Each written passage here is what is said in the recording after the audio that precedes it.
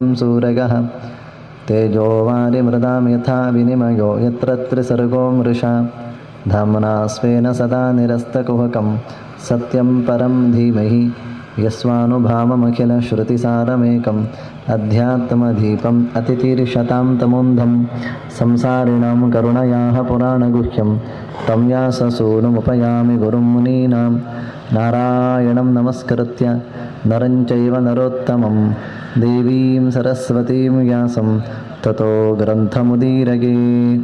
ಶ್ರೀಗುರುಭ್ಯೋ ನಮಃ. ಹರಿ ಓಂ.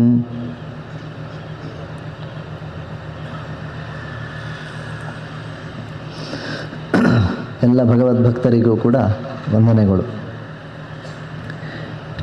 ನಿನ್ನೆ ದಿನ ನಾವು ಭಾಗವತದ ಒಳಗೆ ಪ್ರವೇಶವನ್ನು ಮಾಡಿದ್ದೇವೆ. ಸತ್ಯಂ ಪರಂ ಧೀಮಹಿ, ನಿರ್ದುಷ್ಟ ಜ್ಞಾನಾನಂದಮಯನಾದಂತಹ ಭಗವಂತನನ್ನು ದಿನನಿತ್ಯವೂ ಕೂಡ ನಾವು ನೆನಪಿಸಿಕೊಳ್ಳುತ್ತೇವೆ ಅಂತ ಸಂಕಲ್ಪವನ್ನು ಮಾಡಿದ್ದೇವೆ. ನೆನಪಿಸಿಕೊಂಡಿದ್ದೀರೋ ಇಲ್ವೋ ನನಗೆ ಗೊತ್ತಿಲ್ಲ, ಆದರೆ ನೆನಪಿಸಿಕೊಳ್ಳಿ ಅಂತ ಮತ್ತೆ ಇವತ್ತು ನಾನು ನೆನಪು ಮಾಡುತ್ತಾ ಇದ್ದೇನೆ. ಮಂಗಳಾಚರಣೆಯಲ್ಲಿ ದಿನನಿತ್ಯವೂ ಬರುವಂತಹ ಮಂತ್ರ ಅದು, ಸತ್ಯಂ ಪರಂ ಧೀಮಹಿ ಅಂತ. ಭಗವಂತನಲ್ಲಿ ದೇವರು ಅಂದರೆ ಯಾರು ಅಂತಂದರೆ, ಯಾರಲ್ಲಿ ಯಾವುದೇ ರೀತಿಯಾದಂತಹ ದೋಷಗಳು ಇಲ್ವೋ, ಯಾರಲ್ಲಿ ಪರಿಪೂರ್ಣವಾದಂತಹ ಆನಂದ ಇದೆಯೋ, ಯಾರು ಜ್ಞಾನಪೂರ್ಣನೋ ಅವನು ಭಗವಂತ ಅಂತ. ಇಂತಹ ಭಗವಂತನ ಚಿಂತನೆಯನ್ನು ಮಾಡಿ ನೈಮಿಷಾರಣ್ಯದಲ್ಲಿ ಸೂತರು ಶೌನಕಾದಿಗಳು ಕೇಳಿದ ಪ್ರಶ್ನೆಗೆ, ಇವತ್ತು ಕೃಷ್ಣ ಭೂಮಿಯಲ್ಲಿ ಇಲ್ಲ, ಅವತಾರವನ್ನು ಸಮಾಪ್ತಿ ಮಾಡಿದ್ದಾನೆ, ಹೀಗಿರುವಾಗ ನಾವು ಈ ಧರ್ಮವನ್ನು ಉಳಿಸ್ಲಿಕ್ಕೋಸ್ಕರ ಯಾರಿಗೆ ಶರಣಾಗಬೇಕು ಅಂತ ಕೇಳಿದಾಗ, ಆಗ ಸೂತರು ಹೇಳಿದ ಮಾತು ಏನು ಅಂತಂದರೆ, ಭಾಗವತವನ್ನು ನಾವು ಚಿಂತನೆ ಮಾಡಬೇಕು ಅಂತ. ಯಾಕೆ ಅಂತ ಕೇಳಿದರೆ, ಅದು ಭಗವಂತನ ಮಾತಿನ ಪ್ರತೀಕ. ಲೋಹದ ಪ್ರತೀಕಗಳನ್ನು ನಾವು ನೋಡ್ತೇವೆ, ಮರದ ಪ್ರತೀಕಗಳನ್ನು ನೋಡ್ತೇವೆ, ಕಲ್ಲಿನ ಪ್ರತೀಕಗಳನ್ನೆಲ್ಲ ನೋಡ್ತೇವೆ ಅಲ್ವಾ. ಹಾಗಾಗಿ ಆ ಕಲ್ಲಿನಲ್ಲಿ ದೇವರನ್ನು ನಾವು ಅನುಸಂಧಾನ ಮಾಡುತ್ತೇವೆ. ಹಾಗೆಯೇ ಕಲ್ಲೇ ದೇವರಲ್ಲ, ಕಲ್ಲಿನಲ್ಲಿ ದೇವರ ವಿಶೇಷವಾದಂತಹ ಸನ್ನಿಧಾನ. ಹಾಗೆಯೇ ಭಾಗವತ ಗ್ರಂಥ ಎನ್ನುವಂಥದ್ದು ಭಗವಂತನ ಮಾತಿನ ಪ್ರತೀಕ. ಮಾತಿನ ದೇವಸ್ಥಾನಕ್ಕೆ ಹೋದಾಗ ಆ ಪ್ರತೀಕವನ್ನು ನೋಡಿ ನಮಗೆ ಯಾರ ಎಚ್ಚರ ಬರ್ತದೆ? ದೇವರ ಎಚ್ಚರ ಬರ್ತದೆ. ಹಾಗೆಯೇ ಇದೊಂದು ದೊಡ್ಡ ಪ್ರತೀಕ, ಭಗವಂತನ ಮಾತಿನ ಪ್ರತೀಕ. ಆ ಪ್ರತೀಕದ ಎದುರು ನಿಲ್ಲುವುದಕ್ಕಿಂತಲೂ ಹೆಚ್ಚು ಈ ಪ್ರತೀಕದ ಎದುರು ನಾವು ನಿಂತೆವು ಅಂತಾದರೆ ಇನ್ನಷ್ಟು ಹೆಚ್ಚು ಭಗವಂತನ ಎಚ್ಚರ ಬರ್ತದೆ. ಭಗವಜ್ಞಾನ ಎನ್ನುವಂಥದ್ದು ನಮ್ಮಲ್ಲಿ ಮೂಡುತ್ತದೆ. ಹಾಗಾಗಿ ಭಾಗವತ ಚಿಂತನೆಯನ್ನು ಹಿರಿಯರು ಒಂದು ಯಜ್ಞ ಅಂತ ಹೇಳಿದರು, ದೊಡ್ಡ ಯಜ್ಞ ಅಂತ. ಯಾಕೆ ಅಂತ ಕೇಳಿದರೆ, ಭಗವಂತನ ಪ್ರಜ್ಞೆ ಹೆಚ್ಚು ಹೆಚ್ಚು ಬರ್ತದೆ ಅಂತ. ಹಾಗಾಗಿ ಈ ಮಾತಿನ ಪ್ರತೀಕ, ಕೃಷ್ಣನ ಮಾತಿನ ಪ್ರತೀಕ ಎನಿಸಿದಂತಹ ಭಾಗವತ ಗ್ರಂಥವನ್ನು ನಾನು ಹೇಳುತ್ತೇನೆ ಅಂತ. ಅವರು ಭಾಗವತ ಗ್ರಂಥವನ್ನು ಹೇಳಲಿಕ್ಕೆ ಆರಂಭ ಮಾಡುವಾಗ ಅವರಿಗೆ ಪಾಠ ಮಾಡಿದ ಗುರುಗಳನ್ನು ನೆನಪಿಸಿಕೊಳ್ಳುತ್ತಾರೆ. ಇದು ನಮ್ಮ ಭಾರತೀಯರ ಸಂಪ್ರದಾಯ. ಲೌಕಿಕವಾದಂತಹ ವಿದ್ಯೆಗಳನ್ನು ಓದಿ ಆ ನಂತರದಲ್ಲಿ ಅದನ್ನು ಪ್ರಯೋಗ ಮಾಡುವಾಗ ಎಷ್ಟು ನಾವು ಗುರು ಪರಂಪರೆಯನ್ನು ನೆನಪಿಸಿಕೊಳ್ಳುತ್ತೇವೋ ಗೊತ್ತಿಲ್ಲ. ಶಾಲೆಯಲ್ಲಿ ನಾವು ಟೀಚರ್ ಆದ ಮೇಲೆ ಸೈನ್ಸ್ ಪಾಠ ಮಾಡುವಾಗ ದಿನನಿತ್ಯವೂ ನಮಗೆ ಈ ಸೈನ್ಸ್ ಪಾಠವನ್ನು ಆ ಗುರುಗಳು ಮಾಡಿದರು ಅಂತ ನೆನಪಿಸಿಕೊಳ್ಳುವ ಸಂಪ್ರದಾಯ ಇಲ್ಲ. ಅದರ ಭಾರತೀಯನ ಸಂಪ್ರದಾಯ ಹೇಗೆ ಗೊತ್ತಾ? ಅವನು ನಿರಂತರ ಈ ವಿದ್ಯೆ ಎಲ್ಲಿಂದ ಬಂದಿದೆ ಅವರನ್ನು ನೆನಪಿಸಿಕೊಳ್ಳುವುದು ನಮ್ಮ ಸಂಪ್ರದಾಯ. ಹಾಗಾಗಿ ಆ ಸಂಸ್ಕೃತಿ ನಮ್ಮಲ್ಲಿ ಉಳ್ಕೊಂಡಿದೆ. ಶಾಲೆಯಲ್ಲಿ ನಾವು ಪ್ರತಿಯೊಂದು ಪಾಠ ಮಾಡುವಾಗಲೂ ನೆನಪಿಸಿಕೊಳ್ಳದಿದ್ದರೂ ಕೂಡ ದಾರಿಯಲ್ಲಿ ಅಧ್ಯಾಪಕರು ಸಿಕ್ಕಿದ್ರು ಅಂತಾದರೆ ನಮಸ್ಕಾರ ಮಾಸ್ಟ್ರೇ ಅಂತ ಹಿಂದೆ ಹೇಳುವ ಸಂಪ್ರದಾಯ ಇತ್ತು. ಈಗಲೂ ಇರಬಹುದು. ಅದನ್ನು ಉಳಿಸಿಕೊಳ್ಳಬೇಕು, ಅದನ್ನು ನಾವು ಉಳಿಸಿಕೊಳ್ಳಬೇಕು. ಹಾಗಾಗಿ ಇವರು ಹೇಳ್ತಾ ಇದ್ದಾರೆ ಸೂತರು, ನನಗೆ ಈ ಭಾಗವತ ಎಲ್ಲಿಂದ ಸಿಕ್ಕಿತು ಅಂತಂದರೆ, ನನಗೆ ಈ ಭಾಗವತವನ್ನು ಪಾಠ ಮಾಡಿದವರು ಶುಕಮುನಿಗಳು. ಯಾವಾಗ ಯಾವಾಗ ಅಂತ ಕೇಳಿದರೆ, ಪರೀಕ್ಷಿತ್ ರಾಜ ಕೊನೆಯ ಕಾಲಘಟ್ಟದಲ್ಲಿ ಇದ್ದ. ಆಗ ಶುಕಾಚಾರ್ಯರು ಆ ಪರೀಕ್ಷಿತ್ ರಾಜನಿಗೆ ಭಾಗವತವನ್ನು ಉಪದೇಶ ಮಾಡಿದರು. ನಾನು ಅಲ್ಲಿ ಹೋಗಿ ಕೂತೆ, ಶುಕಮುನಿಗಳ ಹತ್ರ ಕೇಳಿಕೊಂಡೆ, ಶುಕಮುನಿಗಳೇ, ನಾನು ಕೂಡ ಈ ಭಾಗವತ ಗ್ರಂಥವನ್ನು ಕೇಳಬಹುದೇ ಅಂತ. ಶುಕಾಚಾರ್ಯರು ತುಂಬ ಹೃದಯದಿಂದ ಕೂತು ಕೇಳಪ್ಪ ಅಂತ ಹೇಳಿದರಂತೆ. ಯಾಕೆ ಅಂತಂದರೆ ಶುಕಮುನಿಗಳಿಗೆ ಗೊತ್ತಿತ್ತು, ಈ ಭಾಗವತ ಗ್ರಂಥ ಪರೀಕ್ಷಿತ್ ರಾಜನಿಗೆ ಹೇಳುವಾಗ ಈ ಸೂತರೂ ಕೇಳಿಸಿಕೊಂಡು ನಿರಂತರ ಈ ಭಾರತ ದೇಶದಲ್ಲಿ ಹರಿಯುವಂತೆ ಆಗ್ತದೆ ಅಂತ. ಹಾಗಾಗಿ ಪರೀಕ್ಷಿತ್ ರಾಜನಿಗೆ ಅಂತ ಮಾಡಿದ್ದು. ಕೇಳಿಸಿಕೊಂಡದ್ದು ಯಾರು ಒಟ್ಟಿಗೆ? ಸೂತರು ಕೂಡ ಕೇಳಿಸಿಕೊಂಡ್ರು. ಹಾಗಾಗಿ ಅವರಿಗೆ ಪಾಠ ಮಾಡಿದ ಶುಕಮುನಿಗಳನ್ನು ನೆನಪಿಸಿಕೊಳ್ತಾ ಇದ್ದಾರೆ. ಯಂ ಪ್ರವರಜಂತಂ ಮನುಪೇತಮಪೇತ ಕೃತ್ಯಂ ದ್ವೈಪಾಯನೋ ವಿರಹ ಕಾತರ ಆಜುಹಾವ ಪುತ್ರೇತಿ ತನ್ಮಯತೆಯ ತರವೋಪಿ ನೇದುಹು ತಂ ಸರ್ವಭೂತ ಹೃದಯಂ ಮುನಿಂ ಆನತೋಸ್ಮಿ. ಆ ದೊಡ್ಡ ಮುನಿಗಳಿಗೆ, ಶುಕಮುನಿಗಳಿಗೆ ನಾನು ನಮನಗಳನ್ನು ಮಾಡ್ತೇನೆ.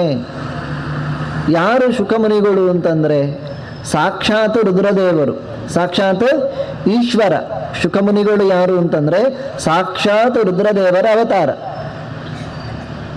ಅವರು ಎಂಥವರು ಅಂತಂದರೆ ಪರಮ ವೈರಾಗ್ಯಶಾಲಿಗಳು, ಏನೂ ಬೇಡ ಅಂತ ಹೊರಟವರಂತೆ.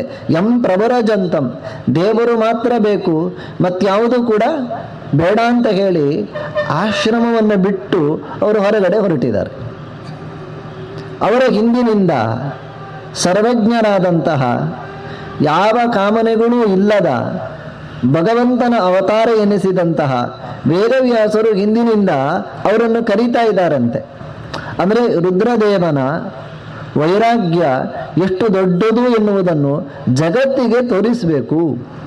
ಈ ಉದ್ದೇಶದಿಂದ ವೇದವ್ಯಾಸರು ಅವರಿಗೆ ಪುತ್ರ ಕಾಮನೆ ಇಲ್ಲ. ಮಗ ಆಶ್ರಮವನ್ನು ಬಿಟ್ಟು ಹೋಗ್ತಾನೆ ನಮಗೆ ಅಂತಾದರೆ, ಮಗ ಮನೆ ಬಿಟ್ಟು ಹೋಗ್ತಾನೆ ಅಂತಾದರೆ ನಮಗೇನಾಗ್ತದೆ? ಖುಷಿ ಆಗ್ತದ? ಬೇಸರ ಆಗ್ತದೆ. ಯಾಕೆ ಅಂತಂದರೆ ನಾವು ಮಗ ನಮ್ಮ ಜೊತೆಗಿರಬೇಕು ಅಂತ ಇಚ್ಛೆ ಪಡುವವರು. ವೇದವ್ಯಾಸರು ಸರ್ವಜ್ಞರು, ಆತ್ಮಕಾಮರು.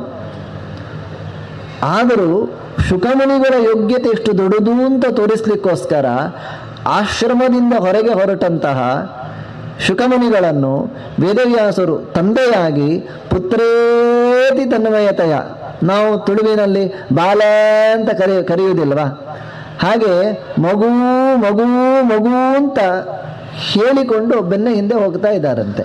ಶುಕಮುನಿಗಳು ಹಿಂದೆ ತಿರುಗಿ ನೋಡ್ತಾ ಇಲ್ಲ. ನನಗೆ ಬೇಡ, ನನಗೆ ಆಶ್ರಮ ಬೇಡ, ಮನೆ ಬೇಡ, ಎಂಥದೂ ಬೇಡ ಅಂತ ಸೀದಾ ಹೊರಟು ಹೋಗ್ತಾ ಇದ್ದಾರೆ. ಎಲ್ಲ ಕಡೆ ಕೂತು ಈಚೆಯಿಂದ ಮಗು ಮಗು ಅಂತ ಕರೀತಾ ಇದ್ದಾರೆ. ಆದರೆ ಶುಕಮುನಿಗಳು ಅವರು ಎಂಥವರು ಅಂತಂದರೆ ಸಾಕ್ಷಾತ್ ರುದ್ರದೇವರು. ಪ್ರತಿಯೊಂದು ಮರಗಿಡಗಳ ಒಳಗೆ ಕೂತು ಓ ಓ ಓ ಅಂತ ಹೇಳ್ತಾ ಇದ್ರಂತೆ. ಈಗ ಅದು ಪ್ರತಿಧ್ವನಿಸ್ತಾ ಉಂಟು ನೋಡಿ. ಹಾಗೆಯೇ ಮಗು ಮಗು ಅಂತ ಹೇಳಿದಾಗ ಎಲ್ಲದರ ಒಳಗೆ ಕೂತ ಶುಕಮುನಿಗಳು ಇನ್ನೊಂದು ರೂಪದಿಂದ ರೆಸ್ಪಾನ್ಸ್ ಮಾಡಿದಾರಂತೆ. ಒಂದು ರೂಪದಿಂದ ಹೋಗ್ತಾ ಇದ್ದಾರೆ. ಯಾಕೆ ಅಂತ ಒಂದು ಸಾಮರ್ಥ್ಯ ಅಂತ ಕೇಳಿದರೆ, ಶುಕಾಚಾರ್ಯರು ಸಾಕ್ಷಾತ್ ರುದ್ರದೇವರು. ಪ್ರತಿಯೊಂದು ಜೀವರಾಶಿಗಳ ಒಳಗೂ ಕೂಡ, ಪ್ರತಿಯೊಬ್ಬನ ಒಳಗೂ ಕೂಡ ರುದ್ರದೇವನ ಸನ್ನಿಧಾನ ಇದೆ. ಮನೋನಿಯಾಮಕನಾಗಿ ರುದ್ರದೇವ ಪ್ರತಿಯೊಬ್ಬರನ್ನು ಕೂಡ ಏನು ಮಾಡ್ತಾ ಇದ್ದಾನೆ? ನಿಯಮನೆ ಮಾಡ್ತಾ ಇದ್ದಾನೆ. ಅಂತಹ ಶುಕಮುನಿಗಳನ್ನು ತಂದೆಯಾಗಿ ವೇದವ್ಯಾಸ ಕರೀತಾ ಇದ್ದರೆ ಅವರು ಹೊರಡ್ತಾ ಇದ್ದಾರೆ, ಎಂಥದೂ ಬೇಡ ನನಗೆ ಅಂತ. ಕೊನೆಗೆ ವೇದವ್ಯಾಸರು ಏನು ಹೇಳಿದರು ಗೊತ್ತಾ? ನೋಡು ಶುಕ, ನಾನು ನಿನಗೆ ಭಾಗವತ ಗ್ರಂಥವನ್ನು ಕೊಡ್ತೇನೆ, ಆಶ್ರಮಕ್ಕೆ ಬರ್ತೀಯಾ ಅಂತ ಕೇಳಿದ್ರಂತೆ. ಅದು ಹೋಗ್ತಾ ಇತ್ತಲ್ವ ಗಾಡಿ, ಮೇಲೆ ನಿಂತಿತ್ತು. ಎಂತ? ಅದೇ ಭಾಗವತ ಕೊಡ್ತೇನೆ ಅಂತ. ಅಬೌಟ್ ಟರ್ನ್ ತಿರುಗಿತು. ಹಾಗಾದರೆ ನನಗೆ ಆಶ್ರಮಕ್ಕೆ ಬರ್ತೇನೆ. ಏನು ಕೊಡ್ತೀರಿ ನೀವು? ಭಾಗವತ ಕೊಡ್ತೀರಿ ಅಂತಾದರೆ ನಾನು ಬರ್ತೇನೆ ಅಂತ. ನಮ್ಮಲ್ಲೆಲ್ಲ ಗಲಾಟೆ ಆಗೋದುಂಟು. ಯಾಕೆ? ನಾ ಮನೆ ಬಿಟ್ಟು ಹೋಗ್ತೇನೆ. ಯಾಕಪ್ಪ ಅಂತಂದರೆ ಆಸ್ತಿ ಹಂಚಿದ್ದು ಸರಿಯಾಗಲಿಲ್ಲ. ಆ 2 ಮರ ಈಚೆ ಬರಬೇಕಿತ್ತು. ಆ 2 ಮರ ಅವನಿಗೆ ಹೋಗಿದೆ. ಹಾಗಾಗಿ ನೀವು ಆ 2 ಮರವನ್ನು ಈಚೆ ಹಾಕಿಕೊಟ್ರೆ ನಾನು ಮತ್ತೆ ಬರ್ತೇನೆ ಅಂತ. ಶುಕಾಚಾರ್ಯರಿಗೂ ನಮಗೂ ಇರುವ ವ್ಯತ್ಯಾಸ ಹೀಗೆ. ಅವ್ರು ಹೇಳ್ತಾರೆ ಏನೂ ಬೇಡ, ಭಾಗವತ ಕೊಟ್ಟರೆ ನಾನು ಬರ್ತೇನೆ ಅಂತ. ಹಾಗೆ ಭಾಗವತ ಕೊಡ್ತೇನೆ ಅಂತ ಹೇಳಿದಾಗ ಹಿಂದೆ ಬಂದವರು ಯಾರು? ಶುಕಾಚಾರ್ಯರು. ಇಂತಹ ಸರ್ವಭೂತ ಹೃದಯಂ ಮುನಿಂ ಆನತೋಸ್ಮಿ. ಪ್ರತಿಯೊಬ್ಬರ ಒಳಗು ಸರ್ವಭೂತ ಹೃದಯಂ. ಇಲ್ಲಿ ಎಷ್ಟು ಜನ ನೀವು ಕೂತಿದ್ದೀರಿ, ಇಷ್ಟೂ ಜನರ ಒಳಗೂ ಕೂಡ ಯಾರ ಸನ್ನಿಧಾನ ಇದೆ? ರುದ್ರದೇವನ ಸನ್ನಿಧಾನ ಇದೆ. ಹಾಗಾಗಿ ನಿಮಗೆ ಕೇಳಿಕೊಳ್ಳಿಕ್ಕಾಗ್ತಾ ಉಂಟು. ಸರ್ವಭೂತ ಹೃದಯಂ ಮುನಿಂ. ಅವನು ಎಂಥವನು ಅಂತಂದರೆ ಅವನು ಮುನಿ ಅಂತಂದರೆ ಮನನ ಮಾಡುವವನು ಅಂತ ಅರ್ಥ. ಕೇಳಿದ್ದನ್ನ ಯಾರು ಮತ್ತೆ ಮತ್ತೆ ನೆನಪಿಸಿಕೊಡ್ತಾರೋ ಅಂಥವರನ್ನೇನು ಅಂತ ಕರೆಯುವುದು? ಮುನಿಗಳು ಅಂತ. ಮೌನವುಳ್ಳವರು ಅಂತ ಅರ್ಥ ಅಲ್ಲ ಮುನಿ ಅಂತಂದರೆ. ಹಾಗೆ ಕೇವಲ ಉಳ್ಳವನನ್ನೇ ಮುನಿಗಳು ಅಂತ ಕರೆಯುವುದು ಅಂತಾದರೆ ಹುಟ್ಟು ಮೂಗ ಇರುತ್ತಾನೆ, ಅವನನ್ನೇನು ಅಂತ ಕರಿಬೇಕು? ಮಹಾಮುನಿ ಅಂತ ಕರಿಬಹುದು. ಯಾಕೆ? ಯಾವತ್ತೂ ಮಾತಾಡಲೇ ಇಲ್ಲ, ಏನಿದ್ರೂ ಕೈ ಸನ್ನೆ. ಮಾತು ಬರಬೇಕು, ಆದರೆ ಎಷ್ಟು ಬೇಕೋ ಅಷ್ಟೇ ಮಾತನಾಡಬೇಕು. ಎಂಥದ್ದು ಮಾತನಾಡಬೇಕು ಅಂಥದ್ದು ಮಾತ್ರ ಮಾತನಾಡಬೇಕು. ಮತ್ತು ಉಳಿದ ಸಮಯದಲ್ಲೆಲ್ಲ ಒಳ್ಳೆಯ ಚಿಂತನೆಯನ್ನು ಮನಸ್ಸಿಗೆ ಕೊಟ್ಟು ಮನನ ಆಗುವಂತೆ ಮಾಡಬೇಕು. ಮನಸ್ಸಿನಲ್ಲಿ ವ್ಯರ್ಥ ಯೋಚನೆಗಳು ಬರಬಾರದು. ಅಲ್ಲ, ವ್ಯರ್ಥ ಯೋಚನೆಗಳು ಬಾರದೆ ಒಳ್ಳೆಯ ಯೋಚನೆಗಳು ಬರಬೇಕು ಅಂತಾದರೆ ನಮಗೆ ಆ ಮನಸ್ಸಿಗೆ ಆಹಾರ ಕೊಡಬೇಕಲ್ವ. ಮನಸ್ಸು ಸುಮ್ಮನೆ ಇರುವಂಥದ್ದಲ್ಲ, ಏನಾದರೂ ಒಂದು ಯೋಚನೆ ಮಾಡ್ತಾ ಇರ್ತದೆ. ಆ ಒಳ್ಳೆಯ ವಿಷಯಗಳನ್ನು ಕೇಳಿಸಿಕೊಂಡಿದ್ರೆ, ನಿನ್ನೆಯ ಭಾಗವತವನ್ನು ಕೇಳಿಕೊಂಡಿದ್ರೆ ನಾವು ಇವತ್ತೇನು ಮಾಡಬಹುದು ಅಂತಂದರೆ ಆ ಒಂದು ವಿಷಯವನ್ನು ಮನಸ್ಸಿನಲ್ಲಿ ಮತ್ತೆ ಮತ್ತೆ ಮನನ ಮಾಡಬಹುದು. ಒಳ್ಳೆಯ ವಿಷಯಗಳನ್ನೇ ನಾವು ಕಿವಿಯಲ್ಲಿ ಕೇಳಿಸಿಕೊಳ್ಳದಿದ್ರೆ ಎಂತ ಮನನ ಮಾಡೋದು? ಬೆಳಗ್ಗೆ ಓದಿದ ಪೇಪರಲ್ಲಿ ಏನು ಓದಿರ್ತೇವೆ ಅದನ್ನೇ ಮನನ ಮಾಡಬೇಕು. ಅಲ್ಲಿ ಹಾಗಾಯ್ತಂತೆ, ಇಲ್ಲಿ ಅದು ಇರಲಿ. ಲೋಕ ವ್ಯವಹಾರ ಎಷ್ಟು ಬೇಕೋ ಅಷ್ಟು. ಆದರೆ ಬೇರೆ ವ್ಯವಹಾರವೇ ನಮಗೆ ಗೊತ್ತಿಲ್ಲದೆ ಇದ್ದರೆ ಮನಸ್ಸಿಗೆ ಎಂಥ ಯೋಚನೆ ಬರ್ತದೆ? ಇಂಥದ್ದೇ ಬರ್ತದೆ. ಕೆಟ್ಟ ಯೋಚನೆಗಳು ಬರ್ತಾ ನಮ್ಮ ಮನಸ್ಸೇನಾಗ್ತದೆ? ಹಾಳಾಗ್ತದೆ. ಅದಕ್ಕೆ ಭಾಗವತವನ್ನು ಕೇಳುವ ಮೊದಲು ಶುಕಮುನಿಗಳಲ್ಲಿ, ರುದ್ರದೇವನಲ್ಲಿ ನಾವು ಪ್ರಾರ್ಥನೆ ಮಾಡಬೇಕಾದದ್ದು ಏನು ಅಂತ ಕೇಳಿದರೆ, ಶುಕಾಚಾರ್ಯರೇ, ಓ ರುದ್ರದೇವರೇ, ನೀವು ನಮ್ಮ ಮನಸ್ಸಿನಲ್ಲಿ ಇದ್ದುಕೊಂಡು ಇನ್ನು 6 ದಿವಸಗಳ ಕಾಲ, 1 ದಿವಸ ಮುಗೀತಲ್ವಾ, ಒಳಗೆ ಕೂತು ಮನನ ಆಗುವಂತೆ ಮಾಡಿ. ಹೀಗೆ ಹೋದದ್ದು ಅದು ಮನಸ್ಸಿನಲ್ಲಿ ಉಳಿಯುವ ಹಾಗೆ ಮಾಡಿ. ಇಂತಹ ನಿಮಗೆ ನಮಸ್ಕಾರ. ನಾರಾಯಣಂ ನಮಸ್ಕೃತ್ಯ ನರಂಚೈವ ನರೋತ್ತಮಂ ದೇವೀಂ ಸರಸ್ವತೀಂ ವ್ಯಾಸಂ ತಥೋ ಗ್ರಂಥಂ ಅಥವಾ ತಥೋ ಜಯ ಮುದೀರಗೆ. ಮತ್ತೆ ಅವರು ಪ್ರಾರ್ಥನೆ ಮಾಡ್ತಾ ಇದ್ದಾರೆ. ಇದು ಪ್ರತಿಯೊಂದು ಪುರಾಣಗಳ ಆರಂಭದಲ್ಲಿಯೂ ಇರುವ ಮಂಗಳಾಚರಣೆ. ಯಾವುದು? ಒಮ್ಮೆ ನಾನು ಹೇಳುತ್ತೇನೆ, ಒಮ್ಮೆ ನೀವು ಹೇಳಿ. ನಾರಾಯಣಂ ನಮಸ್ಕೃತ್ಯ ನರಂಚೈವ ನರೋತ್ತಮಂ ದೇವೀಂ ಸರಸ್ವತೀಂ ವ್ಯಾಸಂ ತಥೋ ಜಯಂ ಉದೀರಗೆ. ಇದು ಯಾವತ್ತೂ ಯೋಚನೆ ಮಾಡಬೇಕಾದಂತಹ, ಅನುಸಂಧಾನ ಮಾಡಬೇಕಾದಂತಹ ಒಂದು ದೊಡ್ಡ ಮಂತ್ರ. ಶುಕಾಚಾರ್ಯರು ಈ ಮಂಗಳಾಚರಣೆಯನ್ನು ಹೇಳ್ತಾ ಇದ್ದಾರೆ. ಅವರು ನಾರಾಯಣಂ ನಮಸ್ಕೃತ್ಯ ನರಂಚೈವ ನರೋತ್ತಮಂ ದೇವೀಂ ಸರಸ್ವತೀಂ ವ್ಯಾಸಂ ತಥೋ ಜಯಮುದೀರಗೆ. ಮೊದಲಿಗೆ ಯಾರಿಗೆ ನಮಸ್ಕಾರ ಮಾಡಬೇಕು ಅಂತ ಹೇಳುವಾಗ ಅವ್ರು ಹೇಳ್ತಾ ಇದ್ದಾರೆ ನಾರಾಯಣಂ ನಮಸ್ಕೃತ್ಯ.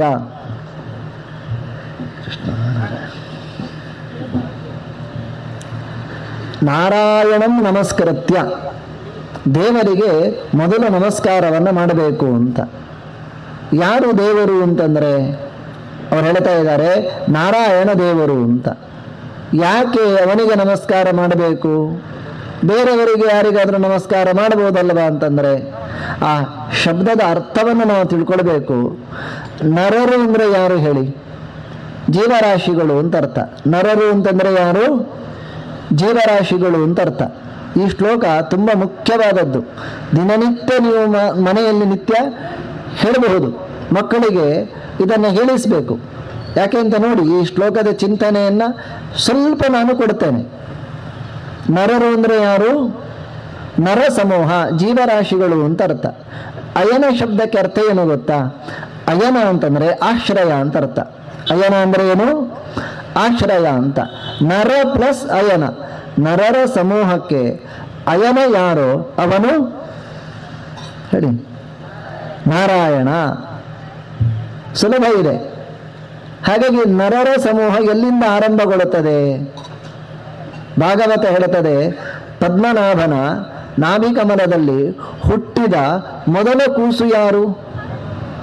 ಸ್ವಲ್ಪ ನೀವು ಮಾತನಾಡಿ, ಇಲ್ಲದಿದ್ದರೆ ನಾನು ಮಾತ್ರ, ನನಗೆ ಸ್ವಲ್ಪ ವಿಶ್ರಾಂತಿ ಸಿಗ್ತದೆ. ಬ್ರಹ್ಮದೇವ ಅಲ್ವಾ? ಚತುರ್ಮುಖ ಬ್ರಹ್ಮದೇವ, ಅಲ್ಲಿಂದ ಆರಂಭಗೊಳ್ಳುತ್ತದಂತೆ ನರರ ಸಮೂಹ. ಚತುರ್ಮುಖ ಬ್ರಹ್ಮ ಪದ್ಮನಾಭನ ಮೊದಲ ಮಗ. ಅಂತಹ ಚತುರ್ಮುಖ ಬ್ರಹ್ಮನಿಂದ ಹಿಡಿದು ಎಲ್ಲವೂ ಕೂಡ ನರ ಸಮೂಹದಲ್ಲಿ ಸೇರಿರುವಂಥದ್ದು. ದೇವರ ಮಕ್ಕಳಲ್ವ ಅವರು? ಅಂತಹ ನರನಿಗೆ, ನರ ಸಮೂಹಕ್ಕೆ ಅಯನ ಅಂದರೆ ಏನು? ಈಗ ಹೇಳಿದೆ, ಆಶ್ರಯ ಅಂತ ಅರ್ಥ. ನರ ಸಮೂಹಕ್ಕೆ ಅಯನ. ಆದ್ದರಿಂದ ದೇವರಿಗೇನು ಹೆಸರು? ನಾರಾಯಣ. ಎಷ್ಟು ಚಂದದ ಹೆಸರು ನೋಡಿ. ದೇವರ ಪ್ರತಿಯೊಂದು ನಾಮವೂ ಕೂಡ ಅದು ಗುಣವಾಚಕ. ಗುಣವಾಚಕ ಅಂತಂದರೆ ಆ ನಾಮ ಒಂದು ಗುಣವನ್ನು ಹೇಳುತ್ತದೆ. ಆ ಗುಣ ಅವನಲ್ಲಿ ಇದೆ. ಈಗ ನಮಗೆ ಎಲ್ಲಿಯಾದರೂ ಸರ್ವಜ್ಞ ಶಿಖಾಮಣಿ ಅಂತ ಅಪ್ಪ ಹೆಸರಿಟ್ಟ ಅಂತ ಇಟ್ಟುಕೊಳ್ಳಿ, ಹೆಸರೇನೋ ಸರ್ವಜ್ಞ ಶಿಖಾಮಣಿ ಅಂತ, ಮತ್ತೆ ಎಂಥದ್ದು ಗೊತ್ತಿಲ್ಲ, ಹಾಗಿರ್ತೇವೆ. ಕ್ಷೀರಸಾಗರ ಭಟ್ಟಾಚಾರ್ಯ ಅಂತ ಇರುತ್ತದೆ. ಓಹೋ, ಪ್ರಾಯ ಇವರ ಮನೆಯಲ್ಲಿ ಹಾಲಿನ ಸಮುದ್ರವೇ ಇದೆ ಕಾಣುತ್ತದೆ ಅಂತ. ಪ್ರತಿನಿತ್ಯ ಅವರು ತಂಬಿಗೆ ಹಿಡ್ಕೊಂಡು, ಕ್ಯಾನ್ ಹಿಡ್ಕೊಂಡು ಡೈರಿಯಲ್ಲಿ ಲೈನಲ್ಲಿ ನಿಂತಿರ್ತಾರೆ ಕ್ಷೀರಸಾಗರ ಭಟ್ಟಾಚಾರ್ಯರು. ಯಾಕ್ರೆ ನಿಂತಿದ್ದೀರಿ ಅಂತಂದರೆ ಹಾಲಿಗಾಗಿ. ಹೀಗೆ ನಮ್ಮಲ್ಲಿ ಆ ಗುಣ ಇರಬೇಕು ಅಂತ ಇಲ್ಲ. ಆದರೆ ದೇವರಿಗೆ ಅನಂತ ಅಂತ ಹೆಸರು ಉಂಟು ಅಂತಾದರೆ ಅದು ಅನ್ವರ್ಥಕ, ಅಂತ್ಯ ಇಲ್ಲ ಅವನಿಗೆ. ನಮ್ಮ ಪಿಜ್ಜನ ಕಾಲದಲ್ಲಿ ಬೇರೆ ದೇವರು ಇದ್ದರು, ಅಜ್ಜನ ಕಾಲದಲ್ಲಿ ಬೇರೆ ದೇವರು ಇದ್ದರು, ಆಮೇಲೆ ಅಪ್ಪನ ಕಾಲದಲ್ಲಿ ಬೇರೆ ದೇವರು. ನಮ್ಮ ಕಾಲದಲ್ಲಿ ಹಾಗಿಲ್ಲ. ಯಾಕೆ? ಅವನಿಗೆ ಅನಂತ ಅಂತ ಹೆಸರು, ಅಂತ್ಯರಹಿತ ಅಂತ ಅರ್ಥ. ನಾವು ಎಲ್ಲಿಯಾದರೂ ಅನಂತ ಅಂತ ಹೆಸರಿಟ್ಟುಕೊಂಡ್ರೆ, ಅನಂತ ಎನ್ನುವವರು ಎಷ್ಟು ಕಾಲ ಬದುಕಿದ್ರು ಅಂತ ಕೇಳ್ತಾರೆ. ಹಾಗೆ ದೇವರು ಎಷ್ಟು ಕಾಲ ಬದುಕಿದ್ದ ಕೇಳಲ್ಲ, ಅವನು ಯಾವತ್ತೂ ಇದ್ದ, ಅವನ ಅನಂತ. ಹಾಗೆಯೇ ನಾರಾಯಣ ಅಂತಂದರೆ ಪ್ರತಿಯೊಂದು ಶಬ್ದವೂ ಕೂಡ ಭಗವಂತನ ಗುಣಗಳನ್ನು ಹೇಳುವಂಥದ್ದು. ಹಾಗಾಗಿ ನಾರಾಯಣ ಅಂತಂದರೆ ಏನರ್ಥ? ನರ ಸಮೂಹಕ್ಕೆ ಅಯನ. ಒಳ್ಳೆ ಅರ್ಥ ಅಲ್ವಾ? ನಾವು ಯೋಚನೆ ಮಾಡಬೇಕು, ನಮಗೆ ನಾವು ಆಶ್ರಯ ಹೌದಾ ಅಂತ ಮೊದಲು ಅನುಸಂಧಾನ ಮಾಡಿ, ಯೋಚನೆ ಮಾಡಿ. ನಾವು ನಮಗೆ ಯಾರು ಆಶ್ರಯರಲ್ಲ ಅಂತ ಹೇಳುವುದಾದರೆ ಆಯ್ತಪ್ಪ, ನಾವು ನಮಗೆ ಆಶ್ರಯ ಅಂತ. ಮಧ್ವಾಚಾರ್ಯರು ಒಂದು ಕಡೆ ತಮಾಷೆಯಾಗಿ ಕೇಳುತ್ತಾರೆ, ಯತತೋಪಿ ಹರೇಹೇ ಪದ ಅಲ. ಏನು ಅಂತಂದರೆ, ಯಾವುದಾದ್ರೂ ಎಲ್ಲವೂ ನಿನ್ನ ಅಧೀನ ಅಂತ ಆಗಿದ್ದ ಪಕ್ಷದಲ್ಲಿ ನಿನಗೆ ಬೇಕಾದ ಹಾಗೆ ನಿನ್ನ ಜೀವನವನ್ನು ನೀನು ಮಾಡಿಕೊಳ್ಬೇಕು, ಆಗ್ತದಾ ಅಂತ ಕೇಳ್ತಾರೆ. ನಮಗೆ ಬೇಕಾದ ಹಾಗೆ ನಾವು ಮಾಡಿಕೊಳ್ಬೇಕು.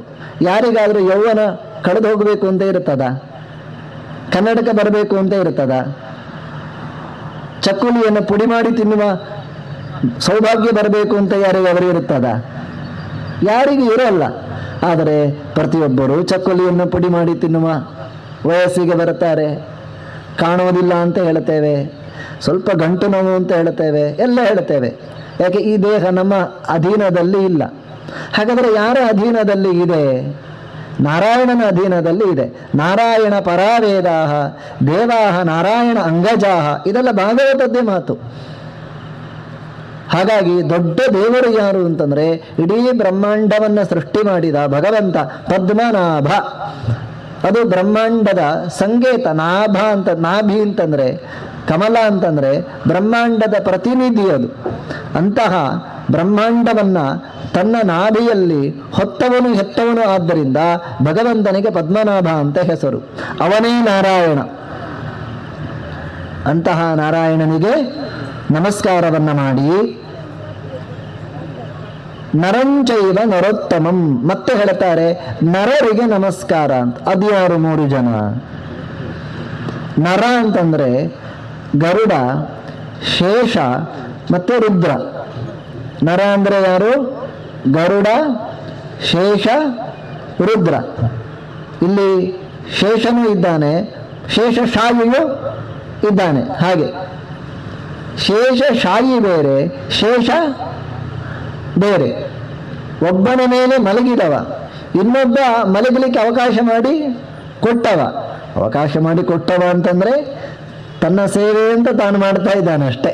ಹಾಗೆ ಆ ದೇವರನ್ನು ತನ್ನ ಮೇಲೆ ಮಲಗಿಸಿಕೊಂಡು ಅನುಗ್ರಹವನ್ನು ಪಡಿತಾ ಇದ್ದಾನೆ. ಹೀಗೆ ಒಬ್ಬ ಗರುಡ, ಇನ್ನೊಬ್ಬ ಶೇಷ, ಇನ್ನೊಬ್ಬ ರುದ್ರ. ನಾನಾಗ ಹೇಳಿಯಾಯಿತು ರುದ್ರದೇವರ ಬಗ್ಗೆ. ನಮ್ಮ ಮನೋಭಿಮಾನಿಯಾಗಿ ಇದ್ದಾನೆ. ಆಮೇಲೆ ಒಳ್ಳೆಯ ಮಾತು ಬರಬೇಕು ಅಂತಾದರೆ, ಕೇಳಿದ್ದೆಲ್ಲ ತಲೆಯಲ್ಲಿ ನೆನಪುಳಿಬೇಕು ಅಂತಾದರೆ ಗರುಡ ಮತ್ತು ಶೇಷರ ಅನುಗ್ರಹ ಬೇಕು. ಮಕ್ಕಳು ಹೇಳ್ತಾ ಇರ್ತಾರಲ್ವಾ, ನಾನು ಓದ್ತೇನೆ ಆದರೆ ತಲೆ ಒಳಗೆ ನಿಲ್ಲುವುದೇ ಇಲ್ಲ ಅಂತ. ಇನ್ನು ಕೆಲವರ ಸಮಸ್ಯೆ ಏನು ಅಂತಂದರೆ, ನಾನು ಓದ್ತೇನೆ, ಎಲ್ಲ ನೆನಪು ಉಂಟು, ಆದರೆ ಹೊಟ್ಟೆಯಲ್ಲುಂಟು, ಬರುವುದಿಲ್ಲ. ಎಲ್ಲಾದರೂ ಎದುರಿಗೆ ಸ್ವಲ್ಪ ಹೇಳಿ ಓದಿದ್ದು ಅಂತ ಹೇಳಿದರೆ ಹೊಟ್ಟೆಯಲ್ಲುಂಟು, ಆದರೆ ಅದನ್ನು ಹೇಗೆ ಅಭಿವ್ಯಕ್ತಿಗೊಳಿಸಬೇಕು ಅಂತ ಗೊತ್ತಿಲ್ಲ. ಇನ್ನೊಬ್ಬನ ಸಮಸ್ಯೆ ಏನು ಅಂತಂದರೆ, ಯಾವತ್ತೂ ನೋಡಿದರೂ ಕಾಯಿಲೆ. ಮೂಗಿನಲ್ಲಿ ಇಳಿತಾ ಇರುತ್ತದೆ, ಕಣ್ಣಲ್ಲಿ ಇಳಿತಾ ಇರುತ್ತದೆ, ಕಿವಿಯಲ್ಲಿ ಇಳಿತಾ ಇರುತ್ತದೆ. ಹಾಗಾಗಿ ದೇಹವು ಒಳ್ಳೆಯ ರೀತಿಯಿಂದ ಇರಬೇಕು, ಮನಸ್ಸು ಒಳ್ಳೆಯ ರೀತಿಯಿಂದ ಇರಬೇಕು, ಮಾತು ಒಳ್ಳೆಯ ರೀತಿಯಾದದ್ದು ಬರಬೇಕು. ಇದು ಯಾರಿಗೆ ಇಷ್ಟ ಇಲ್ಲ ಹೇಳಿ? ಎಲ್ಲರಿಗೂ ಇಷ್ಟ ಇದೆ. ಹಾಗಾಗಿ ಇದನ್ನು ನಿಯಮನ ಮಾಡುವವರು ಯಾರು? ಗರುಡ, ಶೇಷ, ರುದ್ರ. ನಾರಾಯಣಂ ನಮಸ್ಕೃತ್ಯ ನರಂಚೈವ. ಇನ್ನೊಬ್ಬ ಯಾರು? ನರೋತ್ತಮಂ. ನರರಲ್ಲಿ, ಆ ಶಬ್ದವೇ ಹೇಳ್ತಾ ಉಂಟು, ನರರಲ್ಲಿ ಉತ್ತಮ. ಯಾರಪ್ಪ ನರರಲ್ಲಿ ಉತ್ತಮ? ನರರಲ್ಲಿ ಉತ್ತಮ ಯಾರು ಅಂತಂದ್ರೆ ವಾಯುದೇವ. ಯಾರು? ವಾಯುದೇವ, ಮುಖ್ಯ ಪ್ರಾಣ, ಚತುರ್ಮುಖ ಬ್ರಹ್ಮ. ನಾಭಿಕಮನದಲ್ಲಿ ಮೊದಲು ಬಂದವ. 5-6 ಜನ ಇರ್ತಾರೆ ಮಕ್ಕಳು, ಕೇಳ್ತಾರೆ ಇವರಲ್ಲಿ ದೊಡ್ಡವರು ಯಾರು ಅಂತ. ಇವರು ನಮ್ಮ ಅಣ್ಣ ಅಂತ ಹೇಳ್ತಾರೆ ಅಲ್ವಾ? ಹಾಗೆಯೇ ಎಲ್ಲ ದೇವತೆಗಳ ಉತ್ಪತ್ತಿಯೂ ಕೂಡ ನಂತರದಲ್ಲಿ ಆದದ್ದು. ಮೊದಲು ಹುಟ್ಟಿದ್ದು ಯಾರು? ಚತುರ್ಮುಖ ಬ್ರಹ್ಮ. ಹಾಗಾಗಿ ಅವನಿಗೆ ಹೆಸರು ಏನು ಬಂತು? ನರರಲ್ಲಿ ಉತ್ತಮನಾಗಿ ಇರುವುದರಿಂದ ಅವನಿಗೆ ಹೆಸರು ನರೋತ್ತಮ. ಅವನೇ ಹನುಮನಾಗಿ ಬಂದದ್ದು, ಅವನೇ ಭೀಮನಾಗಿ ಬಂದದ್ದು, ಅವನೇ ಮಧ್ವನಾಗಿ ಬಂದದ್ದು. ನರೋತ್ತಮಂ ದೇವಿ.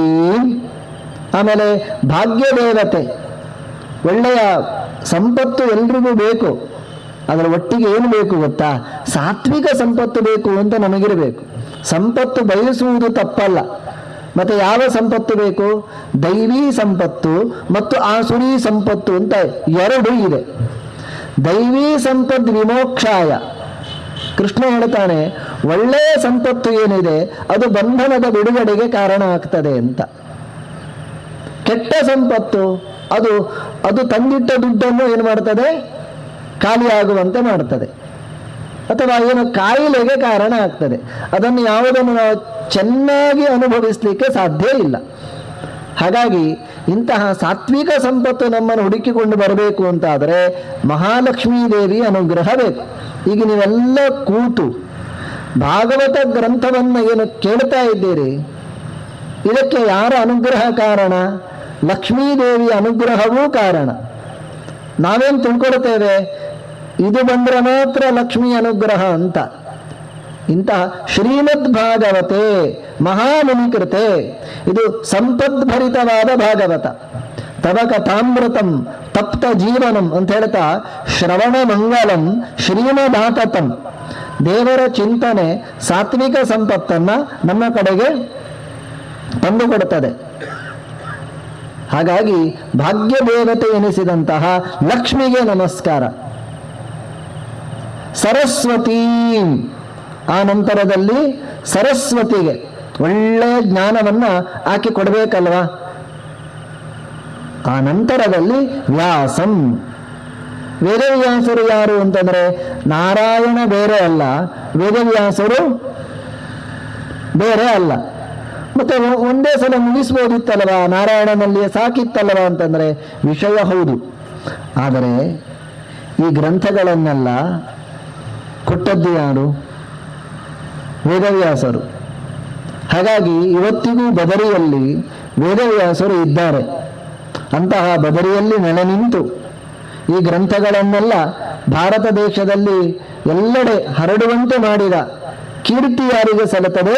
ವೇದವ್ಯಾಸರಿಗೆ ಸಲ್ಲುತ್ತದೆ. ಇವತ್ತು ನಾವು ಇಲ್ಲಿ ಭಾಗವತ ಗ್ರಂಥವನ್ನು ನೋಡ್ತಾ ಇದ್ದೇವೆ ಅಂತಾದರೆ ಇದಕ್ಕೆ ಮುಖ್ಯ ಕಾರಣೀಭೂತರು ಯಾರು? ವೇದವ್ಯಾಸರು. ಅವರು ಅವತ್ತು ಈ ಗ್ರಂಥಗಳನ್ನೆಲ್ಲ ಕೊಡದೇ ಇರ್ತಿದ್ರೆ, ಗ್ರಂಥವನ್ನು ರಚನೆ ಮಾಡದೇ ಇರ್ತಿದ್ರೆ ನಾವು ಇವತ್ತು ಭಾಗವತ ಗ್ರಂಥವನ್ನು ನೋಡಲಿಕ್ಕೆ ಆಗ್ತಾ ಇರಲಿಲ್ಲ. ಹಾಗಾಗಿ ಆ ವೇದವ್ಯಾಸರಿಗೆ ನಾವು ಯಾವತ್ತೂ ಕೃತಜ್ಞರಾಗಿ ಇರಬೇಕು. ಒಳ್ಳೆಯ ಮಾತಿನ ಶಕ್ತಿಯನ್ನ ಕೊಡುವವರು ವೇದವ್ಯಾಸರು. ಒಳ್ಳೆಯ ಜ್ಞಾನವನ್ನು ಕೊಡ್ತಾರೆ. ಮಕ್ಕಳಿಗೆ ಎಲ್ಲಿಯಾದರೂ ಓದಿನಲ್ಲಿ ಬಹಳ ಸಮಸ್ಯೆ ಉಂಟು ಅಂತಾದರೆ ಅವರು ಚಂದ ಮಾಡಿ ಶ್ರೀ ವೇದವ್ಯಾಸಾಯ ನಮಃ ಅಂತ ಹೇಳಿದ್ರು ಅಂತಾದರೆ ಅವರಲ್ಲಿರುವ ಅಜ್ಞಾನ ನಿಧಾನಕ್ಕೆ ಪರಿಹಾರ ಆಗ್ತದೆ. ಎಲ್ಲದಕ್ಕೂ ನಮಗೇನು ಬೇಕು? ಒಳಗಿನಿಂದ ಶ್ರದ್ಧೆ ಬೇಕು. ನಾರಾಯಣಂ ನಮಸ್ಕೃತ್ಯ ನರಂಚೈವ ನರೋತ್ತಮಂ ದೇವೀಂ ಸರಸ್ವತೀಂ ವ್ಯಾಸಂ ತಥೋ ಜಯಮುದೀರಗೆ, ಅಥವಾ ತಥೋ ಗ್ರಂಥಂ ಉದೀರಗೆ, ಜಯಪ್ರದವಾದಂತಹ ಗ್ರಂಥವನ್ನು ಹೇಳುವುದು ನಾನು ಹೇಳುತ್ತೇನೆ ಅಂತ ಅವರು ಹೇಳ್ತಾ ಇದ್ದಾರೆ. ನಾವು ದಿನನಿತ್ಯ ಈ ಶ್ಲೋಕವನ್ನು ಸುಲಭ ಉಂಟು, ಹೆಚ್ಚು ಕಷ್ಟ ಏನು ಇಲ್ಲ.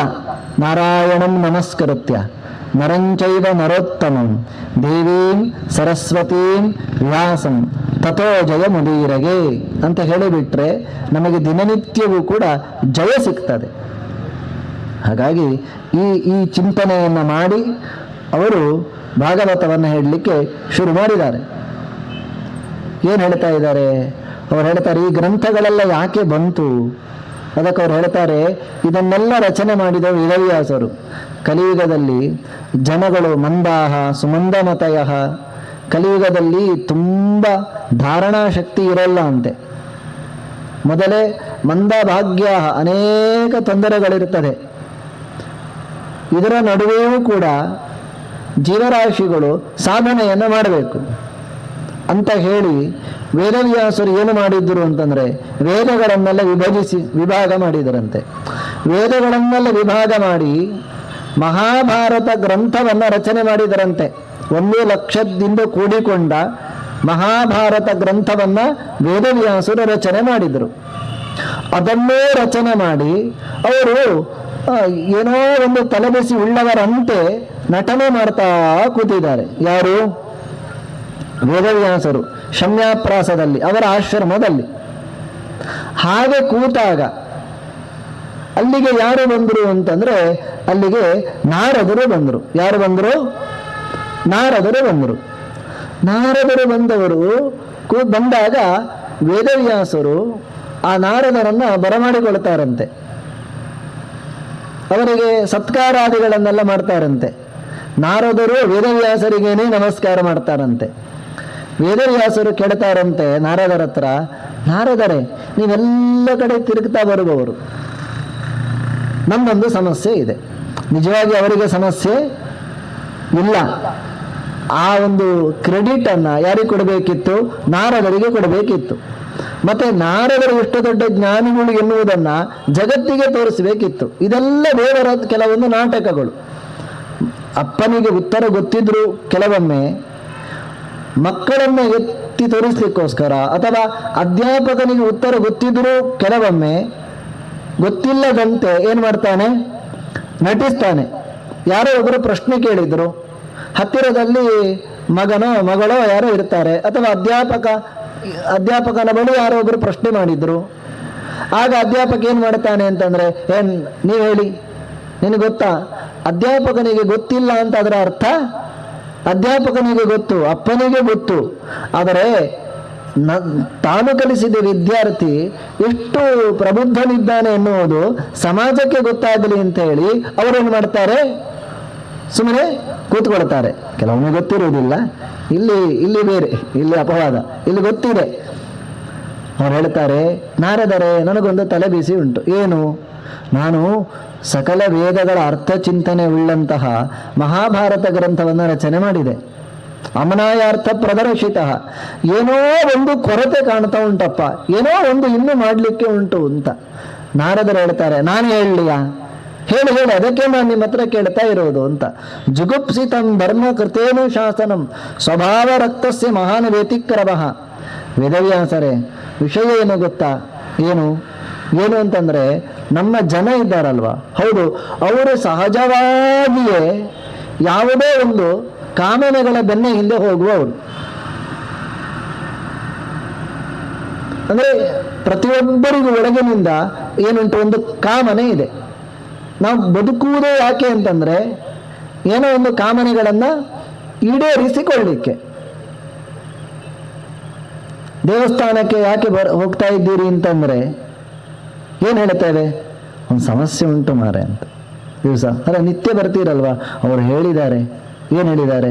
ದೇವಸ್ಥಾನಕ್ಕೆ ಹೋದರೆ ಸರಿ ಆಗ್ತದೆ ಅಂತ, ಹಾಗಾಗಿ ಹೋಗ್ತಾ ಇದ್ದೇನೆ. ನಿತ್ಯ ಹೋಗ್ತಾ ಇದ್ದ. ಮತ್ತೊಂದು ದಿವಸ ಏನಾಯಿತು ಅಂತಂದ್ರೆ, ಅವನು, ಅಲ್ಲ ನೀವೀಗ ದೇವಸ್ಥಾನಕ್ಕೆ ಬರ್ತಾ ಇಲ್ವಾ? ಇಲ್ಲ. ಯಾಕೆ? ಅದು ಪ್ರಾಬ್ಲಮ್ ಸಾಲ್ವ್ ಆಯಿತು. ಇವನು ಹೋಗ್ತಾ ಇದ್ದದ್ದು ಯಾಕೆ? ಏನೋ ಒಂದು ಇತ್ತಂತೆ. ನಮ್ಮ ಜನ ಹಾಗೆ. ನಾರದರು ಹೇಳುವಂಥದ್ದು ಹೇಳಬೇಕು ಅಂತ ಹೇಳಿ ಈ ಜನಕ್ಕೆ, ಅದು ಅಲ್ಲಿ ಕೊಡ್ತಾರೆ, ಅಲ್ಲಿ ಹೋಗಿ ಅಂತ ಯಾರು ಬೋರ್ಡ್ ಹಾಕಬೇಕು ಅಂತ ಇಲ್ಲ. ಎಲ್ಲೋ ಒಂದು ಊಟ ಉಂಟಂತೆ ಅಂತ, ಅಥವಾ ಇನ್ನೇನೋ ಕೊಡ್ತಾ ಇದ್ದಾರಂತೆ ಧರ್ಮಕ್ಕೆ ಅಂತ ಆದಾಗ ನಾವೇನು ಮಾಡ್ತೇವೆ? ಅಲ್ಲಿ ಜನ, ಅಲ್ಲ ಈ ಸುದ್ದಿ ಹೇಗೋಯ್ತು? ಬೋರ್ಡ್ ಹಾಕಲಿಲ್ಲ, ಪೇಪರಲ್ಲಿ ಬರಲಿಲ್ಲ, ಎಂಥದ್ದು ಬರಲಿಲ್ಲ, ಆದರೆ ಜನ ಅಲ್ಲಿ ರೆಡಿ ಇದ್ದಾರೆ. ಹೇಗೆ ಗೊತ್ತಾಯಿತು? ಹೋಗ್ತಾರೆ. ಹಾಗಾಗಿ ಜನ ಸಹಜವಾಗಿಯೇ ಯಾವುದೋ ಕಾಮನೆಗಳನ್ನು ಹುಡುಕ್ತಾ ಇರ್ತಾರೆ. ಏನ್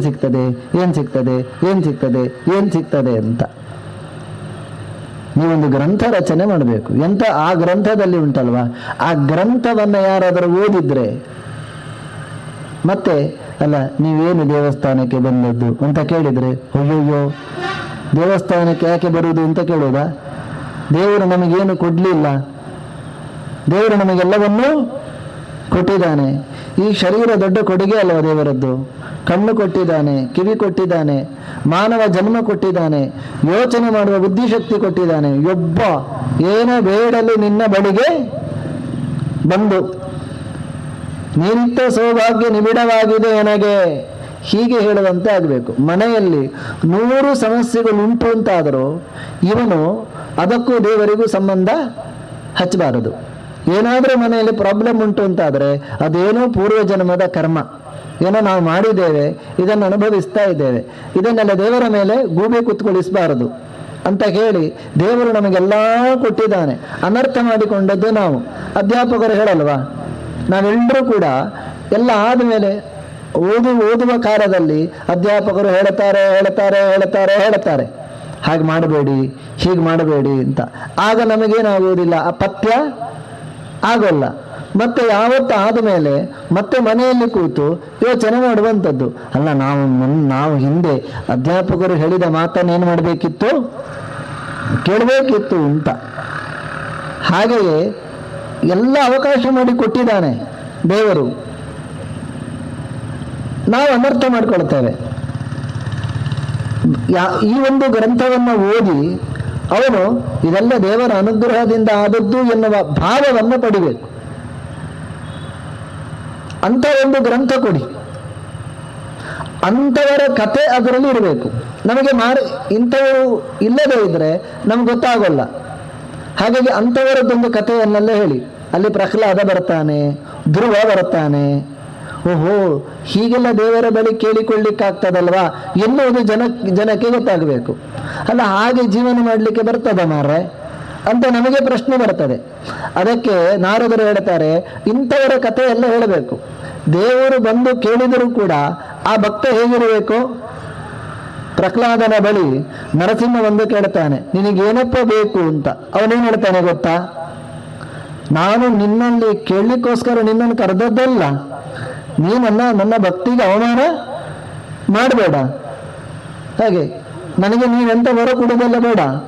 ಮತ್ತೆ ನೀನು ಕರೆದದ್ದಂತಕ್ಕೆ ಅಂತಂದ್ರೆ, ಅಯ್ಯೋ ಅಮ್ಮ ನನ್ನ ಪ್ರೀತಿ ಮಾಡುವುದು ಯಾಕೆ ಅಂತ ಕೇಳಿದರೆ ಇಲ್ಲೇ ಏನೋ ಕಾರಣ ಇರಬಹುದು. ಅದಕ್ಕೊಂದು ಕಾರಣ ಹೇಳಲಿಕ್ಕಾಗ್ತದ ಮಾರಾಯರೆ? ಅಲ್ಲ, ನೀವು ಅಮ್ಮನನ್ನು ಯಾಕ್ರಿ ಪ್ರೀತಿಸುವುದು? ಅಯ್ಯೋ ಎಂತ ಹೇಳೋದು? ಕಾರಣ ಇದೆ. ಆ ಕಾರಣ ನಿರ್ನಿಮಿತ್ತವಾಗಿ ಇರ್ತದಲ್ವಾ? ಹೇಳ, ಅವಳು ಚಂದ ಇದ್ದಾಳೆ ಅಂತ ಪ್ರೀತಿ ಮಾಡೋದು ಹೌದಾ? ಅಲ್ಲ, ಸಹಜವಾದ ಅಟ್ಯಾಚ್ಮೆಂಟ್ ಅಮ್ಮನ ಜೊತೆಗೆ. ಹೇಗೋ ಹಾಗೆ ಯಾರ ಜೊತೆಗೆ ಇರಬೇಕು?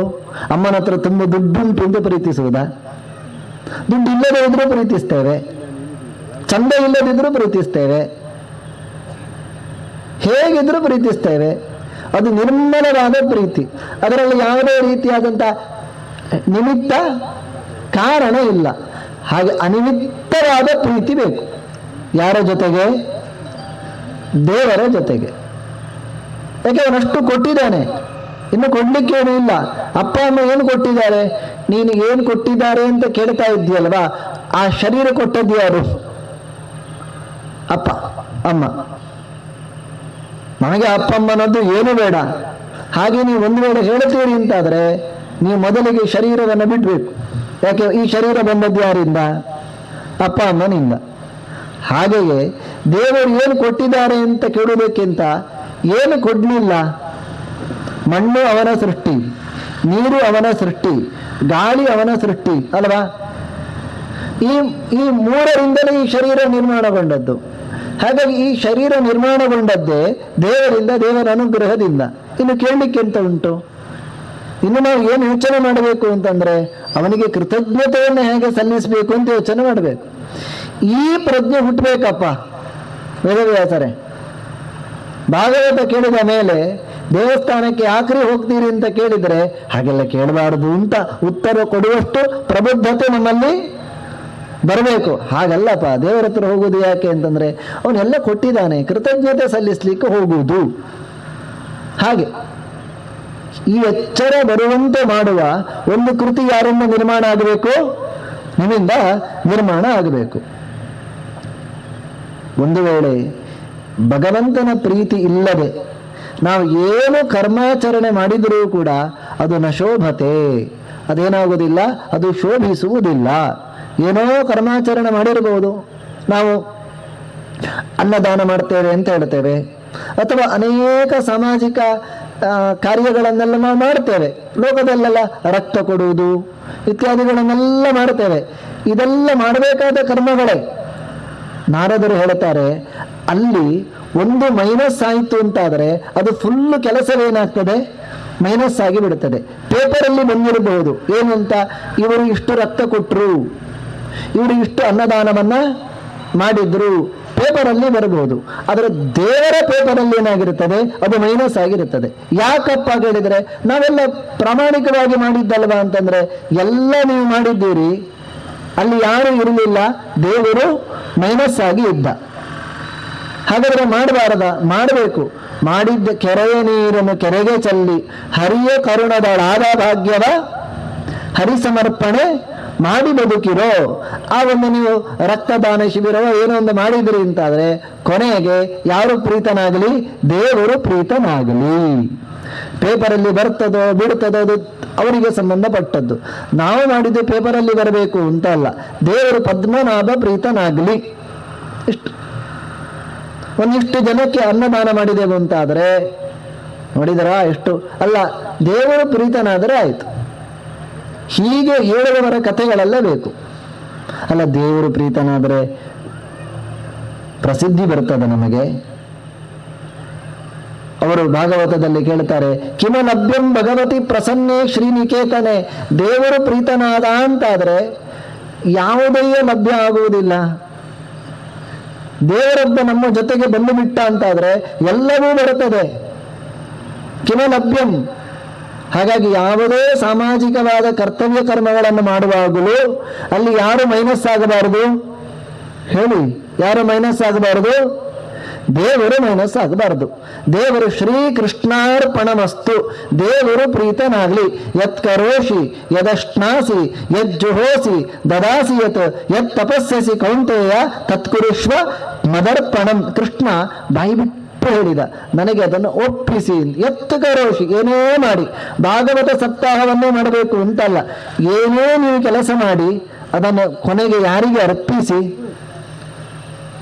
ದೇವರ ಹತ್ರ ಪ್ರಾರ್ಥನೆ ಮಾಡಿ. ಒಂದು ಪ್ರದಕ್ಷಿಣೆ ಬಂದರೂ ಕೂಡ ದೇವರ ಹತ್ರ ನಾವು ಪ್ರಾರ್ಥನೆ ಮಾಡಬೇಕಾದದ್ದು ಏನು ಅಂತಂದ್ರೆ, ನಾನು ಪ್ರದಕ್ಷಿಣೆ ಬಂದದ್ರಿಂದ ನಿನ್ನ ಪ್ರೀತಿಗೆ ಕಾರಣ ಆಗಲಿ. ಹೀಗೆ ಆದರೆ ನಮ್ಮ ಕರ್ತವ್ಯ, ನಾವು ಮಾಡಿದ ಕರ್ಮ ಏನಾಗ್ತದೆ? ಸಾರ್ಥಕ ಆಗ್ತದೆ. ಮನೆಯಲ್ಲಿ ಏನಾದರೂ ಮಾಡಿದ್ರು ದೇವರಿಗೆ ಅರ್ಪಣೆ ಮಾಡಬೇಕು. ಈ ಎಚ್ಚರ ಬರುವ ಒಂದು ಗ್ರಂಥ ನಿಮ್ಮಿಂದ ರಚನೆ ಆಗಬೇಕು ಅಂತ ಹೇಳಿ ನಾರದರು ಹೇಳಿದ್ದಕ್ಕೆ ವೇದವ್ಯಾಸರು ಯಾವ ಗ್ರಂಥವನ್ನು ರಚನೆ ಮಾಡ್ತಾರೆ? ಭಾಗವತ ಗ್ರಂಥವನ್ನು ರಚನೆ ಮಾಡ್ತಾರೆ. ಅಲ್ಲಿ ಯಾವ ಪುಟದಲ್ಲಿ ಕೈ ಹಾಕಿದರೂ ಕೂಡ ದೇವರ ಪ್ರಜ್ಞೆ ನಮಗೆ ಬರಬೇಕು ಅಂತ ನಾರದರು ಮುಂದುವರಿಸಿ ಹೇಳ್ತಾರೆ, ನಾನು ಯಾಕೆ ಗೊತ್ತಾ ಈ ಗ್ರಂಥವನ್ನು ರಚನೆ ಮಾಡಲಿಕ್ಕೆ ಹೇಳಿದ್ದು ಅಂದ್ರೆ, ನಾನೇ ಸಾಕ್ಷಿ, ನನ್ನ ಜೀವನವೇ ಸಾಕ್ಷಿ. ಒಳ್ಳೆಯವರ ಸಾಂಗತ್ಯ ಸಿಕ್ಕಿತು ಅಂತಾದರೆ ಜೀವನ ಏನಾಗ್ತದೆ? ಬದಲಾವಣೆ ಗೊಂಡು ಬಿಡುತ್ತದೆ. ಹಾಗಾಗಿ ಮುಂದಿನ ಕಲಿಯುಗದಲ್ಲಿ ಜನಗಳಿಗೆ ಒಳ್ಳೆಯ ಸಂದೇಶಗಳು ರವಾನೆ ಆಗಬೇಕಲ್ವಾ? ಹೇಗೆ ರವಾನೆ ಆಗ್ತದೆ? ಇಂಥ ಒಂದು ಗ್ರಂಥವನ್ನು ರಚನೆ ಮಾಡಿದರೆ ಅದನ್ನು ನೀವೆಲ್ಲ ಕೂತು ಕೇಳ್ತೀರಿ. ಕೇಳಿದಾಗ, ಓಹೋ, ನಾರದರು ಹೀಗೆ ಜೀವನ ಮಾಡಿದ್ರಂತೆ, ಧ್ರುವ ಹೀಗೆ ಜೀವನ ಮಾಡಿದ್ದ ಅಂತೆ, ಗೃಹಸ್ಥರು ಹೀಗೂ ಜೀವನ ಮಾಡ್ಲಿಕ್ಕೆ ಆಗ್ತದಂತೆ ಎನ್ನುವುದನ್ನ ಪುಟಾಣಿಗಳಾಗಿ ಹೀಗೆ ಸಾಧನೆ ಮಾಡಬಹುದಂತೆ.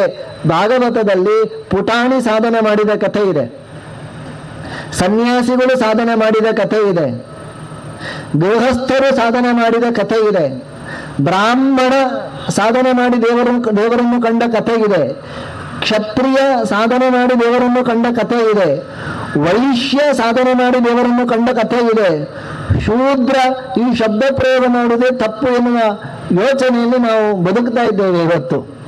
ಶೂದ್ರ ಸಾಧನೆಯನ್ನು ಮಾಡಿ ದೇವರನ್ನು ಕಂಡ ಕಥೆ ಇದೆ, ಇಷ್ಟು ಕಥೆ ಇದೆ. ಇದರಲ್ಲಿ ಯಾರೊಬ್ಬರು ನಾವಾಗಿರ್ತೇವೆ, ಇಲ್ಲಿ ಬಂದವರಲ್ಲಿ ಯಾವುದೋ ಒಂದಕ್ಕೆ ಸಂಬಂಧಪಟ್ಟವರು ನಾವಾಗಿರುತ್ತೇವೆ. ಹಾಗಾದ್ರೆ ಎಲ್ಲರಿಗೂ ಅನ್ವಯಗೊಳ್ಳುವ ಗ್ರಂಥ ಯಾವುದು? ಭಾಗವತ. ಶೂದ್ರ ಸಾಧನೆ ಮಾಡಿ ದೇವರನ್ನು ಕಂಡ ಕತೆ ಎಲ್ಲಿ ಉಂಟುರಿ ಅಂತಂದ್ರೆ ಭಾಗವತ ಆರಂಭ ಆಗುವುದೇ ಒಂದು ಸ್ವಗತ. ಇದು ಸ್ವಗತ ಅಂದ್ರೆ ಅವರು ಯೋಚನೆ ಮಾಡುವುದಲ್ಲ, ವೇದವ್ಯಾಸರ ಹತ್ರ ಹೇಳ್ತಾ ಇದ್ದಾರೆ. ಏನು ಹೇಳ್ತಾ ಇದ್ದಾರೆ ಅಂತಂದ್ರೆ, ನಾನು ಹಿಂದಿನ ಜನ್ಮದಲ್ಲಿ ದಾಸಿಪುತ್ರನಾಗಿ ಇದ್ದೆ. ಏನಾಯಿತು? ಏನಾಯಿತು ಗೊತ್ತಾ? ನಮ್ಮ ಊರಿನಲ್ಲಿ ಮಳೆಗಾಲ ಆರಂಭ ಆಯಿತು. ಆಗ ಚಾತುರ್ಮಾಸ್ಯಕ್ಕೆ ಅಂತ ಹೇಳಿ ಸನ್ಯಾಸಿಗಳೆಲ್ಲ ಒಂದು ಕಡೆ ಬಂದು ಕೂತರು. ಆಗ ಅವರ ಸೇವೆ ಮಾಡಲಿಕ್ಕೆ ಅಂತೇಳಿ ನಮ್ಮಮ್ಮ ಅಲ್ಲಿ ಇದ್ಲು. ಅವ್ರೇನು ಮಾಡ್ತಾ ಇದ್ರು ಅಂತಂದ್ರೆ, ಸನ್ಯಾಸಿಗಳು ಸೇರಿದ್ರೆ ಏನು ಚರ್ಚೆ ನಡೀತದೆ ಅಂತಂದ್ರೆ ಭಗವತ್ ಚಿಂತನೆಯ ಬಗ್ಗೆ ಯೋಚನೆ ಮಾಡ್ತಾ ಇರ್ತಾರೆ. ಹಾಗಾಗಿ ಅವರೆಲ್ಲ ಕರ್ಮಂದಿಗಳು ಯಾವತ್ತೂ ಕೂಡ ಭಗವತ್ ಚಿಂತನೆಯಲ್ಲಿ ನಿರತರಾದವರು. ಅಮ್ಮನ ಜೊತೆಗೆ ನಾನು ಕೂಡ ಅವರ ಜೊತೆಗೆ ಅಮ್ಮ ಏನು ಹೇಳ್ತಾಳೆ ಅದನ್ನೆಲ್ಲ ನಾನು ಮಾಡ್ತಾ ಇದ್ದೆ. ಅವರು ಸಕೃಜ್ಜ ಗುಂಜೆ ನಾರದರು ಹೇಳ್ತಾರೆ, ಅಲ್ಲ ಊಟ ಎಲ್ಲ ಹೇಗೆ ಗೊತ್ತಾ? ಅವರದ್ದು ಊಟ ಆದ್ಮೇಲೆ ನಾನು ಮಾಡ್ತಾ, ಒಂದೇ ಹೊತ್ತು 5 ವರ್ಷದ ಹುಡುಗ ನಾರದ ಆಗಲಿಲ್ಲ, ಸಕೃಚ್ಚ ಗುಂಜೆ ಒಂದೇ ಹೊತ್ತು ಊಟ ಮಾಡ್ತಾ ಇದ್ದೆ. ಮತ್ತೆ ಅವರು ಚರ್ಚೆ ಮಾಡ್ತಾ ಇರುವಾಗ, ದೇವರ ಬಗ್ಗೆ ಪ್ರವಚನ ನಡೀತಾ ಇರುವಾಗ ನಾನು ಹೋಗಿ ಕೂತು ಕೇಳ್ತಾ ಇದ್ದೆ. ಅವರು ಯಾವತ್ತೂ ಕೂಡ ಎದ್ದು ಹೋಗು ಅಂತ ಹೇಳಲಿಲ್ಲ. ಅವರಿಗೂ ಗೊತ್ತಿತ್ತು ಇದು ಒಳ್ಳೆಯ ಚೇತನ ಅಂತ. ಅವರು ಹೇಳ್ತಾ ಇದ್ರು, ನಾನು ಕೇಳಿಸಿಕೊಳ್ತಾ ಇದ್ದೆ. 4 ತಿಂಗಳು ಮುಗಿಯಿತು. ಅವರು ಮಾಡಿದ ನೈವೇದ್ಯವನ್ನು ಕೊನೆಗೆ ನಾನು ಪ್ರಸಾದ ಅಂತ ಸ್ವೀಕಾರ ಮಾಡ್ತಾ ಇದ್ದೆ. ನೋಡಿ ನೋಡಿ ನೋಡಿ ಅವರ ಜೊತೆಗೆ ಇದ್ದು ಇದ್ದು ಇದ್ದು ಸಾಧನೆ ಹೇಗೆ ಮಾಡಬೇಕು ಎನ್ನುವುದು ನನ್ನ ಮನಸ್ಸಿನಲ್ಲಿ ಅಚ್ಚೊತ್ತು ಕೂತಿತ್ತು, ಗಟ್ಟಿಯಾಗಿ ಕೂತಿತ್ತು. ಏನೇ ಅಂದರೆ ಕೇಳಿ ನಾವು ಬದಲಾವಣೆ ಆಗುವುದಕ್ಕಿಂತಲೂ ಹೆಚ್ಚು ನೋಡಿ ಬದಲಾವಣೆ ಆಗುವುದು ಹೆಚ್ಚು. ಅಧ್ಯಾಪಕರು ಎಷ್ಟು ಪಾಠ ಮಾಡ್ತಾರೆ ಎನ್ನುವುದಕ್ಕಿಂತಲೂ ಕೂಡ ಅಧ್ಯಾಪಕ ಹೇಗಿರ್ತಾನೆ ಎನ್ನುವುದು ಮನಸ್ಸಿನ ಮಕ್ಕಳ ಮೇಲೆ ಹೆಚ್ಚು ಪ್ರಭಾವವನ್ನು ಬೀರುವಂಥದ್ದು. ನಾವೇ ಮಕ್ಕಳ ಹತ್ರ ಮೊಬೈಲ್ ನೋಡಬೇಡಿ ಅಂತ ಹೇಳ್ತಾ ಇದ್ರೆ ಅದು ಕೆಲಸ ಮಾಡೋದಿಲ್ಲ. ಯಾಕೆ ಮಾಡೋದಿಲ್ಲ ಅಂತಂದ್ರೆ ನಮಗೆ ನೋಡದೆ ಇರ್ಲಿಕ್ಕಾಗ್ತಾ ಇಲ್ಲ. ಅವ್ರ ಹತ್ರ ಹೇಗೆ ಹೇಳೋದು ನೋಡಬೇಡಿ ಅಂತ? ನಮಗೇ ನೈತಿಕತೆ ಇಲ್ಲ ಅಂತ ಆಗಿಬಿಡ್ತದಲ್ವಾ? ಇದು ನೋಡಿ ನೋಡಿ ಕಲಿಯುವ ವಿದ್ಯೆ. ಇವರು ನೋಡ್ತಾ ಇದ್ದಾನೆ, ಕಾಮಕ್ರೋಧಗಳನ್ನು ಬಿಡಿ ಕಾಮಕ್ರೋಧವ ಬಿಡಿ ಹೌದು ಬಿಡಿ ಹೇಳೋದು. ಮತ್ತೆ ಕೆಳಗೆ ಬಂದಾಗ ಸಿಟ್ಟೆ, ಪದ್ಯ ಹೇಳಿ ಕೆಳಗೆ ಬಂದದ್ದು ಕಾಮಕ್ರೋಧ ಬಿಡಿರೆಂಬ ಕಾಗದ ಬಂದಿದೆ ಅಂತ. ಮತ್ತೆ ಕೆಳಗೆ ಬಂದು ಯಾವಾಗೇನು ಹೇಳಿದ್ರೆ ಸಿಟ್ಟು, ನೋಡ ಅಲ್ಲ ನೀ ಮೇಲೆ ಹೇಳಿದ್ದೆ ಅಂತ ಹೇಳಿದ್ದೀವಿ. ಕಾಮಕ್ರೋಧವ ಬಿಡಿರೆಂಬ ಕಾಗದ ಬಂದಿದೆ, ಅದು ಮೈಕದ ಎದುರಿಗೆ ಹೇಳಲಿಕ್ಕೆ. ಒಬ್ಬ ಕಾಮಕ್ರೋಧವನ್ನು ಬಿಟ್ಟವನ ಬಳಿ ಇದ್ದಾಗ ಅವನನ್ನು ನೋಡಿ ನೋಡಿ ನೋಡಿ ನಮಗೂ ಕೆಲವೊಮ್ಮೆ ಸಿಟ್ಟು ಬರ್ತದೆ ಅಂತಾದಾಗ ಅವನನ್ನು ನೋಡಿ ಸಿಟ್ಟೇನಾಗ್ತದೆ, ಕಮ್ಮಿ ಆಗ್ತದೆ. ಇದು ಸಹವಾಸದಿಂದ ಬರುವ ಯೋಗ. ಇವ್ರು ನೋಡ್ತಾನೆಲ್ಲ, ಓಹೋ ಹೀಗೆಲ್ಲ ಇರಬೇಕಲ್ವಾ ಅಂತ. 4 ತಿಂಗಳು ಮುಗಿಯಿತಂತೆ, ಚಾತುರ್ಮಾಸ್ಯ ಮುಗಿಯಿತು. ಅವರು ಹೊರಡುವಾಗ ಸುಮ್ಮನೆ ಹೊರಡಲಿಲ್ಲ, ಆ ಮಗುವನ್ನು ಕರೆದ್ರಂತೆ, ಇಲ್ಲಿ ಬಾ ಅಂತ ಕರೆದು ಮಂತ್ರವನ್ನು ಉಪದೇಶ ಮಾಡಿದ್ರಂತೆ. ನೀ ಮಂತ್ರ ಜಪ ಮಾಡಾಯ್ತಾ, ನಾವು ಹೋಗ್ತೇವೆ, ನಿನಗೆ ಅನುಗ್ರಹ ಆಗ್ತದೆ ಅಂತ. ಆಯಿತು ಅಂತ ಹೇಳಿ ಅವ್ರು ಹೇಳಿದ್ದನ್ನು ಅಲ್ಲ ನೆನಪಿಟ್ಕೊಂಡಿದ್ರು. ವಿಶೇಷವಾಗಿ ಜಪ ಅಂತ ಮಾಡ್ತಾ ಏನೂ ಇರಲಿಲ್ಲ. ಆದರೆ ಆ ಮುನಿಗಳು ತಲೆಯ ಮೇಲೆ ಕೈ ಇಟ್ಟು ಅನುಗ್ರಹ ಮಾಡಿ ಹೋಗಿದ್ದಾರೆ. ಕಣ್ಣಾರೆ ಕಂಡು ಹರಸಿ ಹೋಗಿದ್ದಾರೆ, ಈ ಮಗು ದೇವರನ್ನು ಕಾಣಲಿ ಅಂತ. ಅವರು ಹೋಗಿಬಿಟ್ಟಿದ್ದಾರೆ. ಇಲ್ಲಿ ಅಮ್ಮನ ಜೊತೆಗೆ ಯಾರು ಇದ್ದಾರೆ? ನಾರದರಿಂದ ಆಗಬೇಕು. ದಾಸಿಪುತ್ರ ಇದ್ದಾನೆ. ಅಮ್ಮ ಸುಮ್ಮನೆ ಕೂತ್ಕೊಂಡಾಗ ಅಮ್ಮ ಕರೆಯುವುದು, ಮಗು ತಿಂಡಿಗಾಯಿತು ಅಂತ. ಇವನು ಹೋಗ್ತಾ ಇದ್ದಂತೆ. ನಾರದರು ಹೇಳ್ತಾರೆ, ನಾನು ಅಮ್ಮನಿಗೆ ಯಾರು ಇರಲಿಲ್ಲ, ಹಾಗಾಗಿ ಅಮ್ಮನಿಗೆ ಬೇಸರ ಆಗಬಾರದು ಅಂತ ಹೇಳಿ ನಾನು ಯಾವತ್ತು ಯಾರ ಜೊತೆಗೆ ಇರ್ತಾ ಇದ್ದೆ? ಅಮ್ಮನ ಜೊತೆಗೆ ಇದೆ, ಯಾರು ಇಲ್ಲ ಆಕೆಗೆ ಪಾಪ, ಹಾಗಾಗಿ ಅವಳ ಜೊತೆ ಇದ್ದೆ. ಒಮ್ಮೆ ಏನಾಯಿತು ಗೊತ್ತಾ ನಾರದರೇ, ವೇದವ್ಯಾಸರೇ, ಸಂಜೆಯ ಹೊತ್ತು ಹಾಲು ಕರೀಲಿಕ್ಕೆ ಅಂತ ಹೇಳಿ ನಮ್ಮಮ್ಮ ಹಟ್ಟಿಯ ಒಳಗೆ ಹೋಗಿದ್ದಾಳೆ. ಹಾಲು ಕರೆಯುವ ಸಂದರ್ಭದಲ್ಲಿ ಒಂದು ವಿಷದ ಹಾವು ಬಂದು ನನ್ನ ಅಮ್ಮನಿಗೆ ಕಚ್ಚಿತು. ನಮ್ಮಮ್ಮ ಸತ್ತೇ ಹೋದ್ಲು. ನಾನು ಯೋಚನೆ ಮಾಡಿದೆ, ಎಲ್ಲ ದೇವರ ಸಂಕಲ್ಪ ಅಂತ. ನೆಗೆಟಿವ್ ಆಗಿ ಯೋಚನೆ ಮಾಡ್ಬೋದಿತ್ತು. ಅವ್ರು ಹೇಳ್ತಾರೆ, ಅಮ್ಮ ಇದ್ದಾಗ ಅಮ್ಮನಿಗೆ ಬೇಸನ ಆಗಬಾರದು ಅಂತೇಳಿ ಹೆಚ್ಚು ಹೊತ್ತು ಯಾರಿಗೆ ಕೊಡ್ತಾ ಇದ್ದೆ? ಅಮ್ಮನಿಗೆ ಕೊಡ್ತೆ. ನನಗೆ ಋಷಿಗಳೆಲ್ಲ ಜಪ ಕೊಟ್ಟಿದ್ದಾರೆ, ನನಗೆ ನಿನ್ನೆ ಸೇವೆ ಮಾಡ್ತಾ ಕೂತ್ಕೊಳ್ಳಿಕ್ಕೆ ಟೈಮ್ ಇಲ್ಲ, ನಾನು ಸಾಧನೆ ಮಾಡಬೇಕು, ದೇವರನ್ನು ನೋಡಬೇಕು ಅಂತ ಹೇಳ್ತಿರ್ಲಿಲ್ಲ. ಅವಳಿಗೆಲ್ಲ ಏನು ಬೇಕು ಎಲ್ಲ ಅವಳ ಜೊತೆಗೆ ಇದ್ದೆ, ಅವಳಿಗೂ ಪಾಪ ಯಾರೂ ಇರಲಿಲ್ಲ ಅಂತ. ಈಗ ಅಮ್ಮ ಇಲ್ಲ, ನಾನು ಅಳ್ತಾ ಕೂತ್ಕೊಳ್ಳಿಲ್ಲ. ಅಳ್ತಾ ಕೂತ್ರೆ ಅಮ್ಮ ಬರ್ತಾಳ? ಇಲ್ಲ ತಾನೆ. ಹಾಗಾಗಿ ಜೀವನದಲ್ಲಿ ಯಾವುದು ಬರಬಹುದು. ಇವತ್ತು ಇದ್ದ ಹಾಗೆ ನಾಳೆ ಇರಲ್ಲ.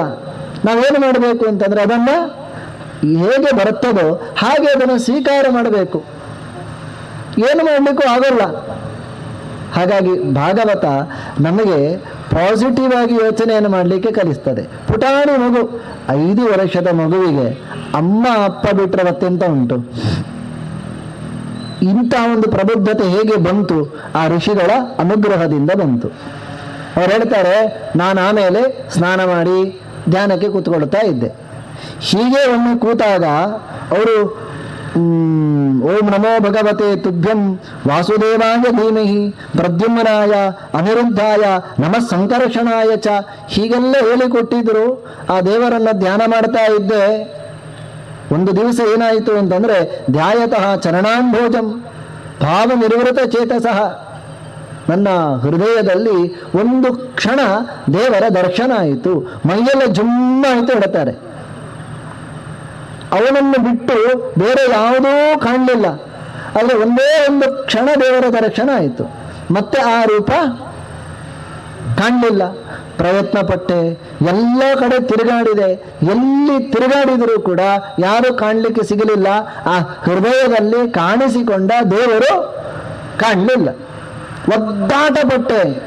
ಆಗ ಮೇಲಿನಿಂದ ಅಶರೀರವಾಣಿ ಆಯಿತು, ನೋಡು ಮಗು, ನಿನಗೆ ಈ ಜನ್ಮದಲ್ಲಿ ಇಷ್ಟೇ ಸೌಭಾಗ್ಯ, ನಿನಗೆ ಯಾಕೆ ದರ್ಶನ ಕೊಟ್ಟದ್ದು ಅಂತಂದ್ರೆ ನನ್ನ ಮೇಲೆ ನಿನಗೆ ಇನ್ನಷ್ಟು ಪ್ರೀತಿ ಬರಲಿ ಅಂತ.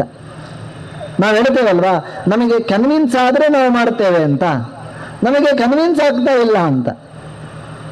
ನಾರದರ ಸೌಭಾಗ್ಯ ದೊಡ್ಡದು ತೋರಿಸಿ ಕನ್ವಿನ್ಸ್ ಮಾಡಿಬಿಟ್ಟ, ನಾನಿದ್ದೇನೆ ನೋಡು ಅಂತ.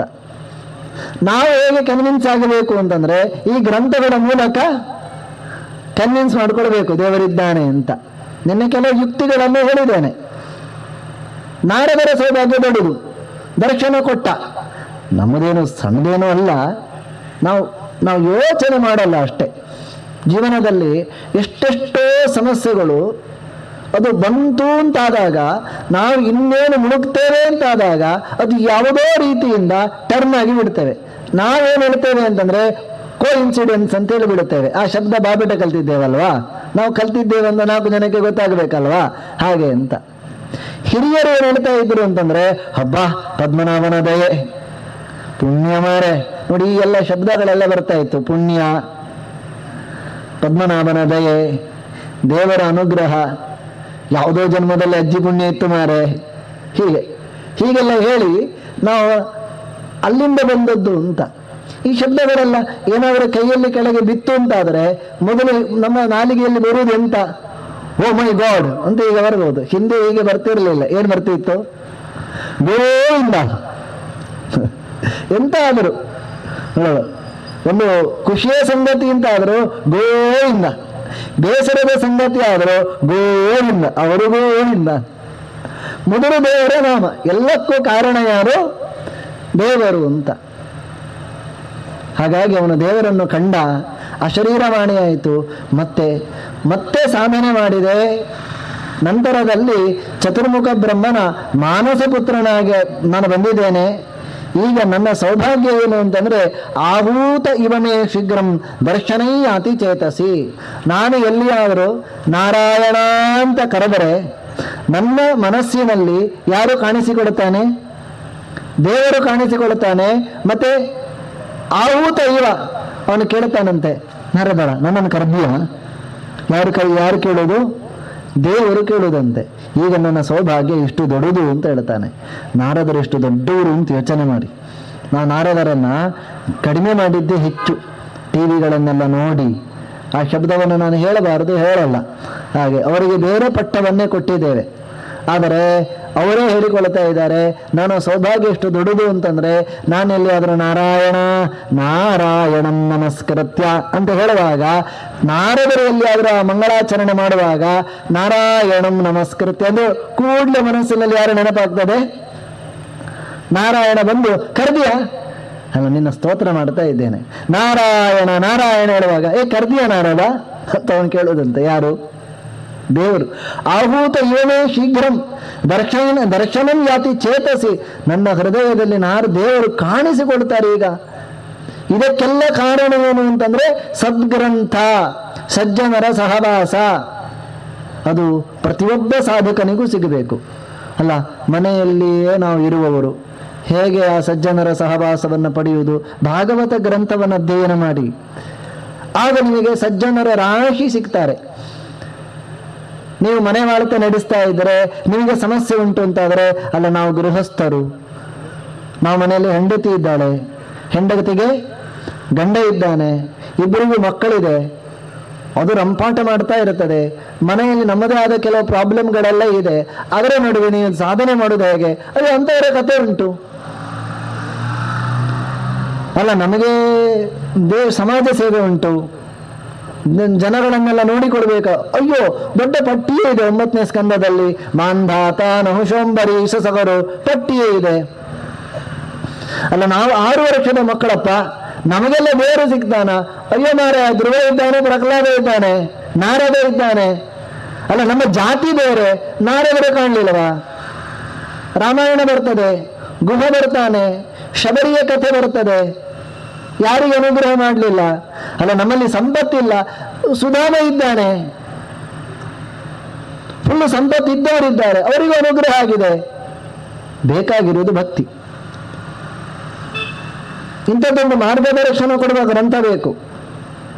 ನಾರದರು ಪ್ರಾರ್ಥನೆ, ನಮ್ಮ ಪರವಾಗಿ ಪ್ರಾರ್ಥನೆ ಮಾಡಿಕೊಂಡ್ರು, ಇಂಥ ಒಂದು ಗ್ರಂಥವನ್ನು ನೀವು ರಚನೆ ಮಾಡಿ ಕೊಡಬೇಕು ಅಂತ. ಇದಕ್ಕೆ ಒಪ್ಪಿಕೊಂಡು ವೇದವ್ಯಾಸರು ರಚನೆ ಮಾಡಿದ ಗ್ರಂಥ ಯಾವುದು? ಭಾಗವತ. ಭಾಗವತ ಸರಿಯಾಗಿ ಇಲ್ಲಿಂದ ಆರಂಭಗೊಳ್ಳುತ್ತದೆ ಅಂತಂದ್ರೆ, ದುರ್ಯೋಧನ ಬಿದ್ದ, ತೊಡೆ ಮುರಿದುಕೊಂಡು ಬಿದ್ದಿದ್ದಾನೆ. ಮಹಾಭಾರತ ಮುಗಿದಿದೆ, ಭಾಗವತ ಆರಂಭ ಆಗಿದೆ. ದುರ್ಯೋಧನ ತೊಡೆ ಮುರಿದುಕೊಂಡು ಬಿದ್ದಾನೆ. ಯಾರ ಪೆಟ್ಟಿಗೆ? ಭೀಮಸೇನನ ಪೆಟ್ಟಿಗೆ. ಅಂತ ಬಿದ್ದರೂ ಅಶ್ವತ್ಥಾಮನನ್ನು ಕರೀತಾನಂತೆ, ಅಶ್ವತ್ಥಾಮಾಚಾರ್ಯರನ್ನ. ಅಶ್ವತ್ಥ ರುದ್ರದೇವರಿಗೆ 2 ಪಾರ್ಟ್ ಮಹಾಭಾರತದಲ್ಲಿ. ಒಂದು ಅಂದರೆ ಇಲ್ಲಿ ಒಂದು ಶುಕಾಚಾರ್ಯರಾಗಿ ಭಾಗವತ ಕೊಡ್ತಾ ಇದ್ದಾರೆ. ಮಹಾಭಾರತದಲ್ಲೂ ಅವರಲ್ಲಿ ನೇರವಾಗಿ ಏನೂ ಇಲ್ಲ, ಆ ಕಾಲದಲ್ಲಿ ಒಂದು ಅಶ್ವತ್ಥಾಮಾಚಾರ್ಯರಾಗಿ ಅಶ್ವತ್ಥಾಮಾಚಾರ್ಯರನ್ನು ಕರೆದು ದುರ್ಯೋಧನ ಧೂಳಿನಲ್ಲಿ ಅವರ ತಲೆಗೆ ಪಟ್ಟಾಭಿಷೇಕ ಮಾಡಿ, ನಾನು ಸತ್ರೂ ಕೂಡ ನನ್ನ ದೇಶದ ಪರಂಪರೆ ಈ ದೇಶವನ್ನು ಆಳಬೇಕು, ಅದಕ್ಕೆ ನೀವು ನನ್ನ ಪತ್ನಿಯಲ್ಲಿ ಸಂತತಿಯನ್ನು ಪಡೆದಾದರೂ ಅಡ್ಡಿ ಇಲ್ಲ, ಏನು ಮಾಡಬೇಕು? ಈ ದೇಶ ನನ್ನದೇ ಪರಂಪರೆ ಆಳುವಂತೆ ಮಾಡಬೇಕು, ಪಾಂಡವರ ಪರಂಪರೆ ನಾಶ ಆಗುವಂತೆ ಮಾಡಬೇಕು ಅಂತ ದುರ್ಯೋಧನ ಅಶ್ವತ್ಥಾಮಾಚಾರ್ಯರಲ್ಲಿ ಕೇಳಿಕೊಳ್ಳುತ್ತಾನೆ.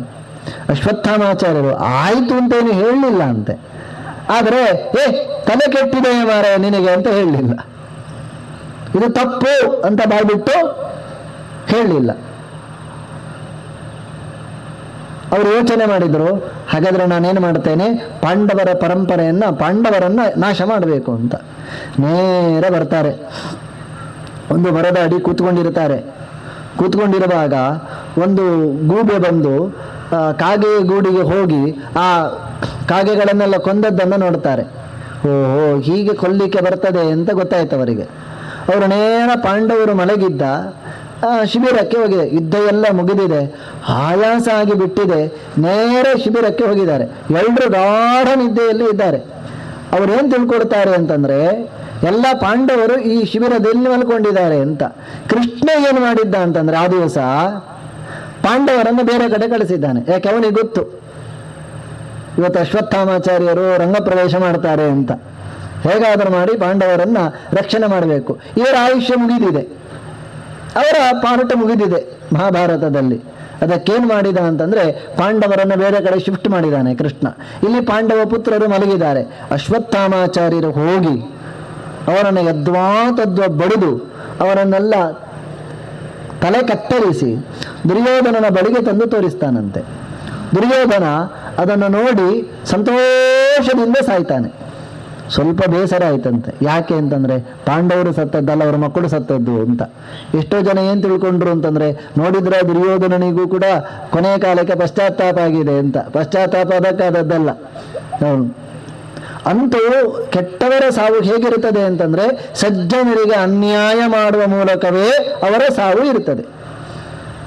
ನಾವು ಸತ್ರೂ ಅಡ್ಡಿ ಇಲ್ಲ, ಸಜ್ಜನರು ಮಾತ್ರ ಒಳ್ಳೆ ರೀತಿಯಿಂದ ಇರಬಾರದು ಅಂತ. ಇದು ಈ ರೀತಿಯಾಗಿ ಮನೋಧರ್ಮ ಯಾರಿಗೆ ಇರುತ್ತದೋ ಅದು ದುರ್ಯೋಧನಾದಿಗಳ ಮನೋಧರ್ಮ. ಅದು ನಾವು ಸತ್ರೂ ಅಡ್ಡಿ ಇಲ್ಲ, ಸಜ್ಜನರು ನೆಮ್ಮದಿಯಿಂದ ಇರಬಾರದು ಅಂತ ದುರ್ಯೋಧನ ಹೀಗೆ ಯೋಚನೆ ಮಾಡಿ ಸತ್ತ. ಈ ವಿಷಯ ಎಲ್ಲಿಗೆ ಹೋಯಿತು? ಪಾಂಡವರಿಗೆ ಹೋಯಿತು. ಪಾಂಡವರಿಗೆ ಹೋಗುವಾಗ ಅಶ್ವತ್ಥಾಮಾಚಾರ್ಯರನ್ನು ಹಿಡಿಯುವ ವ್ಯವಸ್ಥೆಯನ್ನು ಮಾಡಿದ್ರು. ಅದೆಲ್ಲ ದೊಡ್ಡ ಘಟನೆ ಭಾಗವತದ ಆರಂಭದಲ್ಲಿ ಇದೆ. ಹಿಡಿಲಿಕ್ಕೆ ಅಂತ ಬರುವಾಗ ಅಶ್ವತ್ಥಾಮಾಚಾರ್ಯರು ಹೆದರಿ ಅವರೇನು ಮಾಡ್ತಾರೆ ಅಂತಂದ್ರೆ, ಬ್ರಹ್ಮಾಸ್ತ್ರವನ್ನು ಬಿಟ್ಟು ಬಿಡ್ತಾರೆ. ಪಾಂಡವರ ಪರಂಪರೆಯನ್ನು ಇದು ನಾಶ ಮಾಡಲಿ ಅಂತ. ಅದೇನು ಮಾಡ್ತಾ ಇದೆ ಅಂತಂದ್ರೆ, ಉತ್ತರೆಯ ಗರ್ಭದಲ್ಲಿ ಒಂದು ಮಗು ಬೆಳೀತಾ ಇದೆ. ಇದು ನೇರ ಬಿಟ್ಟ ಬ್ರಹ್ಮಾಸ್ತ್ರ ಯಾರನ್ನು ಹುಡುಕಿಕೊಂಡು ಹೋಗ್ತಾ ಉಂಟು? ಉತ್ತರೆಯ ಗರ್ಭದಲ್ಲಿ ಇರುವ ಮಗುವನ್ನು ಹುಡುಕಿಕೊಂಡು ಹೋಗ್ತಾ ಉಂಟು. ಉತ್ತರೆ ಕೃಷ್ಣನ ಬಳಿ ಬಂದು ಪಾಹಿ ಪಾಹಿ ಮಹಾಬಾಹೋ ದೇವದೇವ ಜಗತ್ಪತೆ ನಾಣ್ಯಂ ತ್ವದಭಯಂ ಪಶ್ಯೆ ಯತ್ರ ಮೃತ್ಯು ಪರಸ್ಪರಂ. ಕೃಷ್ಣ ನನ್ನನ್ನು ರಕ್ಷಣೆ ಮಾಡು, ನಾನು ಸತ್ರು ಅಡ್ಡಿ ಇಲ್ಲ, ಆದರೆ ನನ್ನ ಗರ್ಭದಲ್ಲಿರುವಂಥ ಮಗು ಉಳ್ಕೊಳ್ಬೇಕು. ಪಾಹಿ ಪಾಹಿ, ನೀನಲ್ಲದೆ ನಮ್ಮನ್ನು ರಕ್ಷಣೆ ಮಾಡುವವ ಇನ್ನೊಬ್ಬ ಇಲ್ಲ ಅಂತ ಹೇಳಿ ಕೃಷ್ಣನಿಗೆ ದಮ್ಮಯ್ಯ ಹಾಕ್ತಾಳೆ. ನೀನಲ್ಲದೆ ಬೇರೆ ಇಲ್ಲ ಕೃಷ್ಣ ಅಂತ. ನಾವು ಕಲಿಬೇಕಾದದ್ದು ಉತ್ತರೆ ಯಾವ ರೀತಿಯಾಗಿ ಹೃದಯದಿಂದ ಪ್ರಾರ್ಥನೆ ಮಾಡಿದ್ಲೋ ಅದೇ ರೀತಿಯಾಗಿ ನಾವು ಕೃಷ್ಣನನ್ನು ದಿನನಿತ್ಯ ಪ್ರಾರ್ಥನೆ ಮಾಡಬೇಕಾದದ್ದು. ಒಂದು 10 ಬಾರಿ ಆದರೂ ಕೂಡ ಶ್ರೀಕೃಷ್ಣಾಯ ನಮಃ, ಶ್ರೀಕೃಷ್ಣಾಯ ನಮಃ, ಶ್ರೀಕೃಷ್ಣಾಯ ನಮಃ ಈ ಕಥೆಯನ್ನೆಲ್ಲ ಇನ್ನು ಅನುಸಂಧಾನ ಮಾಡುತ್ತಾ ರಕ್ಷಣೆ ಮಾಡು ಕೃಷ್ಣ ಅಂತ ಪ್ರಾರ್ಥನೆ ಮಾಡಿಕೊಂಡು ಕೃಷ್ಣ ಏನು ಮಾಡಿದ ಅಂತಂದ್ರೆ ತನ್ನ ಚಕ್ರವನ್ನು ಕಳುಹಿಸುವ ಮೂಲಕ ಆ ಮಗುವಿನ ಗರ್ಭದಲ್ಲಿ ರಕ್ಷಣೆ ಮಾಡಿದ ಅಂತೆ. ಮಗು ಹೊಟ್ಟೆ ಒಂದು ಕಬ್ಬಿಣದ ತುಂಡು ಸಲಾಕೆ ಅದು ಬರ್ತಾ ಉಂಟು, ಆದರೆ ಆ ಆಯುಧ ಈ ಮಗುವಿಗೆ ಏನೂ ಮಾಡದ ಹಾಗೆ ಕೃಷ್ಣನೇ ಒಂದು ರೂಪದಿಂದ ಒಳಗೇನು ಮಾಡಿದ, ರಕ್ಷಣೆ ಮಾಡ್ತಾ ಇದ್ದಾನೆ. ಕೊನೆಗೆ ಪರೀಕ್ಷಿತ್ ರಾಜ 10ನೇ ಸ್ಕಂದದಲ್ಲಿ ಹೇಳ್ತಾನೆ, ನಾನಾ ಅಂಗುಷ್ಟ ಮಾತ್ರ ಪರಿಮಿತಿ ಉಳ್ಳಂತಹ ಅದನ್ನು ನಾನು ಕಾಣ್ತಾ ಇದ್ದೆ ಅಂತ, ಹಾಗೆ ನನ್ನನ್ನು ರಕ್ಷಣೆ ಮಾಡಿದ್ದಾನೆ ಅಂತ. ನಾವು ಯೋಚನೆ ಮಾಡಬೇಕಾದದ್ದು, ನೀವಿಷ್ಟು ಜನ ಇಲ್ಲಿ ಬಂದು ಭಾಗವತಕ್ಕೆ ಕೂತಿದ್ದೀರಿ, ಇಷ್ಟು ವರ್ಷಗಳಾಗಿವೆ ಅಂತಾದರೆ ನಮ್ಮನ್ನೂ ಗರ್ಭದಲ್ಲಿರುವಾಗ ರಕ್ಷಣೆ ಮಾಡಿದವನೇ ಯಾರು? ದೇವರೇ. ಆದರೆ ಇಷ್ಟು ವರ್ಷಗಳಾದರೂ ಕೂಡ ಅದಕ್ಕೊಂದು ಥ್ಯಾಂಕ್ಸ್ ಅಂತ ನಾವು ಹೇಳಲಿಲ್ಲ. ಕೊನೆಯ ಪಕ್ಷ ಇವತ್ತಾದರೂ, ಇವತ್ತಿನಿಂದ ಅಲ್ಲಿಂದ ಹಿಡಿದು ಇಲ್ಲಿಯ ತನಕ ನಮ್ಮನ್ನು ರಕ್ಷಣೆ ಮಾಡಿದವನು ನೀನು ಅಂತ ದಿನನಿತ್ಯ ನಾವು ಯೋಚನೆ ಮಾಡಬೇಕಾಗಿ. ನಾವು ನೋಡ್ತೇವಲ್ವಾ, ಹೊಟ್ಟೆಗೆ ಹೋದ ಜೀವ 9 ತಿಂಗಳಲ್ಲಿ ಕುತ್ಕೊಳ್ಬೇಕು ಅಂತ ಯಾವ ನಿಯಮವೂ ಇಲ್ಲ. 3ರಲ್ಲಿ ಹೊರಗೆ ಬರ್ತದೆ, 6ರಲ್ಲಿ ಹೊರಗೆ ಬರ್ತದೆ, 8ರಲ್ಲಿ ಹೊರಗೆ ಬರ್ತದೆ, ಎಲ್ಲ ಆಯ್ತು ಅಂತ ಆಗುವಾಗ ಹೊರಗೆ ಬಂದ ಮೇಲೆ ಹೋಗ್ತದೆ. ಇದು ಯಾವುದೂ ಆಗದೆ ಇಷ್ಟು ಒಳ್ಳೆಯ ಶರೀರವನ್ನು ದೇವರು ಕೊಟ್ಟಿದ್ದಾನೆ. ನಾವು ನನ್ನ ಕೃತಜ್ಞತೆ ಸಲ್ಲಿಸಬೇಡವಾ? ಪ್ರಾರ್ಥನೆ ಮಾಡಿಕೊಳ್ತಾಳೆ, ದೇವರು ರಕ್ಷಣೆ ಮಾಡಿದ. ಇಷ್ಟೊತ್ತಿಗಾಗುವಾಗ ಯುದ್ಧ ಎಲ್ಲ ಮುಗಿದಿದೆ, ಪಾಂಡವರು ಗೆದ್ದಿದ್ದಾರೆ, ಅದೆಲ್ಲ ನಡೆದಿದೆ. ಕುಂತಿ ಕೃಷ್ಣನನ್ನ ಸ್ತೋತ್ರ ಮಾಡ್ತಾಳೆ. ಕೃಷ್ಣ ತಾನು ಬಂದ ಕಾರ್ಯವನ್ನು ಮುಗಿಸಿ ಎಲ್ಲಿಗೆ ಹೊರಟಿದ್ದಾನೆ? ದ್ವಾರಕೆಗೆ ಹೊರಟಿದ್ದಾನೆ. ದ್ವಾರಕೆಗೆ ಹೊರಟ ಸಂದರ್ಭದಲ್ಲಿ ಕುಂತಿ ಸ್ತೋತ್ರ ಮಾಡ್ತಾಳಂತೆ. ನಮಸ್ಯೆ ಪುರುಷಂ ತಾದ್ಯಂ ಈಶ್ವರಂ ಪ್ರಕೃತೇ ಪರಂ ಅಲಕ್ಷ್ಯಂ ಸರ್ವಭೂತಾನಾಂ ಅಂತರ್ಬಹಿರಪಿ ಧ್ರುವಂ. ಇದು ಕುಂತಿ ಮಾಡುವ ಸ್ತೋತ್ರ. ಬಹಳ ರೋಚಕವಾದ ಪ್ರಾರ್ಥನೆಗಳೆಲ್ಲ ಇಲ್ಲಿ ಇದೆ. ಕೃಷ್ಣ, ಈಗ ನಾನು ಏನು ಮಾಡ್ತೇನೆ ಅಂತಂದ್ರೆ ನಮಸ್ಯೆ, ನಿನಗೆ ನಮನಗಳನ್ನಲ್ಲದೆ ನಾನು ಏನೂ ಕೊಡಲಿಕ್ಕೆ ಸಾಧ್ಯ ಇಲ್ಲ. ನಮಗೆ ಪಾಠ, ದೇವರಿಗೆ ನಾವು ಏನು ಕೊಡಬಹುದು ಅಂತಂದ್ರೆ ದಿನನಿತ್ಯ ನಾವು ನಮ್ಮದು ಅಂತ ದೇವರಿಗೆ ಕೊಡಬಹುದಾದದ್ದು ಯಾವುದು? ಒಂದು ನಮಸ್ಕಾರ ಮಾತ್ರ. ಹುಟ್ಟುವಾಗ ನಾವು ನಮ್ಮದು ಅಂತ ಹೇಳಿ ದೇವರು ನಮಗೇನು ಕೊಟ್ಟಿದ್ದಾನೆ ಹೇಳಿ? ಈ ಶರೀರ ಒಂದು ಕೊಟ್ಟಿದ್ದಾನೆ. ಬೇರೆ ಏನಾದರೂ ತಂದಿದ್ದೀರಾ ಬರುವಾಗ? ಇಲ್ಲ ಅಲ್ವಾ? ನಾವು ಹುಟ್ಟುವಾಗ ನಮಗೆ ನಮ್ಮದು ಅಂತ ದೇವರು ಕೊಟ್ಟದ್ದೇನು? ಅದು ಅವನದ್ದೇ, ಅದೊಂದು ಪರ್ಸನಲ್ ಆಗಿ ಕೊಟ್ಟಿದ್ದಾನೆ. ಜೀವ ಬೇರೆ, ದೇಹ ಬೇರೆ. ಈ ಜೀವನಿಗೆ ಹುಟ್ಟುವಾಗಲೇ ದೇವರು ಕೊಟ್ಟ ದೊಡ್ಡ ಗಿಫ್ಟ್ ಏನು ಅಂತಂದ್ರೆ ಈ ಶರೀರ. ಅವಳು ಹೇಳ್ತಾಳೆ, ಈ ಶರೀರ ಕೊಟ್ಟದ್ದಕ್ಕೆ ನಾನು ನಿನಗೇನು ಅರ್ಪಿಸಬಹುದು ಅಂತಂದ್ರೆ ಈ ಶರೀರವನ್ನೇ ಅರ್ಪಿಸಬಹುದು. ನಮಸ್ಕಾರ ಅಂತಂದ್ರೆ ಮತ್ತೇನು ಅಲ್ಲ, ನಾವು ನಮ್ಮನ್ನು ದೇವರಿಗೆ ಅರ್ಪಿಸುವ ಕ್ರಿಯೆ. ನಮಸ್ಕಾರ ಯಾಕ್ರಿ ಮಾಡಬೇಕು ಅಂತಂದ್ರೆ ಅದೊಂದು ಸಾಂಕೇತಿಕ, ಅದು ಸಾಂಕೇತಿಕ. ಸಾಂಕೇತಿಕ ಅಂತೇಳಿ ಬಿಡ್ಲಿಕ್ಕಿಲ್ಲ, ಅದು ತೋರಿಸುವ ಮಾಧ್ಯಮ. ಇನ್ನು ದೇವರ ಹತ್ರ ಹೋಗಿ ಅದು ಮನಸ್ಸಿನಲ್ಲಿ ಇದ್ರೆ ಆಯಿತು ಅಂತೇಳಿ ಪದ್ಮನಾಭನಿಗೆ ಹೀಗೆ ಹೇಳಲಿಕ್ಕೆಲ್ಲ ಇಲ್ಲ, ಆಶೀರ್ವಾದ ಎಲ್ಲ ಮಾಡಲಿಕ್ಕೆ ಇಲ್ಲ. ಅದಲ್ಲ, ಹೀಗೇ ನಮಸ್ಕಾರ. ಸ್ತ್ರೀಯರಿಗೆ ಪಂಚಾಂಗ ನಮಸ್ಕಾರ, ಪುರುಷರಿಗೆ ಅಷ್ಟಾಂಗ ನಮಸ್ಕಾರ. ನಮಸ್ಕಾರವನ್ನೇ ಮಾಡಬೇಕು. ನಮಸ್ಯೆ, ನಮ್ಮ ಪ್ರಕೃತಿ. ಅದು ಹೇಗೆ ನಮಸ್ಕಾರ ಇರಬೇಕು ಅಂತಂದ್ರೆ, ನಾವು ಆಫೀಸಲ್ಲಿರುವಾಗ ಬಾಸ್ ಬಂದಾಗ ನಮಸ್ಕಾರ ಮಾಡ್ತೇವೆ. ಏನು ಗುಡ್ ನಮಸ್ತೆಯೋ ಅಥವಾ ಏನು ಇನ್ನೇನು ಹೇಳ್ತೇವೆ. ಹಾಗೆ ಅದು ಹೇಗೆ? ಹಾಗಲ್ಲ. ಅಲ್ಲಿ ಯಾಕೆ ಹಾಗಲ್ಲ ಅಂತಂದ್ರೆ ಅಲ್ಲಿ ಪ್ರಕೃತಿ ಭಾವ ಇಲ್ಲ. ಗ್ರಾಚಾರ ಇವನಿಗೆ ನಮಸ್ಕಾರ ಮಾಡದಿದ್ರೆ ಮತ್ತೆ ನಾಳೆ ತಲೆ ತಿಂತಾನೆ. ಮತ್ತೆ ಹೋಳಿ ಇಲ್ಲಿ ಅಂತ ಮಾಡೋದಿಲ್ಲ, ಬೇರೆ ಯಾವುದಾದ್ರೂ ಒಂದು ರೀತಿಯಲ್ಲಿ ಹಾಗೆ ತೀರಿಸ್ತಾನೆ. ಹಾಗಾಗಿ ನಮಸ್ತೆ ಸರ್, ನಮಸ್ತೆ ಸರ್, ನಮಸ್ತೆ ಸರ್ ಅಂತ ಹೇಳ್ತಾ ಇರೋದು. ಹಾಗಲ್ಲಪ್ಪ. ಮತ್ತೆ ನಮಗೆ ಪ್ರಜ್ಞಾಭಾವ ಬೇಕು. ದೇವರು ಏನು ಕೊಡಲಿಲ್ಲ ನನಗೆ, ದೇವರು ಏನು ಅನುಗ್ರಹ ಮಾಡಲಿಲ್ಲ, ಎಲ್ಲವನ್ನೂ ಕೊಟ್ಟಿದ್ದಾನೆ. ನಾವು ಅಪ್ಪನನ್ನು ಅಮ್ಮನನ್ನು ಪ್ರೀತಿಸ್ತೇವೆ ಅಂತಾದರೆ ಅಂತ ಅಪ್ಪನನ್ನು ಅಮ್ಮನನ್ನು ಕೊಟ್ಟದ್ದು ಯಾರು? ದೇವರು ತಾನೆ. ಅಪ್ಪನನ್ನು ಅಪ್ಪ ಅಂತ ಕರೀಲಿಕ್ಕಾಗುವುದು, ಅಮ್ಮನನ್ನು ಅಮ್ಮ ಅಂತ ಕರೀಲಿಕ್ಕಾಗುವುದು ಯಾವಾಗ? ಅಲ್ಲಿ ದೇವರು ಎಲ್ಲಿಯ ತನಕ ಇರುತ್ತಾನೋ ಅಲ್ಲಿಯ ತನಕ ಅಪ್ಪನನ್ನು ಅಪ್ಪ ಅಂತ ಕರಿಬಹುದು, ಅಮ್ಮನನ್ನ ಅಮ್ಮ ಅಂತ ಕರಿಬಹುದು. ಜೀವ ಎದ್ದುಕೊಂಡು ದೇವರು ಆ ದೇಹದಿಂದ ಎದ್ದುಕೊಂಡು ಹೋದ ಅಂತಾದರೆ ಜೀವನು ಈ ದೇಹದಿಂದ ಹೊರಗೆ ಬರ್ತಾನೆ. ಮತ್ತೆ ಪೆಣವೆಂದು ಪೇಳುವರು, ಇದಕ್ಕೆ ಹೆಸರಿಲ್ಲ. ಮತ್ತೆ ಪ್ರಾಣದೇವರು ಎದ್ದುಕೊಂಡು ಹೋದ್ರೆ ಇದಕ್ಕೇನು ಹೆಸರು? ಮತ್ತೆ ಹೆಸರಲ್ಲ. ಮತ್ತೆ ಅವರು ಎಲ್ಲಿದ್ದಾರೆ? ಅವರು ಹೋಗಿ ಆಯಿತು, ಇದು ಅವರ ದೇಹ, ಇದು ದೇವರಿಂದ ಆದದ್ದಲ್ವಾ? ಇಂತಹ ಎಲ್ಲವನ್ನು ಕೊಟ್ಟ ದೇವರಿಗೆ ನಾವು ಏನು ಕೊಡಬಹುದು ದಿನನಿತ್ಯ ಅಂತಂದ್ರೆ ನಮಸ್ಕಾರವೊಂದು ಕೊಡಬಹುದು. ಇದನ್ನೇ ಮಾಡಲಿಕ್ಕೆ ಪುರುಸೊತ್ತಿಲ್ಲದಿದ್ದರೆ ನಮಗಿವತ್ತು ದೇವರಿಗೆ ಒಂದು 2-3 ನಮಸ್ಕಾರ ಮಾಡಲಿಕ್ಕೆ ಪುರುಸೊತ್ತಿಲ್ಲದ ಆಗಿಬಿಟ್ಟು ಫ್ರೀ ಅದು ಟೈಮ್ ಇಲ್ಲ ನಮಗೆ, ಫುಲ್ ಬ್ಯುಸಿ. ಒಬ್ಬ ಕೇವಲ ದೇವರಿಗೆ ಮಾತ್ರ ಅಲ್ಲ, ಮನೆಯಲ್ಲಿ ಯಾರೆಲ್ಲ ನಮಗಿಂತ ದೊಡ್ಡವರು ಅಂತ ಇದ್ದಾರೋ ಅವರಿಗೆಲ್ರಿಗೂ ನಮಸ್ಕಾರ ಮಾಡಲೇಬೇಕು. ಇದು ಭಾರತೀಯರ ಮೊದಲ ಸಂಸ್ಕೃತಿ. ಮಕ್ಕಳು ಇದನ್ನು ನೋಡಿ ಕಲಿತಾರೆ, ಕಷ್ಟ ಏನೂ ಇಲ್ಲ. ಮಕ್ಕಳು ನಮಸ್ಕಾರ ಮಾಡೋದಿಲ್ಲ, ಯಾಕೆ ಅಂತಂದರೆ ನಾವು ಮಾಡ್ತಾ ಇಲ್ಲ ಅಷ್ಟೇ. ನಾವು ನಮಗಿಂತ ದೊಡ್ಡವರಿಗೆ ನಮಸ್ಕಾರ ಮಾಡಿಬಿಟ್ರೆ ಈ ಮಕ್ಕಳು ಸಹಜವಾಗಿಯೇ ಬಂದು ನಮಸ್ಕಾರ ಮಾಡ್ತಾರೆ. ಮನೆಯಲ್ಲಿ ಅಮ್ಮ ತುಳಸಿ ಕಟ್ಟೆಗೆ ನೀರು ಹಾಕುವ ಸಂಪ್ರದಾಯವನ್ನು ಇಟ್ಟುಕೊಂಡ್ರೆ ಮಗು ಬೆಳೀತಾ ಇರುವಾಗ ಇನ್ನೊಂದು ತಂಬಿಗೆ ಮಾಡಬೇಕು. ಯಾರಿಗೆ? ಮಗುವಿಗೆ. ಅದು ಹೇಳ್ತಾರೆ ನನಗೆಲ್ಲಿ ಉಂಟು ತಂಬಿಗೆ ಅಂತ. ಇನ್ನೊಂದು ಬಂತು ಅಂತ ಹೇಳಿದ್ರೆ ಅಕ್ಕನಿಗುಂಟು ನನಗೆಲ್ಲವಾ? ಇನ್ನು 3-4 ತಂಬಿಗೆ. ಇದ್ಯಾಕೆ? ಇದು ತುಳಸಿ ಕಟ್ಟೆಗೆ ನೀರು ಹಾಕ್ಲಿಕ್ಕೆ ಅಂತ. ಇದು ಪಾಠ ಮಾಡಿದ್ದಲ್ಲ ಅಮ್ಮ. ದಿನಾಲ ತುಳಸಿ ಕಟ್ಟೆಗೆ ನೀರು ಹಾಕಬೇಕು. ಮಗು ಪಾಠ ಏನು ಮಾಡಲಿಲ್ಲ, ಅಮ್ಮ ಹಾಕ್ತಾ ಇದ್ಲು, ಅದನ್ನು ನೋಡಿ ಇದು ಕಲಿಯಿತು. ಹಾಗೆ ಸಣ್ಣವರು ದೊಡ್ಡವರಿಗೆ ನಮಸ್ಕಾರ ಮಾಡುವ ಸಂಪ್ರದಾಯವನ್ನು ಇಟ್ಟುಕೊಂಡ್ರೆ ಮನೆ ಮಕ್ಕಳು ಸಹಜವಾಗಿ ಮಾಡಿಬಿಡ್ತಾರೆ.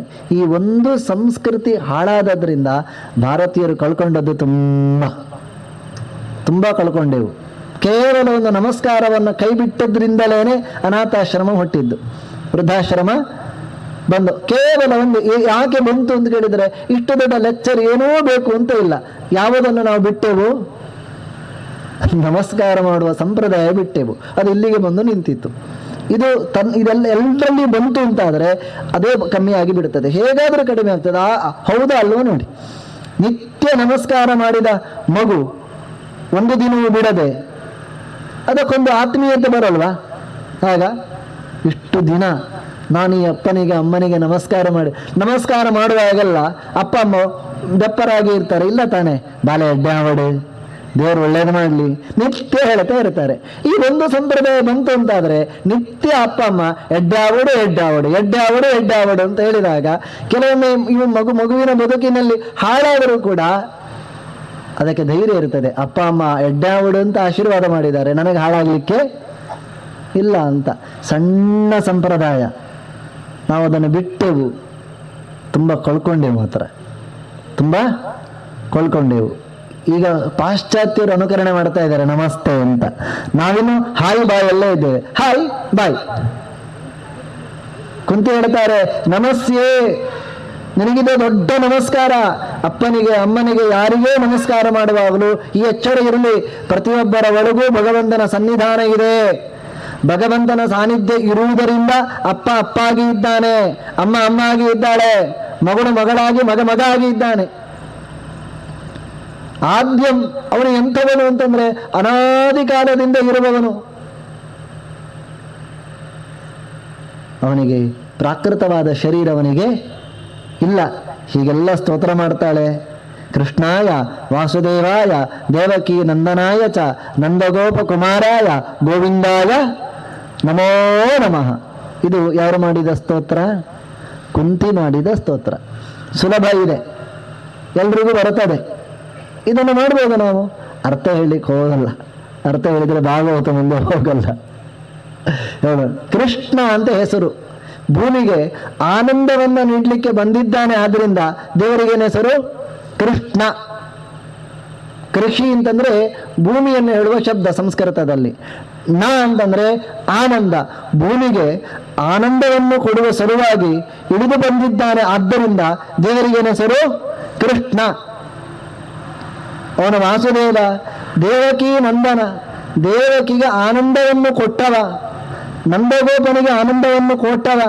ಇಂಥ ವೇದ ಪ್ರತಿಪಾದ್ಯನಾದ ಸೂರ್ಯನ ಕಿರಣಗಳಲ್ಲಿ ಇದ್ದು ಇಡೀ ಜಗತ್ತನ್ನು ನಿಯಮನ ಮಾಡುವ ಗೋವಿಂದನಿಗೆ ನಮಸ್ಕಾರ. ಗೋವಿಂದ ಶಬ್ದಕ್ಕೆ ಅರ್ಥ ಏನೋ ಗೊತ್ತಾ? ಒಂದು ಅರ್ಥ, ಸೂರ್ಯನ ಗೋ ಅಂತಂದ್ರೆ ಸೂರ್ಯನ ಕಿರಣ. ಸೂರ್ಯನ ಕಿರಣಗಳಲ್ಲಿ ಇದ್ದು ಶಕ್ತಿಯನ್ನು ಆದಾನ ಮಾಡ್ತಾನೆ ಜಗತ್ತಿಗೆ. ಆದ್ದರಿಂದ ದೇವರಿಗೇನು ಹೆಸರು? ಗೋವಿಂದ ಅಂತ ಹೆಸರು. ಎಷ್ಟು ಸುಂದರವಾದ ಹೆಸರು ಗೋವಿಂದ ಅಂತ. ಸೂರ್ಯ ಇಲ್ಲ ಅಂತ ಆದರೆ ನಮ್ಮ ಬದುಕೆ ಇಲ್ಲ. ಹಾಗಾದ್ರೆ ಆ ಸೂರ್ಯನಿಗೂ ಶಕ್ತಿ ಕೊಟ್ಟದ್ದು ಯಾರು? ಕೃಷ್ಣ ಹೇಳ್ತಾನೆ, ನತದ್ಭಾ ಚಂದ್ರಮಸಿ ಹೆಚ್ಚಾಗ್ನೋ. ಸೂರ್ಯನಲ್ಲಿ, ಚಂದ್ರನಲ್ಲಿ, ಅಗ್ನಿಯಲ್ಲಿ ಇದ್ದು ಅವರಿಗೆಲ್ಲ ಆ ಶಕ್ತಿಯನ್ನು ಕೊಟ್ಟವನು, ಆ ಬೆಳಕಿನ ಸಾಮರ್ಥ್ಯವನ್ನು ಕೊಟ್ಟವನು ಯಾರು? ತತ್ತೇಜೋ ವಿದ್ಧಿ ಮಾಮಕಂ. ಅದನ್ನು ನನ್ನ ತೇಜಸ್ಸು ಅಂತ ತಿಳಿ. ಸೂರ್ಯನ ಕಿರಣ ಬರ್ತಾ ಉಂಟು ಅಂತ ಆದರೆ ಅಲ್ಲಿ ಕೃಷ್ಣನ ಸನ್ನಿಧಾನ ಇದೆ. ಯಾರು ಹೇಳಿದ್ದು ಹೀಗೆ? ಕೃಷ್ಣನೇ ಹೇಳಿದ್ದು.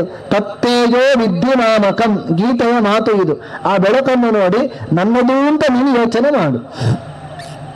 ಗೋವಿಂದಾಯ ನಮೋ ನಮಃ. ನಿನ್ನೆ ಒಂದು ಮಂತ್ರ ಹೇಳಿದ್ದೇನೆ, ಏನು?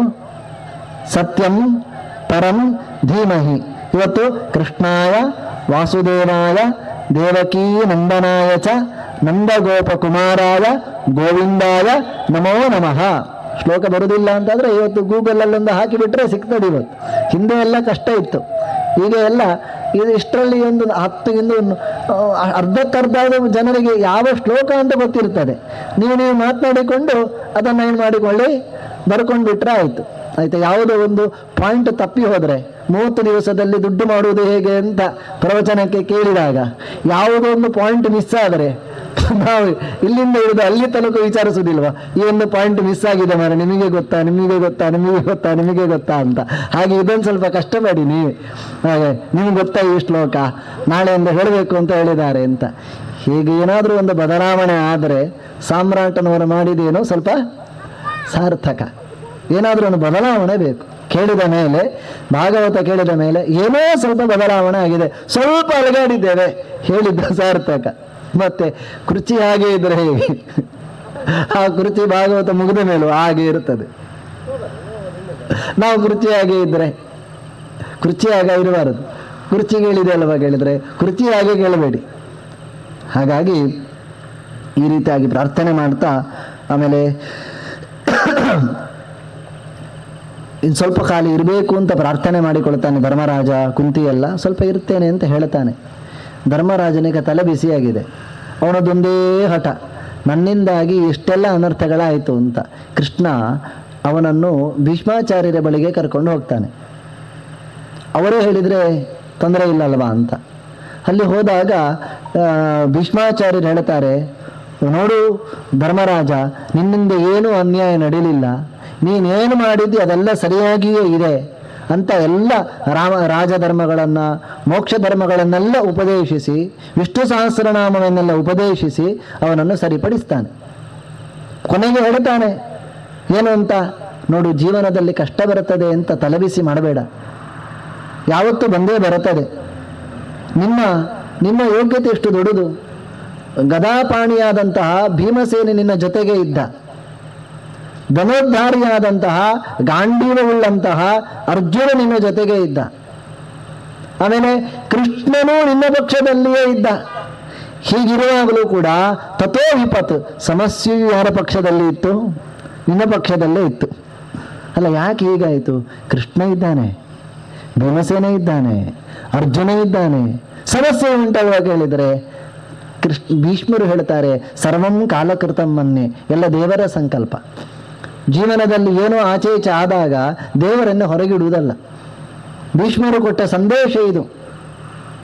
ಏನೋ ಒಂದು ತತ್ಕಾಲದಲ್ಲಿ ನಾವು ನಮ್ಮ ಪೂರ್ವಜನ್ಮಾರ್ಜಿತವಾದಂಥ ಕರ್ಮಕ್ಕನುಗುಣವಾಗಿ ಸಂಕಟಗಳು ಬರ್ತಾ ಇರ್ತವೆ. ನಾನು ನಾಳೆಯಿಂದ ದೇವಸ್ಥಾನಕ್ಕೆ ಹೋಗಲ್ಲ, ನನಗೂ ದೇವರಿಗೂ ಸಂಬಂಧವೇ ಇಲ್ಲ, ದೇವರಿಗೆ ಕಣ್ಣಿಲ್ವಾ, ಹೀಗೆಲ್ಲ ಕೇಳಲಿಕ್ಕೆ ಹೋಗಬೇಡಿ. ಅವನಿಗೆ ಕಣ್ಣೆಲ್ಲ ಸರಿ ಉಂಟು. ನೋಡ, ನಾವು ಅನ್ಯಾಯ ಮಾಡುವಾಗ ನಮಗೆ ಕಣ್ಣಿರಲಿಲ್ಲ ಈಗ.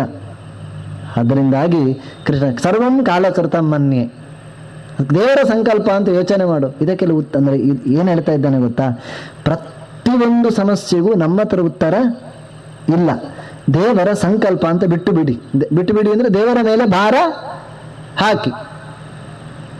ದಾಸರದ್ದೊಂದು ಪದ್ಯ ಉಂಟಲ್ವ, ಸಖ ನೀನಾಗಿರು ಪಾಂಡುರಂಗ, ಸುಖವಾಗಲಿ ಬಹು ದುಃಖವಾಗಲಿ ಸಖ ನೀನಾಗಿರು ಪಾಂಡುರಂಗ, ಬಂದದ್ದೆಲ್ಲ ಬರಲಿ ಗೋವಿಂದನ ದಯ ಇರಲಿ. ಇದು ನಾವು ಕೇಳ್ಕೊಳ್ಬೇಕಾದದ್ದು. ಹಾಗೆ ಸಮಾಧಾನ ಮಾಡ್ತಾನೆ. ಆ ನಂತರದಲ್ಲಿ ಈಚೆ ಧೃತರಾಷ್ಟ್ರ, ವಿದುರ, ಗಾಂಧಾರಿ, ಕುಂತಿ ಇವರೆಲ್ಲ ಅಗ್ನಿ ಪ್ರವೇಶವನ್ನು ಮಾಡ್ತಾರೆ. ದ್ವಾರಕೆಗೆ ಅಂತ ಅರ್ಜುನ ಹೋಗಿರ್ತಾನೆ, ಹೋಗಿ ಬಂದಿದ್ದಾನೆ. ಬಂದಾಗ ಮುಖ ಸಣ್ಣದಾಗಿದೆ. ಧರ್ಮರಾಜ ಕೇಳ್ತಾನೆ, ಏನಪ್ಪ ಆಯಿತು ಮುಖ ಸಣ್ಣದಾಗಿದೆ ನಿನ್ನದು ಅಂತ, ಏನು ಅನರ್ಥ ಆಯಿತು ಅಂತ ಹೇಳಿದಾಗ ಅರ್ಜುನ ಹೇಳ್ತಾನೆ, ಕೃಷ್ಣ ಅವತಾರ ಸಮಾಪ್ತಿ ಮಾಡಿದ್ದಾನೆ. ಅವನು ಅವತಾರ ಸಮಾಪ್ತಿ ಮಾಡಿದ್ರಿಂದ ನನ್ನಲ್ಲಿರುವ ಎಲ್ಲ ಶಕ್ತಿಯೂ ಹ್ರಾಸ ಆಗಿಬಿಟ್ಟಿದೆ.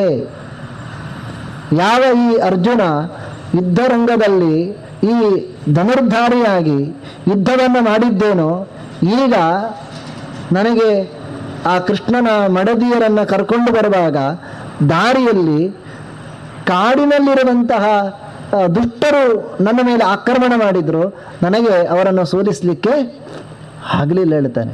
ಅಳುತ್ತಾ ಇದ್ದಾನೆ ಅರ್ಜುನ.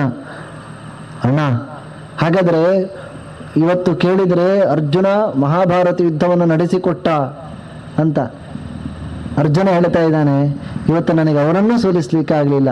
ಇದಕ್ಕೆಲ್ಲ ಕಾರಣ ಏನು?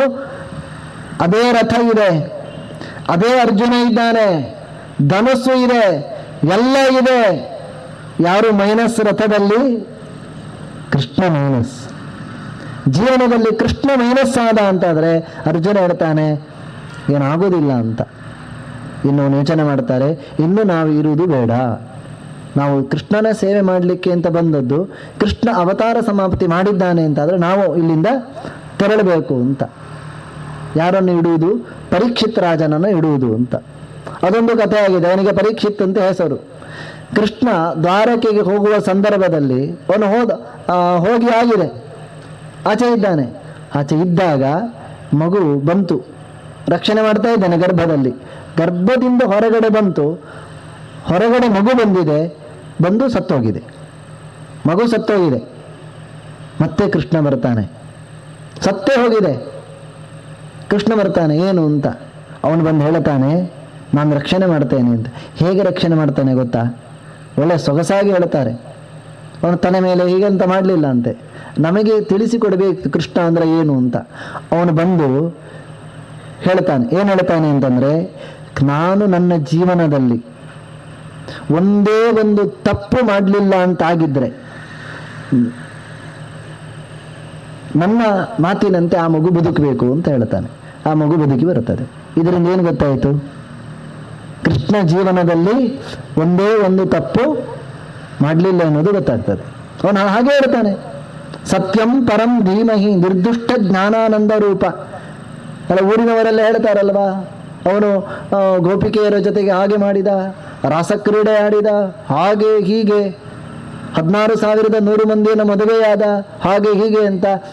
ಇಲ್ಲಿ ಬಂದು ಹೇಳ್ತಾನೆ, ನನ್ನ ಜೀವನದಲ್ಲಿ ಒಂದೇ ಒಂದು ತಪ್ಪು ಅಪಚಾರಗಳು ನಡೀಲಿಲ್ಲ ಅಂತಂದ್ರೆ ಈ ಮಗು ಬದುಕಲಿ ಅಂತ ಹೇಳಿದಾಗ ಮಗು ಬದುಕ್ತದೆ. ಅವನಿಗೆ ವಿಷ್ಣುರಾತ ಅಂತ ನಾಮಕರಣ ಮಾಡ್ತಾರೆ. ವಿಷ್ಣುವಿನಿಂದ ರಕ್ಷಿಸಲ್ಪಟ್ಟದ್ದು ಆದ್ದರಿಂದ ಆ ಮಗುವಿಗೇನು ಹೆಸರು? ವಿಷ್ಣುರಾತ. ನಾವೆಲ್ಲರೂ ಏನು ವಿಷ್ಣುರಾತರೇ, ದೇವರಿಂದಲೇ ರಕ್ಷಿತರು. ಪರೀಕ್ಷಿತ್ ಅಂತ ಯಾಕೆ ಹೆಸರು? ಗರ್ಭದಲ್ಲಿ ಕೂತಾಗ ಸುತ್ತಲೂ ನೋಡ್ತಾ ಇತ್ತು. ನಾವು ಪರೀಕ್ಷೆಯಲ್ಲಿ ಕೂತಾಗ ಸುತ್ತ ನೋಡಿದ ಹಾಗೆ ಟೀಚರ್ ಎಲ್ಲಿಯಾದ್ರೂ ಆಚೆ ಈಚೆ ಹೋಗ್ತಾರ. ಆಗ ಈ ರಥದಲ್ಲಿ ನಾವೆಲ್ಲರೂ ಪರೀಕ್ಷಿತ. ಯಾವುದಾದ್ರೂ ಪೇಪರ್ ಕಾಣುತ್ತದೆ ಎದುರಿನವರದ್ದಂತ. ಅವನ ಹಾಗೆ ಪರೀಕ್ಷಿತ್ ದೇವರನ್ನು ಹೀಗೆ ನೋಡ್ತಾ ಇದ್ದಂತೆ. ಹಾಗೆ ನಾವು ಎಲ್ಲೆಡೆಯೂ ಯಾರನ್ನು ನೋಡಬೇಕು? ದೇವರ ಇದ್ದಾನೆ ಎನ್ನುವ ಭಾವ. ಅವನ ವಿಷ್ಣುರಾತನಾದ ಪಾಂಡವರು ಆ ಪರೀಕ್ಷಿತ್ ರಾಜನನ್ನು ಇಲ್ಲಿ ಕುತ್ಕೊಳಿಸ್ತಾರೆ, ಸಿಂಹಾಸನದಲ್ಲಿ ಪಟ್ಟಾಭಿಷೇಕ ಮಾಡ್ತಾರೆ. 36 ವರ್ಷಗಳಾಗಿವೆ. ನೋಡು, ಪಾಂಡವರ ತಳಿ ಅದನ್ನು ರಕ್ಷಣೆ ಮಾಡಿದ. ಕೃಷ್ಣನ ಸಂಕಲ್ಪ ಗೆದ್ದಿತು, ಅಶ್ವತ್ಥಾಮರ ಸಂಕಲ್ಪ ಸೋತಿತು. ಹೀಗೆ ರಕ್ಷಣೆ ಮಾಡಿ ಅವನಿಗೆ ಪಟ್ಟಾಭಿಷೇಕ ಮಾಡಿ ಅವರು ಉತ್ತರಾಪಥಕ್ಕೆ ತೆರಳುತ್ತಾರೆ. ಇದೆಲ್ಲ ಮಹಾಭಾರತದಲ್ಲಿ ನಾವು ಕೇಳಿ ತಿಳ್ಕೊಳ್ಬೇಕಾದದ್ದು. ಪರೀಕ್ಷಿತ್ ರಾಜ ಒಳ್ಳೆ ರೀತಿಯಿಂದ ದೇಶವನ್ನು ನೋಡಿಕೊಳ್ತಾ ಇದ್ದಾನೆ. ಎಲ್ಲಿಯ ತನಕ ನೋಡಿಕೊಳ್ತಾ ಇದ್ದಾನೆ ಅಂತಂದ್ರೆ, ಕಲಿ ನಿಗ್ರಹ ಮಾಡಿದ ಪುಣ್ಯಾತ್ಮಾವ. ಒಮ್ಮೆ ಕಲಿ ಬಂದು ಅಂದ್ರೆ ರಾಜನ ರೂಪದಲ್ಲಿ ಬಂದು ಒಂದು ದನಕ್ಕೆ ಹಿಂಸೆ ಕೊಡ್ತಾ ಇದ್ದಾನೆ. ಇದನ್ನು ಅರ್ಥ ಮಾಡಿಕೊಂಡು ಆ ಕಲಿಯನ್ನು ನಿಗ್ರಹ ಮಾಡ್ತಾನೆ. ನಾನಿರುವಾಗ ನೀನು ಕೆಲಸ ಮಾಡಿದರೆ ಜಾಗ್ರತೆ ಅಂತ. ಅವನು ದಮ್ಮಯ್ಯ ಹಾಕಿದ್ದಕ್ಕೆ 1-2-3 ಚಿನ್ನದಲ್ಲಿ, ಕುಡಿತದಲ್ಲಿ, ಹೀಗೆ 3-4 ಕಡೆ ನೀನಿರು ಅಂತ ಹೇಳಿ ಅವಕಾಶ ಕೊಡ್ತಾನೆ. ಹೀಗೆ ಕಲಿಯನ್ನು ನಿಗ್ರಹ ಮಾಡಿದ ರಾಜ ಯಾರು? ಪರೀಕ್ಷಿತ್. ಅವನಿಗೇನಾಯಿತು ಒಮ್ಮೆ, ಪರೀಕ್ಷಿತ್ ರಾಜನಿಗೆ ಬೇಟೆಯಾಡಲಿಕ್ಕೆ ಅಂತ ಹೋಗಿದ್ದಾನೆ. ವಿಪರೀತ ಬಾಯಾರಿಕೆ ಆಗಿದೆ. ಈ ತನಕ ಅವನಿಗೆ ಅಂಥ ಬಾಯಾರಿಕೆ ಆಗಲಿಲ್ಲ ಅಂತೆ, ಅವತ್ತು ಆಗಿದೆ. ನೇರ ಶಮೀಕರ ಆಶ್ರಮಕ್ಕೆ ಬಂದಿದ್ದಾನೆ. ಶಮೀಕರ ಆಶ್ರಮಕ್ಕೆ ಬಂದಾಗ ಶಮೀಕರು ಧ್ಯಾನಸ್ಥರಾಗಿ ಕೂತಿದ್ದಾರೆ. ನಿಜವಾಗಿ ಸಮಾಧಿ ಸ್ಥಿತಿಯಲ್ಲಿ ಇದ್ರು ಅವರು. ದೇವರ ಧ್ಯಾನವನ್ನು ಮಾಡ್ತಾ ಇದ್ರು. ಇವನು ಬರ್ತಾನೆ, ನೀರು ಸಿಗಲಿಲ್ಲ, ಸಿಟ್ಟು ಬಂತು. ಈ ತನಕ ಅಂತ ಸಿಟ್ಟು ಮಾಡಿಕೊಂಡವ ಅಲ್ಲ ಪರೀಕ್ಷಿತ್. ಸಿಟ್ಟು ಬಂತು, ಎಂತ ಮಾಡಬೇಕು ಅಂತ ಗೊತ್ತಾಗಲಿಲ್ಲ. ಅಲ್ಲಿ ಒಂದು ಸತ್ತ ಹಾವು ಇತ್ತು, ಅದನ್ನು ಬಾಣದಲ್ಲಿ ಎತ್ತಿದ, ಶಮೀಕರ ಕುತ್ತಿಗೆಗೆ ಹಾಕಿದ, ಹೊರಟೋದ. ಹೋಗುವಾಗ ಪಶ್ಚಾತ್ತಾಪ ಪಡ್ತಾ ಇದ್ದಾನೆ. ಯಾಕೆ ಇಂಥ ಅಪರಾಧ ಮಾಡಿಬಿಟ್ಟೆ. ಇದು ಸಜ್ಜನನ ಲಕ್ಷಣ. ತಪ್ಪು ಮಾಡಿದರೆ ಕೂಡಲೇ ನಾಲಿಗೆ ಕಚ್ಚಿಕೊಳ್ತಾರೆ. ದುರ್ಜನನ ಲಕ್ಷಣ ಏನು ಅಂತಂದ್ರೆ, ತಪ್ಪು ಮಾಡಿದೆ ಅಂತ ಗೊತ್ತಾದ್ರೆ ವಾದ ಮಾಡ್ತಾರೆ. ಇದು ಯಾನ ಮಣ್ಣಿನೇ ಸರಿ ಉಂಟು ಅಲ್ಲ. ಸಜ್ಜನರು ತಪ್ಪು ಮಾಡೋದಿಲ್ಲ ಅಂತ ಅಲ್ಲ, ತಪ್ಪಾಯಿತು ಮಾರ ನನ್ನಿಂದ, ನಾನು ಹಾಗೆ ಮಾತನಾಡಬಾರ್ದಿತ್ತು, ತುಂಬ ಬೇಸರ ಆಯಿತು ಅಂತ ಕಾಣುತ್ತದೆ ಅಂತ ಏನೋ ಒಳಗಿನಿಂದ ಒದ್ದಾಟ ಪಡ್ತಾ ಇರ್ತಾನೆ. ಇದು ಸಜ್ಜನರ ಲಕ್ಷಣ. ತಪ್ಪನ್ನು ಮಾಡಿದ ಮೇಲೆ ಒಳಗಿನಿಂದ ನಮಗೇನಾಗಬೇಕು? ಪಶ್ಚಾತ್ತಾಪ ಆಗಬೇಕು. ಪಶ್ಚಾತ್ತಾಪಕ್ಕಿಂತ ದೊಡ್ಡ ಪ್ರಾಯಶ್ಚಿತ್ತ ಇನ್ನೊಂದೇ ಇಲ್ಲ, ಅದು ಮುಂದೆ ಬರ್ತದೆ. ನಾವು ವಾದ ಬಾಯಿ ಮೇಲೆ ಮಾಡಿದೆವು ಅಂತಾದರೆ ಆ ಪಾಪ ಇನ್ನಷ್ಟು ನಮ್ಮನ್ನು ಸುತ್ತಿಕೊಳ್ಳುತ್ತದೆ. ಇನ್ನೊಂದು ಅರ್ಧ ಪಾಪ ಪರಿಹಾರ ಆಯ್ತಲ್ಲಿ. ಮಾಡಬಾರಿತ್ತು ಹಾಗೆ. ಬದುಕಿನುದ್ದಕ್ಕೆ ಇಂಥದ್ದು ಮಾಡಲಿಲ್ಲ. ನಾನು ನನ್ನ ಪರಂಪರೆಗೆ ಒಂದು ಮಸಿ ಬಿಡಿದು ಬಿಟ್ಟೆ. ನನ್ನ ಹಿರಿಯರು ಯಾವತ್ತೂ ಬ್ರಹ್ಮಜ್ಞಾನಿಗಳನ್ನು ಹೀಗೆ ನಡೆಸಿಕೊಂಡವರು ಅಲ್ಲ. ತಪ್ಪಾಯಿತು ಅಂತ ಯೋಚನೆ ಮಾಡ್ತಾ ಹೋಗ್ತಾ ಇದ್ದಾನೆ. ಆಗ ಇಲ್ಲಿ ಆಶ್ರಮಕ್ಕೆ ಶಮೀಕರ ಮಗ ಶೃಂಗಿ ಬರ್ತಾನೆ. ಮಕ್ಕಳೆಲ್ಲ ತಮಾಷೆ ಮಾಡ್ತಾರಂತೆ, ನಿನ್ನ ಅಪ್ಪನ ಕುತ್ತಿಗೆಯಲ್ಲಿ ಸತ್ತ ಹಾವು ಬಿದ್ದಿದೆ ಮಾರಾಯ ಅಂತ. ನೋಡ್ತಾನೆ, ಸುಟ್ಟು ಬಂತು. ಯಾರಿದು ಹಾಕಿದ್ದು ಅಂತ ಗೊತ್ತಾಯಿತು. ಅವನೇನು ಹೇಳ್ತಾನೆ ಅಂತಂದ್ರೆ, ಯಾರು ನನ್ನ ಅಪ್ಪನ ಕುತ್ತಿಗೆಗೆ ಈ ಹಣವನ್ನು ಹಾಕಿದಾನೋ ಅವ 7 ದಿವಸದಲ್ಲಿ ತಕ್ಷಕ ಕಚ್ಚಿ ಸತ್ತೋಗಲಿ ಅಂತ ಶಾಪ ಕೊಟ್ಟನಾ? 2 ನಿಮಿಷ ಆಯಿತು. ಮತ್ತೆ ಅಲ್ಲಿ ರಾಜ ಪಶ್ಚಾತ್ತಾಪ ಪಡ್ತಾ ಇದ್ದಾನೆ. ಶಾಪ ಕೊಟ್ಟು ಶಮೀಕರ ಮಗ ಶೃಂಗಿ ಅಳ್ಳಿಕ್ಕೆ ಶುರು ಮಾಡಿದ್ದಾನೆ, ನನ್ನಿಂದ ತಪ್ಪಾಯಿತು ಅಂತ. ನನ್ನಿಂದ ತಪ್ಪಾಗಿದೆ, ನನಗೆ ಜಪದ ಸಿದ್ಧಿ ಉಂಟು ಅಂತೇಳಿ ಇಂಥ ಕೆಲಸ ಮಾಡಬಾರ್ದಿತ್ತು ಅಂತ ಇವನಿಗೆ ಅಳ್ಳಿಕ್ಕೆ ಶುರು ಮಾಡಿದ. ಅಪ್ಪ ಮಗ ಹತ್ರ ಮೆಲ್ಲ ಕಣ್ಣು ತೆಗಿತಾನೆ. ಶಮೀಕರ ಮೆಲ್ಲ ಕಣ್ಣು ತೆಗೆದರು. ಏನವ್ಗೆ ಎಂತ ಆಯಿತು, ಯಾಕೆ ಹೇಳ್ತಾ ಇದ್ದಿ? ಅವರ ರೆಸ್ಪಾನ್ಸ್ ಹೇಗಿತ್ತು ಗೊತ್ತಾ? ಕುತ್ತಿಗೆಯಲ್ಲಿ ಸತ್ತ ಹಾವು ಇದ್ದಾಗ ನೀವು ಹೂ ಹಾಕಿದ್ದೀರಲ್ವ, ಆಮೇಲೆ ಈಗ ತೆಗೆದಿಡ್ತೇನಲ್ವ, ಅದೇ ರೀತಿಯಾಗಿ ಅವ ಕಣ್ಣು ತೆಗೆದಾಗ ಕುತ್ತಿಗೆಯಲ್ಲಿ ಏನುಂಟು? ಹಾವು ಉಂಟು. ತೆಗೆದ ಆಚೆ ಇಟ್ಟ. ನೋ ಕಮೆಂಟೇ ಇಲ್ಲ, ಅದರ ಬಗ್ಗೆ ಯೋಚನೆಯೇ ಇಲ್ಲ, ದೇಹದ ಬಗ್ಗೆ ಅಭಿಮಾನವೇ ಇಲ್ಲ, ಅದೇನು ಸಂಬಂಧ ಇಲ್ಲ. ನೀನು ಯಾಕೆ ಕಳೆಯುವುದು ಅಂತ ಕೇಳಿದ. ಮೊದಲೇನು ಕೇಳಬೇಕಿತ್ತು? ಇದ್ಯಾರು ಹಾಕಿದ ಮಗು? ಕಮೆಂಟೇ ಇಲ್ಲ, ತೆಗೆದಿಟ್ಬಿಟ್ಟಿದ್ದಾನೆ. ಇವನಿಗೆ ಆಶ್ಚರ್ಯ ಮಗನಿಗೆ. ಅಲ್ಲ, ಅಪ್ಪ ಅದರ ಬಗ್ಗೆ ಮಾತನಾಡ್ತಾನೆ ಇಲ್ಲ. ಅವನು ಹೇಳ್ತಾನೆ, ನನ್ನಿಂದ ಈ ತಪ್ಪು ನಡೆದೋಯ್ತು, ಪರೀಕ್ಷಿತ್ ರಾಜನಿಗೆ ಶಾಪ ಕೊಟ್ಟಿದ್ದೇನೆ. ಅವನು ಕಣ್ಣೀರಾಗ್ತಾನೆ. ಶಮೀಕರು, ಎಂಥ ಕೆಲಸ ಮಾಡಿದೆ ಮಗು. ಯಾಕೆ ಅಂತ ಕೇಳಿದರೆ, ಇಡೀ ದೇಶವನ್ನು, ಅವನು ಹೇಳಿದ ಮಾತು ಭಾಗವತದಲ್ಲಿ ಇದೆ, ಒಬ್ಬ ರಾಜ ಸರಿ ಇದ್ದಾನೆ ಅಂತಾದಾಗ ಮಾತ್ರ ಈ ದೇಶದಲ್ಲಿ ಸ್ತ್ರೀಯರು ನೆಮ್ಮದಿಯಿಂದ ಬದುಕಬಹುದು, ದನಗಳು ನೆಮ್ಮದಿಯಿಂದ ಬದುಕಬಹುದು, ಧರ್ಮ ಕರ್ಮಾನುಷ್ಠಾನಗಳು ಸರಿಯಾಗಿ ನಡೀತದೆ. ಪಾಂಡವರ ತಳಿ ಪರೀಕ್ಷಿತ್ ರಾಜ. ಇವತ್ತು ನಾನು ಏನಾದರೂ ಇಲ್ಲಿ ಆಶ್ರಮದಲ್ಲಿ ಸಾಧನೆ ಮಾಡ್ತಾ ಇದ್ದೇನೆ ಅಂತ ಇದ್ರೆ ಅದಕ್ಕೆ ಕಾರಣ ಯಾರು? ಪರೀಕ್ಷಿತ್ ರಾಜ. ಅಂತ ಪರೀಕ್ಷಿತ್ ರಾಜನಿಗೆ ನೀನೇನು ಮಾಡಿಬಿಟ್ಟಿ? ಶಾಪ ಕೊಟ್ಟಿ ಅಲ್ವಾ. ಪ್ರಭೋ ಕ್ಷಂತವ್ಯಂ ಅಂತ ಕೇಳ್ತಾನೆ ದೇವರ ಹತ್ರ. ಮಗು, ನನ್ನ ಮಗು ಮಾಡಿದ ಅಪರಾಧವನ್ನು ಕ್ಷಮಿಸು, ಅಷ್ಟು ದೊಡ್ಡ ಅಪರಾಧ ಮಾಡಿದ್ದಾನೆ. ಅಲ್ಲಪ್ಪ ಮಗು, ಅವನು ಮಾಡಿದ ತಪ್ಪಿಗೆ ಸರಿಯಾಗಿ ನೀನು ಶಿಕ್ಷೆ ಕೊಡಬೇಕಿತ್ತು, ಕೊಟ್ಟರೂ ಕೂಡ ಅವನು ಮಾಡಿದ ಸಣ್ಣ ತಪ್ಪಿಗೆ ನೀನೇನು ಕೊಟ್ಟಿದ್ದಿ? ದೊಡ್ಡ ಶಿಕ್ಷೆ ಕೊಟ್ಟಿದ್ದಿ. ಅವನಿಗೆ ಅದು ಸಣ್ಣ ತಪ್ಪು. ಅವನು ಈ ದೇಶನ ಎಷ್ಟು ಚಂದ ಮಾಡಿ ನೋಡ್ಕೊಂಡಿದ್ದಾನೆ. ಕಲಿಯನ್ನು ಗೆದ್ದವ, ಭಗವತ್ ಪ್ರಜ್ಞೆಯನ್ನು ಈ ದೇಶದಲ್ಲಿ ಮೂಡಿಸಬೇಕು ಅಂತ ಪಣ ತೊಟ್ಟವ. ಅವನಿಂದ ತಪ್ಪಾದೀತು, ನೀನು ಕ್ಷಮಿಸಬೇಕ ಬೇಡವಾ? ಅದಕ್ಕೆ ಸತ್ತೋಗುವಂತ ಶಾಪ ಕೊಡುವುದಾ? ನಡೆದದ್ದು ನಡೆದೋಗಿದೆ, ದೈವ ಸಂಕಲ್ಪ. ಹೋಗು, ಆ ಪರೀಕ್ಷಿತ್ ರಾಜ ಕೊನೆಯ ಕಾಲಗಳನ್ನು ಒಳ್ಳೆ ರೀತಿಯಿಂದ ಕಳೆಯಲಿ, ಆ ಸುದ್ದಿ ಮುಟ್ಟಿಸಿ ಅಂತ ಹೇಳ್ತಾನೆ. ಅವನು 7 ದಿವಸ ಸಾಧನೆ ಮಾಡಲಿ ನಮ್ಮ ದೇಶದ ರಾಜ ಅಂತ. ಇಷ್ಟು ದಿವಸ ನಮಗೋಸ್ಕರ ಬದುಕಿದ್ದಾನೆ, ಅವನ ಕೊನೆಯ ಕಾಲ ಒಳ್ಳೆ ರೀತಿಯಿಂದ ಇರಬೇಕು ಅಂತ ಹೇಳಿ ಸುದ್ದಿಯನ್ನಲ್ಲಿ ಮುಟ್ಟಿಸ್ತಾನೆ. ಸುದ್ದಿ ಯಾರ ಕಿವಿಗೆ ಬಿತ್ತು? ಪರೀಕ್ಷಿತ್ ರಾಜನ ಕಿವಿಗೆ ಬಿತ್ತು. ಬಿದ್ದ ಕೂಡಲೇ ಅವನ ರೆಸ್ಪಾನ್ಸ್ ಹೇಗೆ ಗೊತ್ತಾ?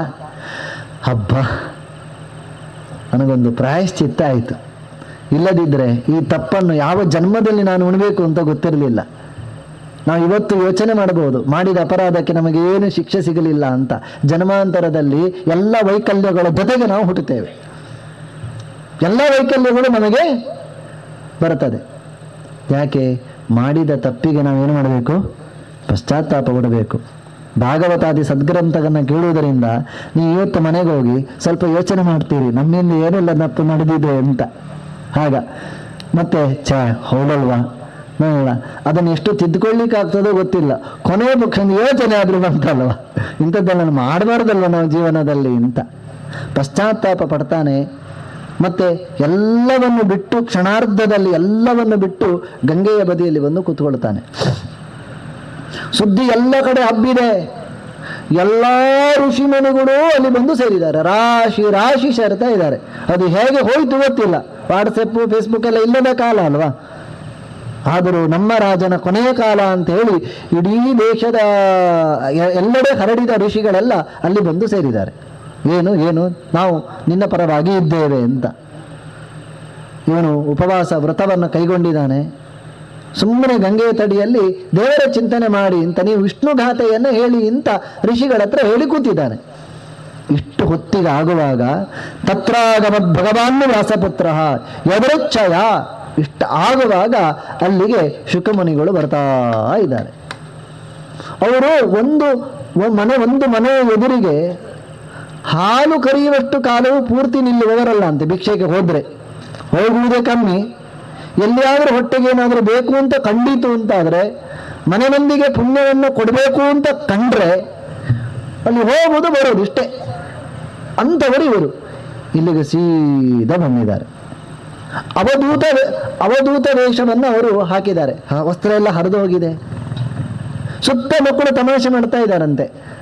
ನಮಗೆ ವೇಷ ಪಾಡೊಂದು ಬತ್ತೆರಡ ಸುತ್ತ, ಇದೊಂದು ಹೊಸತ್ತು ವೇಷ ಬಂದಿದೆ ಅಂತ.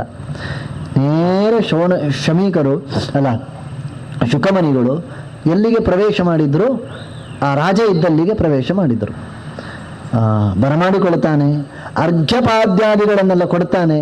ಆಗ ಸುತ್ತ ಇರುವ ಮಕ್ಕಳಿಗೆ ಬೋಧ ಬರ್ತದೆ, ಇದು ಸಾಮಾನ್ಯ ಜ್ಞಾನಿ ಅಲ್ಲ, ಬ್ರಹ್ಮಜ್ಞಾನಿ ಇರಬೇಕು ಅಂತ ಹೇಳಿ ಹೋಗ್ತಾರಂತೆ. ಹೀಗೆ ಶುಕಮುನಿಗಳು ಇದ್ರು. ಒಬ್ಬ ಜ್ಞಾನಿ ಹೇಗೆ ಇರ್ತಾನೆ ಅಂತ ಜನಗಳಿಗೆ ಗೊತ್ತಾಗದ ರೀತಿಯಲ್ಲಿ ಇರ್ತಾನೆ. ಇಲ್ಲಿ ಬಂದಿದ್ದಾನೆ. ಹೀಗೆ ಬಂದ ಮೇಲೆ ಆಸನವನ್ನೆಲ್ಲ ಕೊಟ್ಟು ಪರೀಕ್ಷಿತ್ ರಾಜ ಪ್ರಶ್ನೆಯನ್ನು ಮಾಡ್ತಾ ಇದ್ದಾನೆ. ನನ್ನ ಕೊನೆಯ ಕಾಲ, ನನಗೆ ನೀವು ಉತ್ತರವನ್ನು ಕೊಡಬೇಕು. ಏನು ಅಂತ? ಕೊನೆಯ ಕಾಲದಲ್ಲಿ ಯಾವುದನ್ನು ಕೇಳಬೇಕು? ಯಾವುದನ್ನು ಕೇಳದೆ ಮನುಷ್ಯ ಸಾಯಬಾರದು. ಕೇಳಲೇಬೇಕಾದ ಸಂಗತಿಗಳು ಯಾವುದು? ಕೊನೆಯ ಕಾಲದಲ್ಲಿ ಯಾವ ಕಾಲಕ್ಕೂ ಯಾವ ಚಿಂತನೆಯನ್ನು ಏನು ಮಾಡಬೇಕು, ಏನು ಮಾಡಬಾರದು, ಇದು ಹೇಳಬೇಕು ಅಂತ ಹೇಳಿದ. ಅಲ್ಲ, ನಾವು ಕೂಡ ಕೊನೆಯ ಕಾಲಕ್ಕೆ ಬರುವ, ನಮ್ಗೆ ಗೊತ್ತುಂಟ ಕೊನೆಯ ಕಾಲ ಯಾವಾಗ ಅಂತ. ಇವತ್ತು ನಡೆದಿದೆ, ನಾಳೆ ಅದು ಗೊತ್ತಿಲ್ಲ. ಸಪ್ತಾಹ ದೇವರ ಸಂಕಲ್ಪಕ್ಕೆ ಬಿಟ್ಟದಷ್ಟೇ. ಗೃಹೀತ ಇವ ಕೇಶೇಶು, ಅವನು ಜುಟ್ಟು ಹಿಡ್ಕೊಂಡಿರ್ತಾನಂತೆ. ನೋಡಿ, ನಾವು ಜುಟ್ಟೇ ಬಿಡಲಿಲ್ಲ ಅಂತ. ಗಟ್ಟ ಯಾವ ಜುಟ್ಟಲ್ಲಿ ಇದ್ದರೂ ಹಿಡ್ಕೊಂಡಿರ್ತಾನವ. ಹಾಗೆ ಅವನು ಹಿಡಿದು ಬಿಡ್ತಾನೆ. ಹಾಗಾಗಿ ಯಾವುದನ್ನು ಕೇಳಿ ಹೋಗಬೇಕು, ಯಾವುದನ್ನು ಜೀವನದಲ್ಲಿ ಮಾಡಬಾರದು, ಅದನ್ನು ನೀವು ಹೇಳಬೇಕು ಅಂತ ಈ ಪ್ರಶ್ನೆಯನ್ನು ಕೇಳಿ ಶುಕಮುನಿಗಳಿಗೆ ತುಂಬ ಖುಷಿ ಅಂತಂತೆ. ವರಿಯಾನ್ ಏಷತೆ ಪ್ರಶ್ನ, ಒಳ್ಳೆ ಪ್ರಶ್ನೆ ಕೇಳಿದ್ದೀಯ. ಯಾಕೆ ಅಂತಂದರೆ ಯಾರು ಕೂಡ ಆತ್ಮದ ಬಗ್ಗೆ ಯಾರು ಪ್ರಶ್ನೆ ಕೇಳಲ್ಲ, ದೇಹದ ಬಗ್ಗೆ ಏನು ಮಾಡಬೇಕು ಅಂತ ಕೇಳ್ತಾರೆ.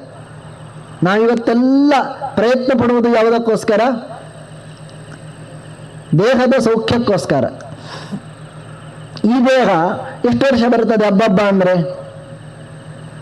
100 ವರ್ಷ ಬಂದೀತು. ಬಂದರೆ ಎಲ್ಲ ಬೋನಸ್ ಗೀನಸ್ ಎಲ್ಲ ಕೊಟ್ಟು 60 ಆಯಿತು ಅಂದಾದರೆ ಲಟಪಟ ಆಗಿರುತ್ತದೆ. ಅದು ಅದರದ್ದೊಂದು ನಟ್ಟು ಹೋಗಿದೆ, ಇದರದ್ದೊಂದು ಬೋಲ್ಟ್ ಹೋಗಿದೆ. ಡಾಕ್ಟರ್ ಹೇಳ್ತಾರೆ ಅಲ್ಲಿ ರಾಡ್ ಇಟ್ಟಿದ್ದೇವೆ, ಇಲ್ಲಿ ಪ್ಲಾಸ್ಟಿಕ್ ಇಟ್ಟಿದ್ದೇವೆ, ಅಲ್ಲೂ ಅದು ಗಟ್ಟಿ ಚಕುಲಿ ಸಿಕ್ಕಿದ್ರೆ ಹೋಯಿತು, ಪುಡಿ ಕೊಟ್ಟರೆ ಅಡ್ಡಿ ಇಲ್ಲ. ಹಾಗೆ ಮತ್ತೆ ಎಲ್ಲ ಉಂಟಲ್ಲ, ತಲೆ ಕಪ್ಪು ಕಾಣುದ್ರಿ, ಮತ್ತೆ ಅದಕ್ಕೆ ಹಚ್ಚಿದ್ದು, ಅದು ನೀರು ಹಾಕಿದ್ರೆ ಹೋಗ್ತದೆ, ಅದೆಲ್ಲ ಕಾಣುದು, ಎಲ್ಲ ಹೋಗಿದೆ. ಹಬ್ಬ ಅಂದರೆ 100 ವರ್ಷ ಬದುಕಿಯು. ಅಲ್ಲ, 100 ಚಂದ ಮಾಡಿ ಸಾಕಬೇಕಲ್ಲ ಅಂತ ಹೇಳಿದ್ದಲ್ಲ, 100 ವರ್ಷದ ಶರೀರಕ್ಕೋಸ್ಕರ ಸರ್ವಸ್ವ ತ್ಯಾಗ ಮಾಡ್ತೇವಲ್ವ ನಾವು. ಪೇಜಾವರ ಸ್ವಾಮಿಗಳು, ವಿಶ್ವೇಶತೀರ್ಥರು ಯಾವತ್ತು ಹೇಳ್ತಾ ಇದ್ರು, ಬಾಡಿಗೆ ಮನೆ ಇದ್ದ ಹಾಗೆ ಈ ಶರೀರ ಅಂತ. ಬೇಕು, ಬಾಡಿಗೆ ಮನೆಯನ್ನು ಚಂದ ಮಾಡಿ ನೋಡ್ಕೊಳ್ಬೇಕು, ಸತ್ಯ. ಆದರೆ ಇವನಿಗೆ ವರ್ಷದ ಸಂಬಳವನ್ನೆಲ್ಲ ಬಾಡಿಗೆ ಮನೆಗೆ ಕಾಂಪೌಂಡ್ ಕಟ್ಟುವುದು ಅಂತ ಇವನು ಹಾಕಿದ ಅಂತಾದರೆ ನೀವೇನು ಹೇಳ್ತೀರಿ ಹೇಳಿ? ಅವನನ್ನು ಇಂಥ ಕಾರ್ಯಕ್ರಮದಲ್ಲಿ ಸನ್ಮಾನ ಮಾಡ್ತೀರಿ, ದೊಡ್ಡ ತ್ಯಾಗಿ ಇವ ಅಂತ. ಕೆಳಗೆ ಕೂತವರು ನೀವು ಹೇಳ್ತೀರಿ ಮೂರ್ಖ ಮಾರೆ ಅಂತ. ಯಾರಾದರೂ ಬಾಡಿಗೆ ಮನೆಗೆ ಅಷ್ಟು ಖರ್ಚು ಮಾಡ್ತಾರಾ ಅಂತ? ಮತ್ತೆ ಚಂದ ಮಾಡಿ ನೋಡ್ಕೊಳ್ಬೇಕು. ಈ ಶರೀರದಲ್ಲಿ ಬಾಡಿಗೆ ಮನೆ 100 ವರ್ಷ ಇರುತ್ತೇವೆ. 100 ವರ್ಷ ಇರುವ ಈ ಶರೀರಕ್ಕೆ ನಮ್ಮ ಎಲ್ಲ ಇನ್ವೆಸ್ಟ್ಮೆಂಟು ಅಲ್ಲಿ ಖಾಲಿ ಮಾಡ್ತೇವೆ. ಬದುಕಿನ ಯೌವನವನ್ನೆಲ್ಲ ಖಾಲಿ. 60 ಆದ ಮೇಲೆ ಹಿಂದೆ ನೋಡ್ಬೇಕು, ನಾವು ಎಂತ ಮಾಡಿದ್ದೇವೆ ಯೌವನದಲ್ಲಿ, ಎಂತ ಮಾಡಿದ್ದೇವೆ. ಅಲ್ಲ, ನೀವು ಹೇಳಿಕೊಳ್ಬೋದು ನಾವು ಯೌವನದಲ್ಲಿ ಭಾಗವತ ಸಪ್ತಾಹ ಮಾಡಿಸಿದ್ದೇವೆ ಅಂತ. ಹಾಗೆ ಅಂತ ಏನು ಮಾಡಿದ್ದೇವೆ ನಾವು? ಆತ್ಮದ ದೇಹಕ್ಕೆ ಸಂಬಂಧಪಟ್ಟದ್ದು, ರಕ್ತ ಇರಲಿ ಏನೂ ಇರಲಿ ದೇಹಕ್ಕೆ ಸಂಬಂಧಪಟ್ಟದ್ದಲ್ವಾ. ಆತ್ಮೋನ್ನತಿಗೆ ಸಂಬಂಧಪಟ್ಟು ಏನು ಮಾಡಿದ್ದೇವೆ? ದೇಹ ಬೇರೆ, ಜೀವ ಬೇರೆ. 100 ವರ್ಷ ಈ ಶರೀರದಲ್ಲಿ ಇರ್ಲಿಕ್ಕೆ ಅವಕಾಶ. ಅಲ್ಲಿ ಏನಾದರೂ ಸಾಧನೆ ಮಾಡಬೇಕು, ಎಲ್ಲ ಸಾಧನೆಯನ್ನು ಇಲ್ಲಿ ಮಾಡಬೇಕು. ಆಗ್ಬೋದು ಮಾರಾಯ. ಯಾರಿಗೂ ಕೂಡ ಅಪಶ್ಯತಾಂ ಆತ್ಮತತ್ವಮ್ಮಿ ಗೃಹೇಶು ಗೃಹಮೇದಿನ, ಯಾರಿಗೂ ಈ ಬೋಧ ಇಲ್ಲ. ನಿನಗೊಂದು ಈ ಪ್ರಶ್ನೆ ಬಂತಲ್ವ ಅಂದರೆ ಜೀವನದಲ್ಲಿ ನಾವು ಯಾವ ಪ್ರಶ್ನೆಯನ್ನು ಹಾಕಿಕೊಳ್ಬೇಕು ಅಂತಂದರೆ, ನಾನು ಯಾರು? ನಾನು ದೇಹ ಅಲ್ಲ, ದೇಹಕ್ಕಿಂತ ವ್ಯತಿರಿಕ್ತನಾಗಿ ನಾನು ಇದ್ದೇನೆ. ಈ ಪ್ರಶ್ನೆ ಪಾಶ್ಚಾತ್ಯರಿಗೆ ಬರುವಷ್ಟು ನಮಗೆ ಬರ್ತಾ ಇಲ್ಲ. ಆದರೆ ಇವತ್ತು ಬರ್ತಾ ಇದೆ, ಇಲ್ಲ ಅಂತ ಅಲ್ಲ, ಒಂದು ಕ್ರಾಂತಿ ಆಗ್ತಾ ಇದೆ. ಆದರೆ ಅವರಿಗೆ ಈ ಪ್ರಶ್ನೆ ಯಾರಿಗೆ ಬರ್ತದೆ, ಅವನಿಗೆ ಭಗವದ್ಗೀತೆ ಬೇಕು, ಅವನಿಗೆ ಮಹಾಭಾರತ ಬೇಕು, ಅವನಿಗೆ ರಾಮಾಯಣ ಬೇಕು, ಅವನಿಗೆ ವೇದ ಬೇಕು. ಯಾಕೆ? ಈ ಎಲ್ಲ ಪ್ರಶ್ನೆಗಳಿಗೆ ಉತ್ತರ ನಾವು ಓದಿದ ಪುಸ್ತಕದಲ್ಲಿ ಇಲ್ಲ, ಇತರ ದೇಶದವರು ಹುಡುಕಿ ಕೊಟ್ಟಿಲ್ಲ. ಕೊಟ್ಟಿದ್ರೆ ಯಾವ ದೇಶ? ಭಾರತ ದೇಶ ಮಾತ್ರ. ಹಾಗಾಗಿ ಭಾರತ ದೇಶವನ್ನು ಇಷ್ಟು ಇತರರು ಪ್ರೀತಿಸ್ತಾರೆ. ಅಲ್ಲಿ ದೇಹಕ್ಕೆ ಸಂಬಂಧಪಟ್ಟ ಪ್ರಶ್ನೆಗೆ ಉತ್ತರ ಮಾತ್ರ ಇರುವುದಲ್ಲ, ಮತ್ತೆ ಆತ್ಮನಿಗೆ ಸಂಬಂಧಪಟ್ಟ ಪ್ರಶ್ನೆಗಳಿಗೆ ಉತ್ತರ ಇದೆ. ಒಂದಲ್ಲ ಒಂದು ದಿವಸ ಹೋಗಬೇಕಲ್ವಾ? ಆಗ ನಾವು ಹೇಳ್ತೇವೆ ಇದು ಅವರ ದೇಹ ಅಂತ ಹೇಳ್ತೇವೆ. ಮಾತನಾಡುವುದು ಇದೇ ನಾಲಿಗೆ ಅಂತಾದರೆ ಹೆಣದ ನಾಲಿಗೆಯು ಮಾತಾಡಬೇಕು. ನೋಡುವುದು ಇದೇ ಕಣ್ಣು ಅಂತಾದರೆ ಹೆಣದ ಕಣ್ಣು ನೋಡಬೇಕು. ಕೇಳುವುದು ಇದೇ ಇಷ್ಟೇ ತೂತು ಅಂತಾದರೆ ಹೆಣದಲ್ಲಿ ಈ ತೂತು ಉಂಟು, ಕೇಳ್ತದ? ಅದು ಇಲ್ಲ. ಚರ್ಮ ಇದೆ, ಪರಿಮಳ ಕಾಣ್ತದ? ಗೊತ್ತಾಗುವುದಿಲ್ಲ. ಈಗೆಲ್ಲ ಕಾಣುತ್ತಾ ಕೇಳ್ತಾ ಉಂಟಲ್ಲ ನೀವು ನಾನು ಮಾತನಾಡುವುದು? ಹೌದು ಎಲ್ಲ. ಹಾಗಾದರೆ ಈ ದೇಹ ಯಾಕೆ ಕೇಳ್ತಾ ಉಂಟು? ಇದು ಸತ್ತ ಮೇಲೆ ಯೋಚನೆ ಮಾಡಲಿಕ್ಕೆ ಆಗ್ತದಾ? ಇಲ್ಲ. ಈಗ ಯೋಚನೆ ಮಾಡಲಿಕ್ಕೆ ಅವಕಾಶ ಉಂಟು. ಅದು ಸ್ವಲ್ಪ ವೃದ್ಧಾಪ್ಯ ಬಂದ ಮೇಲೆ ಗೊತ್ತಾದರೂ ಏನು ಸಾಧನೆ ಮಾಡೋದೊಂದು ಗೊತ್ತಿಲ್ಲ. ಈಗ ಶರೀರ ಗಟ್ಟಿ ಇದೆ, ಸ್ವಲ್ಪ ಯೋಚನೆ ಮಾಡಿ. ಮನೆಯಲ್ಲಿ ಹೋಗಿ ಬೇರೆಯವರ ಹತ್ರ, ಇನ್ನು ಬರದವರ ಹತ್ರ ಇದರ ಬಗ್ಗೆ ಹೇಳಬೇಡಿ ನಾನು ಯಾರು ಅಂತ. ನಾನು ನಿಮಗೆ ಹೇಳಿದ್ದೇನೆ ಭಾಗವತ ಪ್ರವಚನಕ್ಕೆ ಹೋಗಬೇಡಿ, ಈಗಲೂ ಹುಚ್ಚಿ ಹಿಡಿತದೆ ಅಂತ. ಈಗ ನೋಡಿ, ನೀವು ಇಲ್ಲಿ ಬಂದು ಹೋಗುವಾಗ ಯಾರು ಅಂತ ನಿಮಗೆ ಗೊತ್ತಿತ್ತು. ಭಾಗವತ ಪ್ರವಚನ ಕೇಳಿದ ಮೇಲೆ ದೊಡ್ಡ ಪ್ರಶ್ನೆ ನಾನು ಯಾರು ಅಂತ. ಮನೆಯಲ್ಲಿ ಹೇಳಬೇಕು, ಬರದವರ ಹತ್ರ ಕೇಳಲಿಕ್ಕೆ ಹೋಗಬೇಡಿ. ನೀವು ಯೋಚನೆ ಮಾಡಿ, ನಾನು ಯಾರು ಇರಬಹುದು?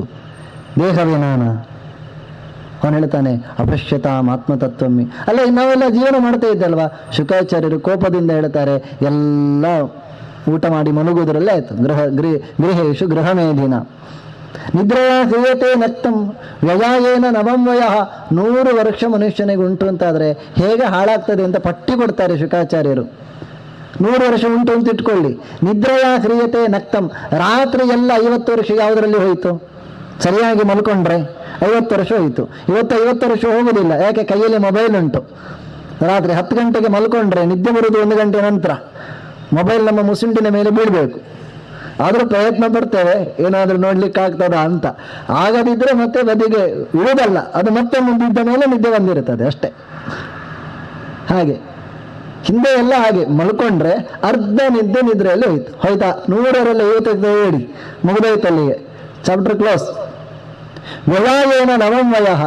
ಶುಕಮುನಿಗಳ ಮಾತು, ನಂದಲ್ಲ, ಬೈಬೇಡಿ. ಯೌವನ ಉಂಟಲ್ವಾ ಕೇಳಿದ್ರೆ ಶುಕಾಚಾರ್ಯರು ಏನು ಹೇಳ್ತಾರೆ ಗೊತ್ತಾ? ಯೌವನ ಮದುವೆ ಆದ ಮೇಲೆ ಅವರು ಹೆಂಡತಿ ಹತ್ರ ಮತ್ತು ಗಂಡನ ಹತ್ರ ಇಬ್ಬರು ಮಾತನಾಡಿ ಎಷ್ಟು ರಾತ್ರಿ ಬೇಕಾದ್ರೆ ಸಮಯ ತೆಗಿತಾರೆ. ಒಂದು ಮಗು ಹುಡುಗಿಗೂ ಹುಡುಗನಿಗೂ ನಿಶ್ಚಯ ಆಯಿತು ಅಂತಾದರೆ ಮತ್ತೆ ಬಿಸಿ. ಹಾಗೆ ಪುರುಸತ್ತೇ ಇಲ್ಲ. ಮದುವೆ ಆದಮೇಲೆ ನಿದ್ರೆ ಬಿಟ್ಟಿದ್ದಾರಲ್ವಾ, ಹೊರಡು ಬಿಟ್ಟಿದ್ದಾರೆ, ಸ್ವಲ್ಪ ಸಮಯ ಕಾಯಿರಿ, ಒಂದು ಮಗು ಬರ್ತದೆ. ನಿದ್ರೆ ಬಿಟ್ಟಿದ್ದಾರೆ ಅಂತ ಅರ್ಥ. ಅವರು ಶುಕಮುನಿಗಳು ವ್ಯಯಾಯೇನ ಯೌವನದಲ್ಲಿಯ ವ್ಯಯಾಯೇನ ನಮಂ ವಯಃ. ಹೆಣ್ಣು ಗಂಡಿನ ಜೊತೆಗೆ, ಗಂಡು ಹೆಣ್ಣಿನ ಜೊತೆಗೆ ಎಷ್ಟೋ ರಾತ್ರಿಗಳನ್ನು ಹಗಲು ಮಾಡ್ತಾನೆ. ಅಧ್ಯಾತ್ಮಕ್ಕೋಸ್ಕರ ಅಲ್ಲಪ್ಪ. ಇಬ್ಬರು ಗೀತೆ ಪುಸ್ತಕ ಇಟ್ಕೊಂಡು ಚರ್ಚೆ ಏನು ಮಾಡೋಲ್ಲ. ಮತ್ತೆ ಬೆಳಗ್ಗೆ ಆಯ್ತಲ್ವಾ ಅಂತಂದ್ರೆ, ಬೆಳಗ್ಗೆ ಆಯ್ತಾ ಮನೆಗೆ ಏನು ಬರುದು ಬೇಡವಾ? ಅರ್ಥ ಗೃಹೇಶು ನಿದ್ರೆ ವ್ಯಯಾವೇನ ದಿವೇಚ ಅರ್ಥೇ ಹಯ ರಾಜನ್. ಬೆಳಗ್ಗೆ ಆಯ್ತು ಅಂತ ಅಂದ್ರೆ ಇವನ ಹತ್ರ ಕೇಳಿದೆ, ನಿಮಗೆ ಸ್ವಲ್ಪ ಭಾಗವತಕ್ಕೆ ಬರ್ಬೋದಲ್ವಾ? ಅಯ್ಯೋ ಕೆಲಸ ಉಂಟು ರೀ. ಅಲ್ಲ, ನಿಮಗೆ ಅವರು ಹಠ ಕಟ್ಟಿ 7 ಗಂಟೆ ನಂತರ ಇಟ್ಟಿದ್ದಾರೆ, ನಮ್ಗೆ ಅದು ಕೆಲಸ ಉಂಟು. ಅದು ಬೋನಸ್ ಹೋದ್ರೆ ಅಂತ ಮಾಡುದು. 7 ದಿವಸ ಬೋನಸ್ ಹೋದ್ರೆ ಯಾರು ಕೊಡ್ತಾರೆ? ನೀವು ಪ್ರವಚನಕಾರರು ಕೊಡ್ತೀರಾ ಅಥವಾ ಸಾಮ್ರಾಟ್ ಕ್ಲಬ್ನ ಅವ್ರು ಕೊಡ್ತಾರ? ಬೋನಸ್, ದೊಡ್ಡ ಬೋನಸ್ ಇದೆ ಇಲ್ಲಿ, ಇಲ್ಲ ಹೇಳಬೇಡಿ. ಹಾಗೆ ದಿವೇಚ ಅರ್ಥೇ ಹಯಾರಾಜನ. ಬೆಳಗ್ಗೆ ಎಲ್ಲ ಹಾಗೆ ಆಯ್ತು. ಅದಕ್ಕೆ ಸಾಮ್ರಾಟ್ನವ್ರು ಏನು ಮಾಡಿದ್ರು ಅಂತಂದ್ರೆ, ಬೆಳಗ್ಗೆಯೂ ಬೇಡ ರಾತ್ರಿಯೂ ಬೇಡ, 7 ಗಂಟೆಯಿಂದ 9 ಗಂಟೆ ಅಂತ ಅವ್ರು ಬಂದು ಕೂತಿದ್ದಾರೆ. 7 ಅಂತ ಮುಗಿಸ್ತೇನೆ. ದಿವೇಚ ಅರ್ಥೇಹ ರಾಜನ್. ಕುಟುಂಬ ಭರಣೇನವ. ಯಾರ ಹತ್ರ ಕೇಳಿದರೂ ಕೂಡ ನಾನು ನನ್ನ ಫ್ಯಾಮಿಲಿ. ಫ್ಯಾಮಿಲಿ ಉಂಟು. ನಿಮ್ಮ ಭಾಗವತ ಎಲ್ಲ ಕೇಳಲಿಕ್ಕೆ ನಮಗೆ ಪುರುಸೊತ್ತು ಇಲ್ಲ. ಫ್ಯಾಮಿಲಿ ಅಂತ ಮಾಡೋದು ಅಂತ, ಫ್ಯಾಮಿಲಿ ಕಟ್ಕೊಂಡು ಬನ್ನಿ ಹೇಳುವುದಷ್ಟೇ. ಕುಟುಂಬ ಭರಣೆ ಹೀಗೆ ಹೋಗ್ತದಪ್ಪ 100 ವರ್ಷ. ಇದರಲ್ಲಿ ಅಧ್ಯಾತ್ಮದ ಸಾಧನೆ ಯಾರು ಯಾವಾಗ ಮಾಡ್ತಾರೆ? ಅಲ್ಲ, 60 ಆದ್ಮೇಲೆ ಮಾಡು. 60 ಆದ್ಮೇಲೆ ಹಾಗೆ ಹೇಳಲಿಲ್ವಾ? ಎಲ್ಲ ಇಂದ್ರಿಯಗಳು ಏನು ಮಾಡ್ತದೆ? ದೇವಸ್ಥಾನಕ್ಕೆ ಹೋಗುವ ಅಂತ ಎಚ್ಚರ ಬರ್ತದೆ. ಆಗ ಪುಳ್ಳಿ ಹೇಳ್ತಾನೆ, ನನಗೆ ಬೇರೆ ಕೆಲಸ ಉಂಟು ಅಜ್ಜ, ನಿನ್ನ ಜೊತೆಗೆ ದೇವಸ್ಥಾನಕ್ಕೆ ಬರುವುದು ನನಗೆ ಕೆಲಸ ಉಂಟು, ಪುರುಸೊತ್ತಿಲ್ಲ ಹೇಳ್ತಾನೆ. ಅಲ್ಲ, ವಿಷ್ಣು ಸಹಸ್ರನಾಮ ಹೇಳುವ ಅಂತ ಹೇಳಿದ್ರೆ ನಾಲಿಗೆ ಹೊರಳಾಡುವುದಿಲ್ಲ ಸರಿಯಾಗಿ, ಎಲ್ಲ ತಪ್ಪು ಬರ್ತಾ ಇರ್ತದೆ. ಆದರೂ ಅಡ್ಡಿ ಇಲ್ಲ, ಪ್ರಯತ್ನ ಆದರೂ ಪಡ್ತೇವ ಅಂತ ಹೇಳಿದ್ರೆ ಪ್ರಯತ್ನವೂ ಇಲ್ಲ ಅಂತಾಗಿ ಬಿಡುತ್ತದೆ. ಹೊರಬಾಜಿ ಇನ್ನು ರಿಟೈರ್ಮೆಂಟ್ ಆದಮೇಲೆ ಆಗುವುದಲ್ಲ. ಇನ್ನು ಬಾಲ್ಯ, ಅಯ್ಯೋ ಬಾಲ್ಯದಲ್ಲಿ ನಾವು ಧ್ರುವನ ಪ್ರಹ್ಲಾದನ ಏನಿಲ್ಲ, ಆ ಆಟದಲ್ಲಿ ಹೋಗ್ತದೆ. ಇಷ್ಟರ ನಡುವಿಗೆ ಅಧ್ಯಾತ್ಮ ಎಲ್ಲಿ ಉಂಟು? ಅಧ್ಯಾತ್ಮ ಅಂದರೆ ಬೇರೆ ಏನೂ ಅಲ್ಲ, ನಮ್ಮ ಬಗೆಗೆ ನಾವು ಯೋಚನೆ ಮಾಡಲಿಕ್ಕೆ ಕೊಡುವ ಟೈಮ್. ದೇಹ ನಾವಲ್ಲ. ನೀವು ಎಂಥ ಸಂಪಾದನೆ ಮಾಡಿ ಬೇಡ ಅಂತಲ್ಲ, ಜೀವನ ನಡಿಬೇಕು. ಅದು ದೇಹಕ್ಕೆ, ದೇಹದಿಂದ ಹುಟ್ಟಿದ ಸಂಬಂಧಗಳಿಗೆ. ಆತ್ಮೋನ್ನತಿಗೆ ಸಂಬಂಧಪಟ್ಟದ್ದು ಏನುಂಟು? 7 ದಿವಸ ಕೆಡ್ತೀರಲ್ಲ, ಇದು ದೇಹಕ್ಕೆ ಅಂತ ಸಿಗುವುದಿಲ್ಲ. ದೇಹಕ್ಕೆ ಆದಮೇಲೆ ಪ್ರಸಾದ ಕೊಡ್ತಾರೆ, ಅದು ಬೇರೆ. ಆದರೆ 7 ದಿವಸ ಇಲ್ಲಿ ಕೊಡುವ ಆಹಾರ ಯಾವುದು?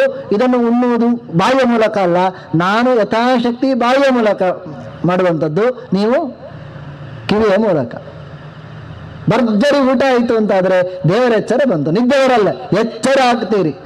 ಆ ಊಟದಿಂದ ಏನಾಗ್ತದೆ?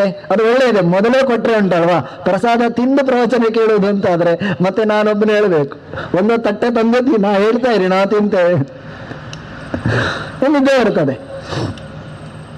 ಇನ್ನು ಆದಮೇಲೆ ತಗೊಂಡೋಗಿ ಮಲ್ಕೊಂಡ್ರೆ ಅಡ್ಡಿ ಇಲ್ಲ, ಒಳ್ಳೆ ನಿದ್ದೆ ಬರ್ತದೆ. ಹಾಗಾಗಿ ಈ ಎಚ್ಚರ ಆಗ್ತದೆ, ನಿದ್ದೆ ಬರಲ್ಲ. ಈ ಭಾಗವತ ಸಪ್ತಾಹದಿಂದ ಎಚ್ಚರ ಆಗ್ತದೆ. ನಿದ್ದೆ ಜೀವನದಲ್ಲಿ ಮತ್ತೆ ಯಾವತ್ತು ಸರಿಯಾಗಿ ಕೇಳಿದ ಅಂತಾದರೆ ಮತ್ತೆ ಯಾವತ್ತು ಮಲ್ಕೊಳ್ಳಿಕ್ಕೆ ಹೋಗಲ್ಲ. ರಾತ್ರಿ ಅಲ್ಲ, ಈ ವಿಷಯದಲ್ಲಿ ಮಲ್ಕೊಳ್ಳಲ್ಲ. ಅವನೇನಾದರೂ ಮಾಡ್ತಾ ಇರ್ತಾನೆ. ಎಲ್ಲ ಫ್ಯಾಮಿಲಿಯ ಜೊತೆಗೆ ಸ್ವಲ್ಪ ಸಮಯ ಇದಕ್ಕೆ ಅಂತ ಕೊಟ್ಟೇ ಕೊಡ್ತಾನೆ. ಸರಿಯಾಗಿ ಭಾಗವತ ಕೇಳಿದ್ದೀರಿ ಅಂತಾದರೆ 7 ದಿವಸದ ನಂತರ ನೀವು ಮತ್ತೆ ಕೇಳ್ತೀರಿ. ಮತ್ತೆ ಹೋಗಿ ಯೂಟ್ಯೂಬಲ್ಲಿ ಯಾರು ಬನ್ನಂಜಾಚಾರ್ಯರದ್ದೋ ಮತ್ತು ಇನ್ಯಾರದು ಜ್ಞಾನಗಮ್ಯವೋ ಯಾರಾದರೂ ಭಾಗವತ ಹೇಳುವವರು ಇನ್ನೂ ಸ್ವಲ್ಪ ಅವರೆಲ್ಲ ಅರ್ಧಂಬರ್ಧ ಹೇಳಿದ್ದು ಮಾರೆ. ನಾವೆಲ್ಲ ಆ ದಿವಸ ಮೊದಲನೇ ದಿವಸದಲ್ಲಿಯೇ ನಾವು ಅದು ಬರ್ತದೆ ಇದು ಬರ್ತದೆ ಅಂತ ಹೇಳಿದ್ದೇವೆ, ಎಂತ ಹೇಳಲಿಲ್ಲ. ಏನಾದರೂ ಸ್ವಲ್ಪ ಸೀರಿಯಸ್ ಆಗಿ ನೋಡಬೇಕು ಅಂತ ಪ್ರಯತ್ನ ಪಡ್ತೀರಿ. ಅಷ್ಟು ಪ್ರಯತ್ನ ನಿಮ್ಮಲ್ಲಿ ಬಂತು ಅಂತಾದರೆ ಮಾಡಿದ ಸಪ್ತಾಹ ಗೆದ್ದಿತು ಅಂತ ಅರ್ಥ. 7 ದಿವಸ ಮುಗಿದ ಮೇಲೆ ಹಬ್ಬ, ಆ ಯುವಕರೆಲ್ಲ ಮುಖ ತೋರಿಸ್ತಾನೆ, ಹೇಗೆ ಮತ್ತೆ ಪ್ರಶ್ನೆ ಕೇಳ್ತಾರೆ ಅಂತ 7 ದಿವಸ ದಾಕ್ಷಿಣ್ಯಕ್ಕೆ ಓದದ್ದು, ನಾಳೆಯಿಂದ ಇಲ್ಲ. ಹಾಗಾಗೋದಿಲ್ಲ. ಮತ್ತೆ ಮೆಲ್ಲ ಕೇಳ್ತೀರಿ ನೆಕ್ಸ್ಟ್ ಕಾರ್ಯಕ್ರಮ ಯಾವಾಗ ಇಂಥದ್ದು. ನಿದ್ರೆಯ ಕ್ರಿಯತೆ ಈ ರೀತಿಯಾಗಿ ವರ್ಯಾನೇಶತೆ ಪ್ರಶ್ನ ಅಂತ ಹೇಳ್ತಾ, ತಸ್ಮಾತ್ ಭಾರತ ಸರ್ವಾತ್ಮ ಭಗವಾನ್ ಹರಿರೀಶ್ವರ ಶ್ರೋತವ್ಯ ಕೀರ್ತಿತವ್ಯಶ್ಚ ಸ್ಮರ್ತವ್ಯಶ್ಚ ಇಚ್ಛತ ಅಭಯಂ. ನೀನು ಕೇಳಿದೆಯಲ್ವಾ ಎಂತ ಕೇಳಬೇಕು ಅಂತ? ತಸ್ಮಾತ್ ಭಾರತ ಸರ್ವಾತ್ಮ ಭಗವಾನ್ ಹರಿರೀಶ್ವರ. ಏನು ಕೇಳಬೇಕು ಅಂತ ಹೇಳಿದೆಲ್ವಾ, ಒಂದು ಪಾಯಿಂಟಲ್ಲಿ ಉತ್ತರ ಕೊಡ್ತೇನೆ, ಮತ್ತೆ ವಿಸ್ತಾರವಾಗಿ ಹೇಳ್ತೇನೆ. ಇಡೀ ಜಗತ್ತಿನ ಅಂತರ್ಯಾಮಿಯಾದಂತಹ, ಷಡ್ಗುಣಗಳಿಂದ ತುಂಬಿದಂತಹ, ಸರ್ವ ಸಮರ್ಥನಾದಂತಹ, ಶ್ರೀಹರಿ ಎನ್ನುವ ನಾಮದಿಂದ ಕರೆಯಲ್ಪಡುವಂತಹ ದೇವರನ್ನು ಶ್ರೋತವ್ಯ ಕೀರ್ತಿತವ್ಯಶ್ಚ, ಅವನ ಬಗ್ಗೆ ಏನು ಮಾಡಬೇಕು? ಜೀವನದಲ್ಲಿ ಕೇಳಬೇಕು. ಕೇಳಿದ್ರೆ ಏನಾಗ್ತದೆ ಗೊತ್ತಾ? ಈ ಕಿವಿಯಲ್ಲಿ ಕೇಳ್ತೇವೆ, ಆ ಕಿವಿಯಲ್ಲಿ ಹೋಗ್ತೇವೆ. ಕೀರ್ತಿತವ್ಯಶ್ಚ, ಮತ್ತೆ ಮತ್ತೆ ಹೇಳಬೇಕು. ಮನೆಯಲ್ಲಿ ಯಾರಾದರೂ ಕೇಳ್ತಾರೆ ಅಂದರೆ ಹೇಳಿ, ಇಲ್ಲದೇ ಇಲ್ಲದ್ರೆ ಒಂದು ಕಂಬದ ಹತ್ರ ಹೇಳಿ, ಇಲ್ಲದೇ ಇದ್ದರೆ ಮನೆಯಲ್ಲಿ ಮಲ್ಕೊಳ್ಳಿಕ್ಕೆ ಹೋಗುವಾಗ ಇವತ್ತು ಆದ ಕಥೆಯನ್ನು ಒಮ್ಮೆ ರಿವೈಂಡ್ ಮಾಡಿ, ಸ್ವಲ್ಪ ಸತ್ಯಂ ಪರಂ ಧೀಮಹಿ ಅಷ್ಟಾದರೂ ನೆನಪು ಮಾಡಿಕೊಳ್ಳಿ. ಕೃಷ್ಣಾಯ ವಾಸುದೇವಾಯ ದೇವಕಿ ಅಂತ ಟೋಟಲಿ ಅವರೇನು ಕಾಯ್ತಾ ಕೂತ್ಕೊಳ್ಳೋದಿಲ್ಲ, ಅವರದೊಂದು ಗುಡ್ ನೈಟ್ ಬರಲಿಲ್ಲ ಅಂತ. ಏನು ನಿದ್ದೆ ಬರ್ತದೆ, ಸ್ವಲ್ಪ ಕಾಯ್ಬೋದು. ಮತ್ತೆ ಅವರೇನು ನಾನು ಹೇಳೋದಿಲ್ಲ, ನಾನು ನಿನ್ನೆ ಮಲ್ಕೊಳ್ಳಿಲ್ಲ ಮಾರ, ನಿಮ್ಮ ಗುಡ್ ನೈಟ್ ಬರಲಿಲ್ಲ, ನಾನು ಕಾದು ಕಾದು ಕಾದು ಕಾದು ಬೆಳಗಿನ ತನಕ ಕೂತಿದ್ದೇನೆ ಅಂತ. ಹಾಗೆ ಯಾರು ಹೇಳಲ್ಲ. ನೀವು ಯಾರಾದರೂ ಮಲ್ಕೊಳ್ಳೋದೇ ಕೂತ್ಕೊಳ್ತೀರಾ ಗುಡ್ ನೈಟ್ ಬರಲಿಲ್ಲ ಅಂತ? ಹಾಗೆ ಅವರು ಕೂಡ ಕೈ ಮುಗಿದು ಪ್ರಾರ್ಥನೆ ಮಾಡಿಕೊಳ್ಳುವಂಥದ್ದು. ಮಲಗಲಿಕ್ಕೆ ಹೋಗುವಾಗ ಈ ಚಿಂತನೆ ಮಾಡಿ ಅದನ್ನೇನು ಮಾಡಿ ಬದಿಗಿಡಿ. ಮಲ್ಕೊಳ್ಳುವ ಒಂದು 10 ನಿಮಿಷ 5 ನಿಮಿಷ ಆದರೂ ಕೊನೆಗೆ ಅದನ್ನು ಬಿಡಿ, ಮಲ್ಕೊಂಡು ನೆಮ್ಮದಿಯಿಂದ ಮಲ್ಕೊಳ್ಳಿ. ಇದನ್ನೊಂದು ನೀವು ಬದಲಾವಣೆಗೆ ತಂದರೆ ಭಾಗವತ ಸ್ವಲ್ಪ ಬದಲಾವಣೆ ತಂದಿದೆ ಅಂತ ಅರ್ಥ. ಇದು ಬದಲಾವಣೆಗೆ ತರಲಿಕ್ಕೆ ಆಗ್ತಾ ಇಲ್ಲ ಅಂತಾದರೆ ಇದು ಹೆಚ್ಚಿನ ಕೆಲಸ ಮಾಡುವುದಿಲ್ಲ. ಎಲ್ಲ ಬಣ್ಣ ಮಸಿ ನುಂಗಿತ್ತು ಅಂತ ಉಂಟಲ್ವಾ, ಇಲ್ಲಿ ಭಾಗವತ ಎಲ್ಲ ಕೇಳುವುದು ಮತ್ತೆ ಮಲ್ಕೊಳ್ಳುವಾಗ ಅದನ್ನು ನೋಡಿ ಬದುಕೊಳ್ಳುವುದು ಅಂತ ಎಂತ ಉಪಯೋಗ? ಅಂತ ಉಪಯೋಗ ಇಲ್ಲ. ಶ್ರೋತವ್ಯ ಕೀರ್ತಿತವ್ಯಶ್ಚ ಸ್ಮರ್ತವ್ಯಶ್ಚ ಇಚ್ಛತಾ ಅಭಯಂ. ಯಾಕೆ ಕೇಳಬೇಕು ಅಂತಂದ್ರೆ ಇಚ್ಛತಾ ಅಭಯಂ, ಭಯರಹಿತರಾಗಿ ನಾವು ಬದುಕಬೇಕು ಅಂತ ಯಾರಿಗೆಲ್ಲ ಆಸೆ ಇದೆ, ನಾವು ಭಯಾತೀತವಾಗಿ ಬದುಕಬೇಕು. ನಾವಿವತ್ತು ಭಯದಲ್ಲಿಯೇ ಬದುಕ್ತಾ ಇದ್ದೇವೆ.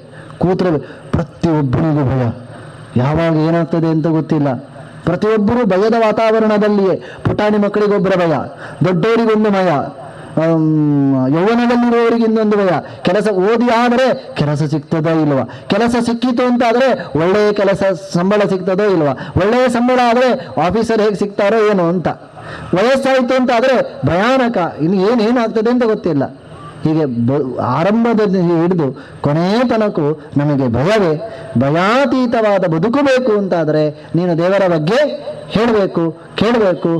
ಹೌದು, ಅವನು ಅಂತರ್ಯಾಮಿಯಾಗಿ ಇದ್ದಾನೆ ಅಂತ ಹೇಳಿ ಮುಂದೆ ಭಾಗವತ ಮುಂದುವರಿಯುತ್ತದೆ.